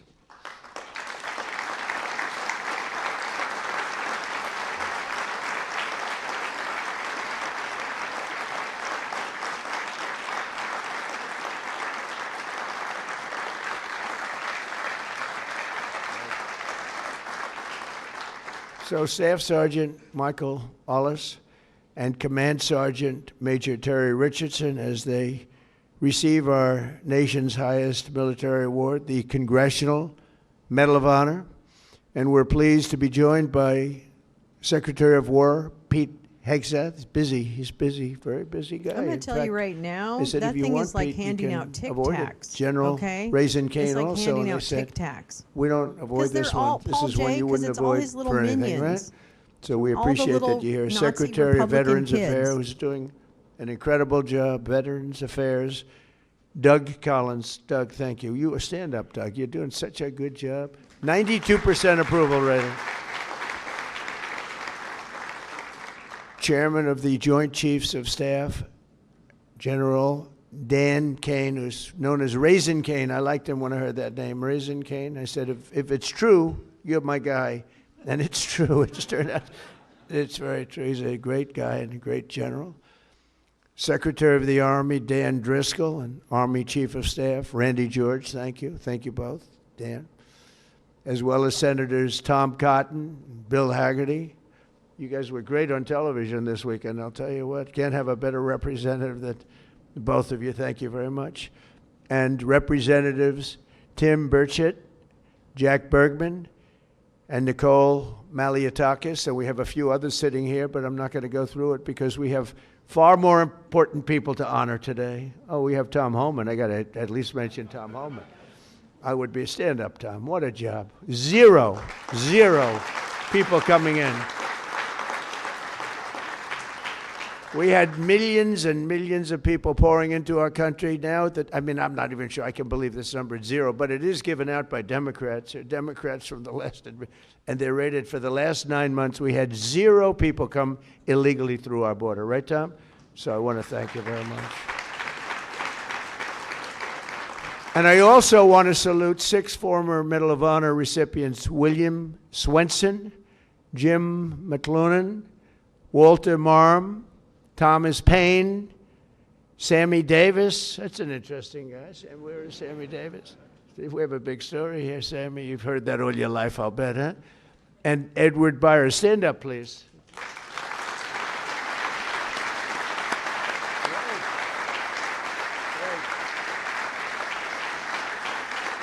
You all look good. We all look good. We remember the ceremonies. All great. It's a great honor. There's no greater. I tried for myself. I've tried numerous times to get one by myself. I keep getting shut down. They say, you can't do it, sir. Bad protocol. Very bad. I would say the worst. But I'm only kidding. You don't have to say I'm only kidding. Otherwise, the press will come out with it, which they actually did once. Donald Trump wants a Congressional Medal of Honor, but he's been shut down. But now you are brave, amazing people. And I want to thank you all. In 1941, Roddy Edmonds of Knoxville, Tennessee, enlisted in the U.S. Army and soon rose to one of the youngest master sergeants in the military. In 1944, he sailed to Europe to fight in World War II, and he was so enthusiastic and young and full of vim and vigor. Roddy soon found himself on the front lines of the Battle of the Bulge. That was a big one. Massively outnumbered by enemy forces, his 1,200 soldier unit fought valiantly until they were completely overrun. The force was massive on the other side, many times the number. After a 4-day death march, one that was covered very well by the history books, through bitter cold, they were put into a German POW camp. Roddy was the top-ranking infantryman in the camp. He was number 1, meaning he was responsible for the lives of his fellow service members. On July 26, 1945, a Nazi SS officer issued an order over the camp loudspeaker, loud and strong. He said that only American Jews were to show up to roll call following this morning. He added, all who disobey this order will be shot immediately. There were more than 200 Jewish American soldiers in the camp, and Roddy knew their separation from the group would mean certain death. So that night he summoned his team and devised a plan. The next morning, all 1,200 American men fell in line together, shoulder to shoulder.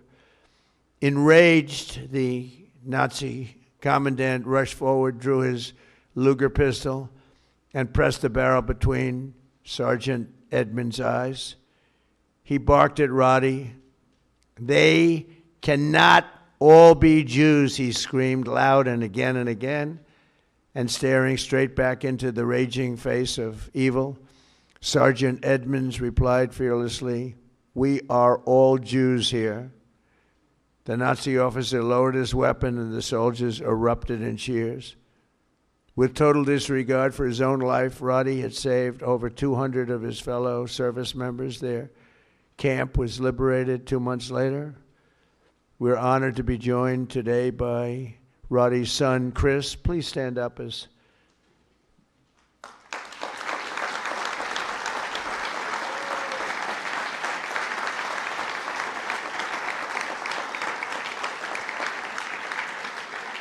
Thank you, Chris. Today, your father gets the honor he so courageously earned. And really amazing, right? It's an amazing story. Congratulations to the family of Master Sergeant Roddy Edmonds. The next two we recognize today served in the 1st Battalion, 28th Infantry Regiment of the 1st Infantry Division, better known as Big Red 1. Do you know about that, Pete, right?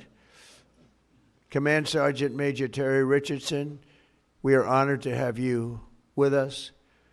On September 12, 1968, 102 brave men of Terry's Alpha Company were asked with securing Hill 222 deep behind the enemy's line in Vietnam. They didn't know it at the time, had no idea, but the area was totally infested with nearly 300 enemy bunkers and many, many enemy soldiers, far outnumbering them by at least 4, 5, even 6 to 1. As Terry led Lima Platoon up Hill 222, the enemy launched an ambitious and violent attack, unleashing a withering fire of machine guns and rocket-propelled grenades. Just didn't stop, just kept coming. Pinned down in hell on earth, Terry summoned unimaginable courage.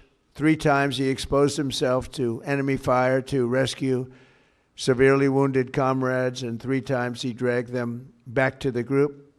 Terry soon realized that the 82 remaining men had one chance of survival, and that was air support. Acting without regard of his own life, he grabbed a radio and charged up Hill 222 alone. He needed to be there. It was the only place you'd get reception. He withstood a storm of enemy bullets, eventually reaching the top, where he spent the next 8 hours calling in tactical strikes, completely exposed. An hour in, an enemy sniper shot rang out and the bullet tore through his right leg violently. He was in bad shape, but Terry disregarded that and pushed through. And after 7 more hours of calling in American fire from above, the enemy retreated. Later that day, his team found him with both eardrums totally ruptured and a mangled right leg and foot, but still barely living, but living nevertheless. Due to Terry's actions above and beyond the call of duty, 82 men, Alpha Company, survived this battle, including 2 in this room, Norm Meyer and Dave Himmer. Where are you? Can you want to stand up, Norm and Dave? Where's Norm and Dave? That's pretty good.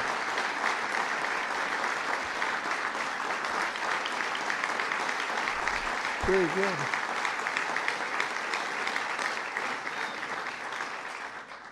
And that story is 100% correct, isn't it? Huh? See, pretty. It's how much have you paid him over the years? Have you said take everything we have? We wouldn't be here, right? That's great. That's a great story, Terry. Today you enter the ranks of the bravest warriors ever to stride the face of the earth. Please stand up, please. Thank you.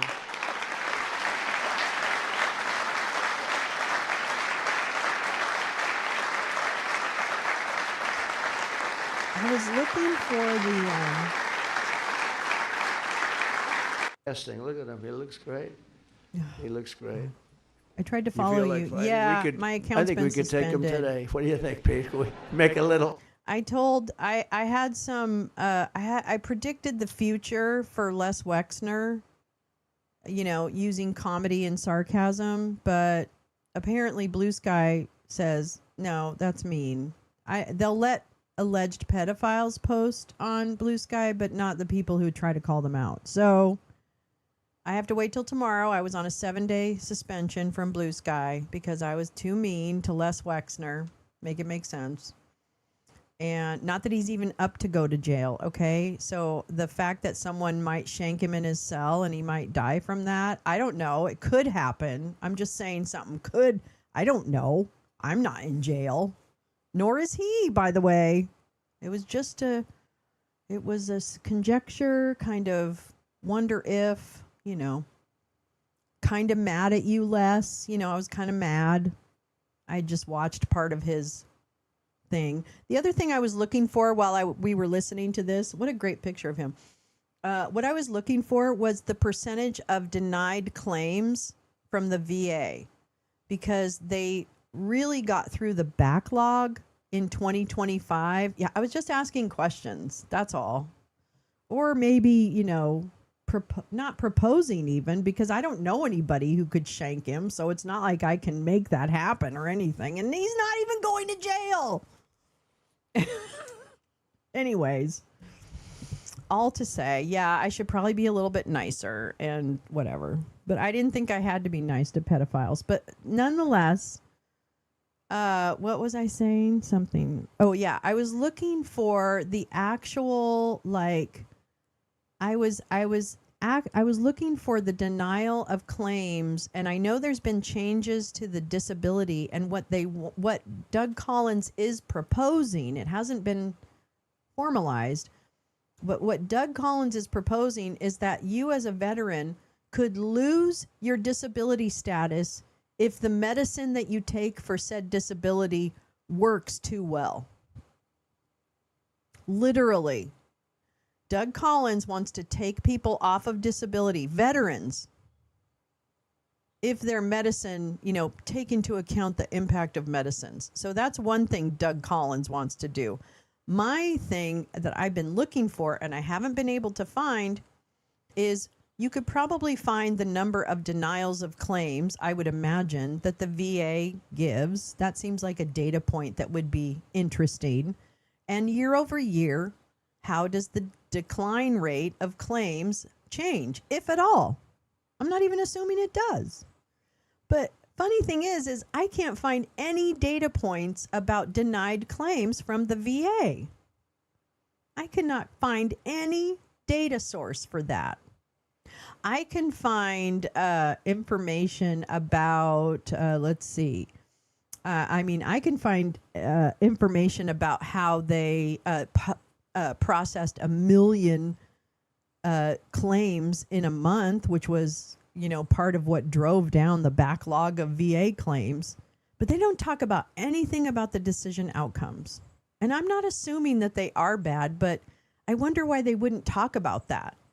You know what I mean? It doesn't make sense to me. So, sorry. Here we go. Let's listen We'll to this make a little moron. deal with him, as you are a brave man. Finally, we honor one more American soldier, a fallen warrior of wars, and really terror. Staff Sergeant Michael Ollis. What, are we talking about World of Warcraft now? Wait a minute. World of Warcraft? Oh, great. I was just annoyed. My VA claim for my hypertension, which led to my stroke last year, I'm currently appealing it. Yeah. No, watch this drivel. 88 on Staten Island. Michael grew up, I think, seeing the World Trade Center across the bay. I know Staten Island so well. The people in Staten Island are amazing. After 9/11, Michael enlisted in the Army, and by 24 years old, he was locked in. He loved it. He wanted it so badly.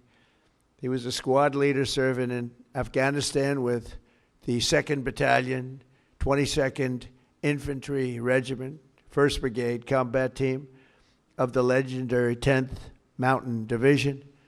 On August 28, 2013, terrorists detonated a 400-pound car bomb on the east wall of the forward operating base, Ganzi, ripping open a 60-foot wide breach into a compound that housed NATO coalition forces, a lot of them. 10 Taliban fighters wearing suicide vests swarmed through. From across the compound, Michael saw the pillar of white smoke rising and ran to join the fight, rushing without his gear, wearing almost no gear, no Kevlar helmet, no body armor, just one magazine in his rifle. Really, Meowie? Along the way, he encountered a Polish soldier, and together they advanced under heavy fire, very, very heavy fire. I wonder if at one point, shrapnel ripped through the Polish soldier's legs, rendering him unable to walk, very, very severely hurt. In that chaos of gunfire, explosions, and charred human remains, a terrorist insurgent appeared, rounding a corner with his suicide vest, fully armed, and you could see it. It was going to happen.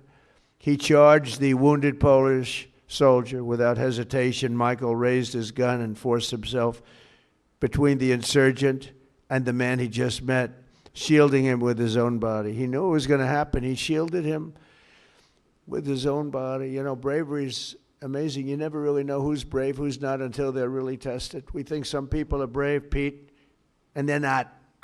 We think others aren't, and they are. You never know. But he was tested. That's called the ultimate test, right? And at perhaps his final heartbeat, Michael fired his weapon, and the terrorist detonated his vest simultaneously. Staff Sergeant Ollis was killed just weeks before his 25th birthday, and nobody was any more brave than that. In his final act on earth, Michael absorbed the blast, sparing the life of that Polish warrior, who we are grateful to have in the room with us today, Second Lieutenant Carol Sierpika. Carol Sierpika. Where are you, Carol? Hey.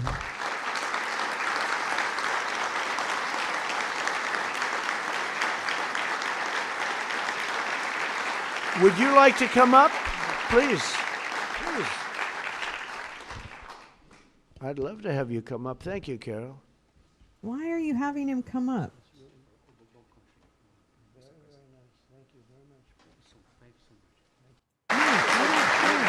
I don't care. I'm sorry. I mean, maybe I should, but I don't really care. Did you get new people commenting on the show today, or people you haven't seen in a while? Yeah, there were a couple of new folks, which was very nice. Did you refer us to people? Okay, now what? And Carol is joined by his wife and their two wonderful sons, Okay. Jacob and Michael. Michael is named after Are we the doing American any Q&A, hero or is this just that the keeps medals? Acts of gallantry. Okay, yeah, we're done. Okay, no problem. No problem. No problem. Congratulations, everybody who got a medal. I don't know, 13 colonies? I'm not really sure. I'm not really sure. I wanted to, just before we part ways, I do want to acknowledge what, oh shoot, I can only find the old stuff, but isn't there some March, what the fuck, Transcare March legislation?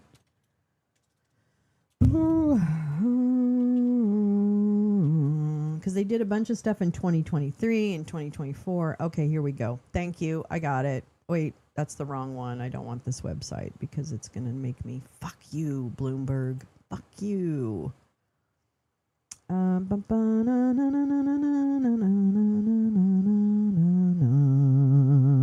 Here we go. Let's read KXAN in Austin.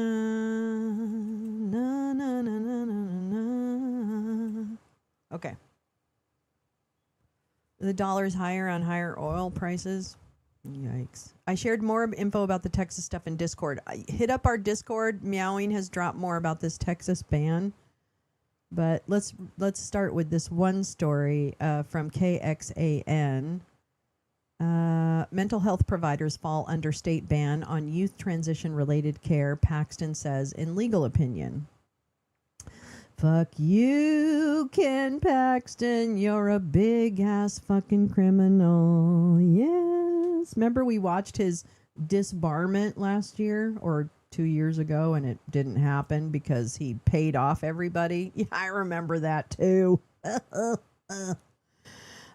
This story may be distressing for some members of the LGBTQ plus community. Readers between ages 13 and 24 and in crisis can call the Trevor Project at 866-488-7386 or text START, S-T-A-R-T, to 678-678. The video from this story aired originally on October 9th. Here's the story. Therapists, counselors, and other mental health professionals could be subject to legal liability under Texas's ban on transition-related health care for minors. So you're not even going to allow them to see a therapist?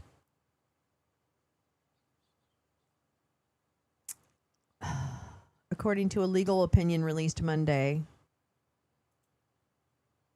Okay, well, let's read it. I mean, oh, it's 7 pages. Let me read the story, and then if we want, we can read it as well. But it will only make us angry, too. But we like to read original sources here at Lolo's Lounge. It is a smoke alert. Oh, Dan, thank you, and thank everyone. This is a crowdsourced show. I pick up hardly any of the links that I share with you. I get them all from people who are sitting in the chat and some others that aren't. I am so grateful for the crowdsourcing on this show. It only happens because people share things. So I could not be more proud of us. But it is a collective. But thank you. I'm glad. I'm glad it's helpful information. Therapists, counselors, and other mental health professionals could be subject. Oh, okay, sorry. Senate Bill 14, which passed in 2023. That's why when I was trying to pull it up, meowing, it all came up with the 2023 stuff. Thank you. Which passed in 2023, bans surgeries, extremely rare, and medications for the purpose of a minor's gender transition. It also prohibits billing a state health insurance plan for those treatments. The bill doesn't mention mental health care. The law specifically applies to physicians and healthcare providers, which the law defines as someone licensed, certified, or otherwise authorized by this state's laws to provide or render healthcare or to dispense a prescribed prescription drug in the ordinary course of business or practice of a profession. Violations of SB 14 can lead to revocation of a state license or credential. Recently, the Attorney General's office has sued doctors for allegedly providing care after the law's deadline. Fucking asshole. God, he's a fucking pig. Jesus. The legal opinion was issued after a request by Daryl Spinks, executive director of the Texas Behavioral Health Executive Council. Per the opinion, he had asked if SB 14 covers the council's licensees and how they could be affected. Good job, Dr. Spinks. The council's licensees plainly constitute healthcare providers, resulting in a bar on all public funds for those who facilitate prohibited procedures, in addition to the long-standing constraints on licensed practice, Paxton wrote. Boy, I really hope bad things happen to these people. I'm sorry. You've lost me. You've lost my ability to be gracious with you, Paxton, at all. And then there's a link. Anti-transgender laws increase youth suicide attempts. Study says. Data. I'll include that too. It further declares that the law states public funds cannot be used to facilitate the prescribed procedures and that mental health care given prior to any other treatment counts. For good reason, too, given that the multidisciplinary path to medically transitioning children often starts with mental health care, the opinion states. This is Paxton, the Nazi. We received several briefs highlighting that mental health professionals serve as the clinical gatekeepers whose assessments and recommendations initiate the interventions. You know what? You know what does? Families' decisions. Families' decisions made with those caregivers. They're not deciding for that family. Are you kidding me? That's the dumbest thing I've ever fucking heard. It is the dumbest thing I've ever fucking heard. Ugh. Paxton also noted the state's mandatory reporting requirements demand that mental health providers report colleagues who assist with the minor's transition. Bounty hunters. In a prior opinion, the AG declared this was abuse. The opinion comes as Paxton faces a tough primary battle for one of Texas's seats in the U.S. Senate. You know what, Paxton? You're going down like a fucking clown. He is so dirty. He is so dirty. He is so dirty. Just watch the fucking replay of his impeachment hearing in the Texas State Legislature. Even if you watch that, you will know that he is fucking dirty. The opinion comes blah, blah, blah, blah, blah. Oh, he's currently polling near incumbent Senator Corny Cornyn, with U.S. Rep. Wesley Hunt also in the race. We have this, so we're going to do that. Okay, let's see. That's all it is. I won't read it because we know what he says and he's a fucking idiot, but I am going to link that document so that you, in the description of the video by this afternoon, I will have updated all the links that we went over and include specific links for the original documents. Okay. So I'll be doing that. Oh my Lord, Lord. I'm going to tell you that they are actively erasing trans people. And if the Democrats don't step up to the plate and say, we stand with trans people, like, I just can't fucking handle it. Yeah, meowing. What a fucking year between Kansas and this and God knows what else is happening. And the fact that California hospitals still don't provide gender affirming care because they complied in advance. I still have a bone to pick with Kaiser and with Children's Health Center of Los Angeles. So yeah, I mean, everything, everywhere, all at once. That's what this regime is trying to make us do, so that we can focus on nothing, right? Well, too bad, because we're going to focus on all of it.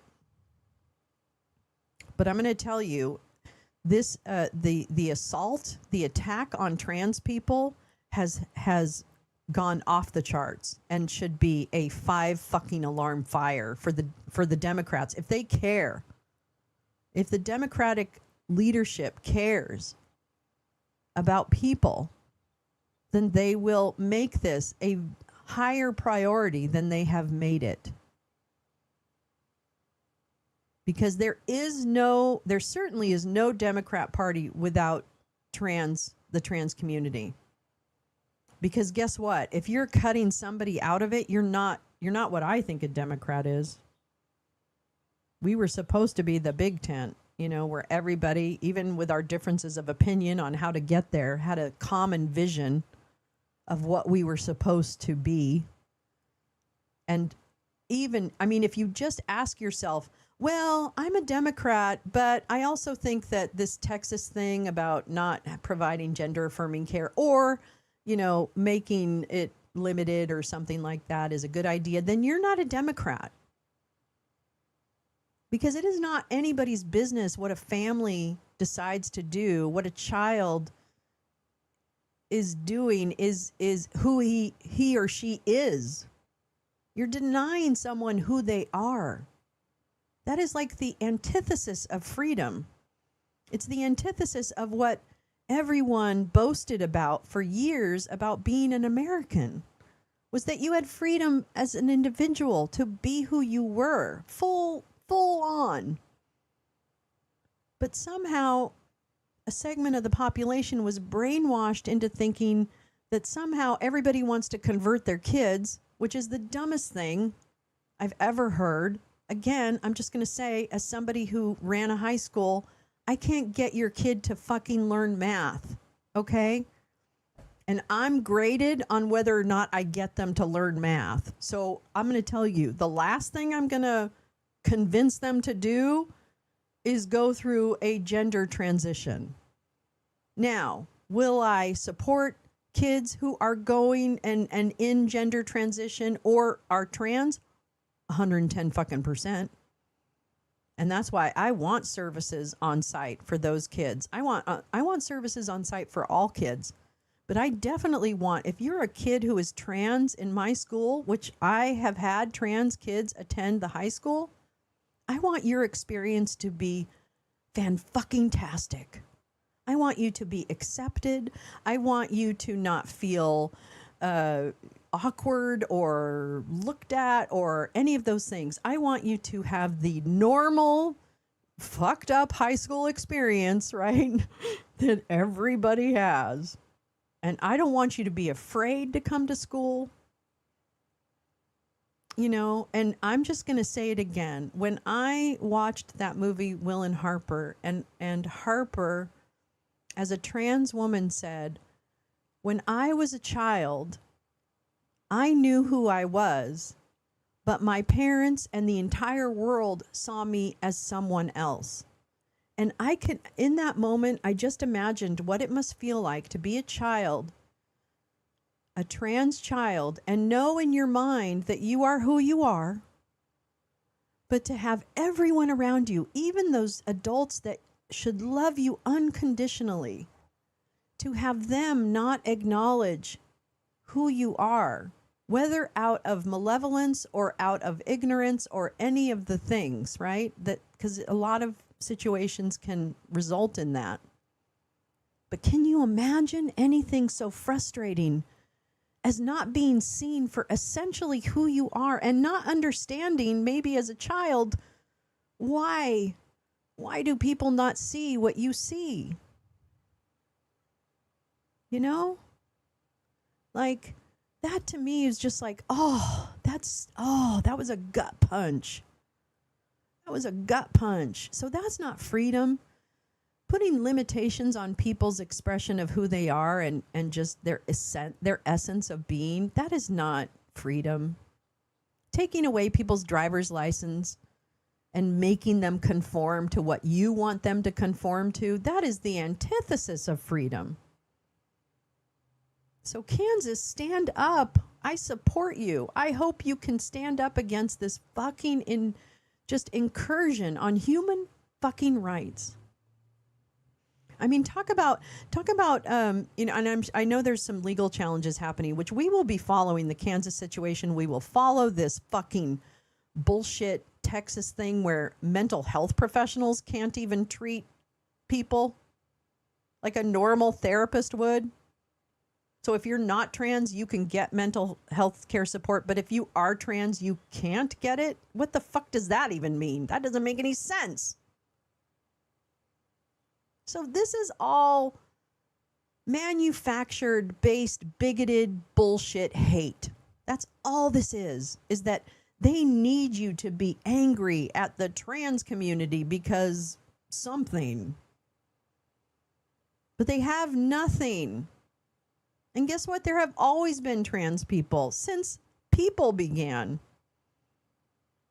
So get with the program, because the beauty of this population on Earth of carbon units is that we all bring this different kind of tapestry, right, man? We just fucking, and to love and be loved, like that's really all that we should be worried about.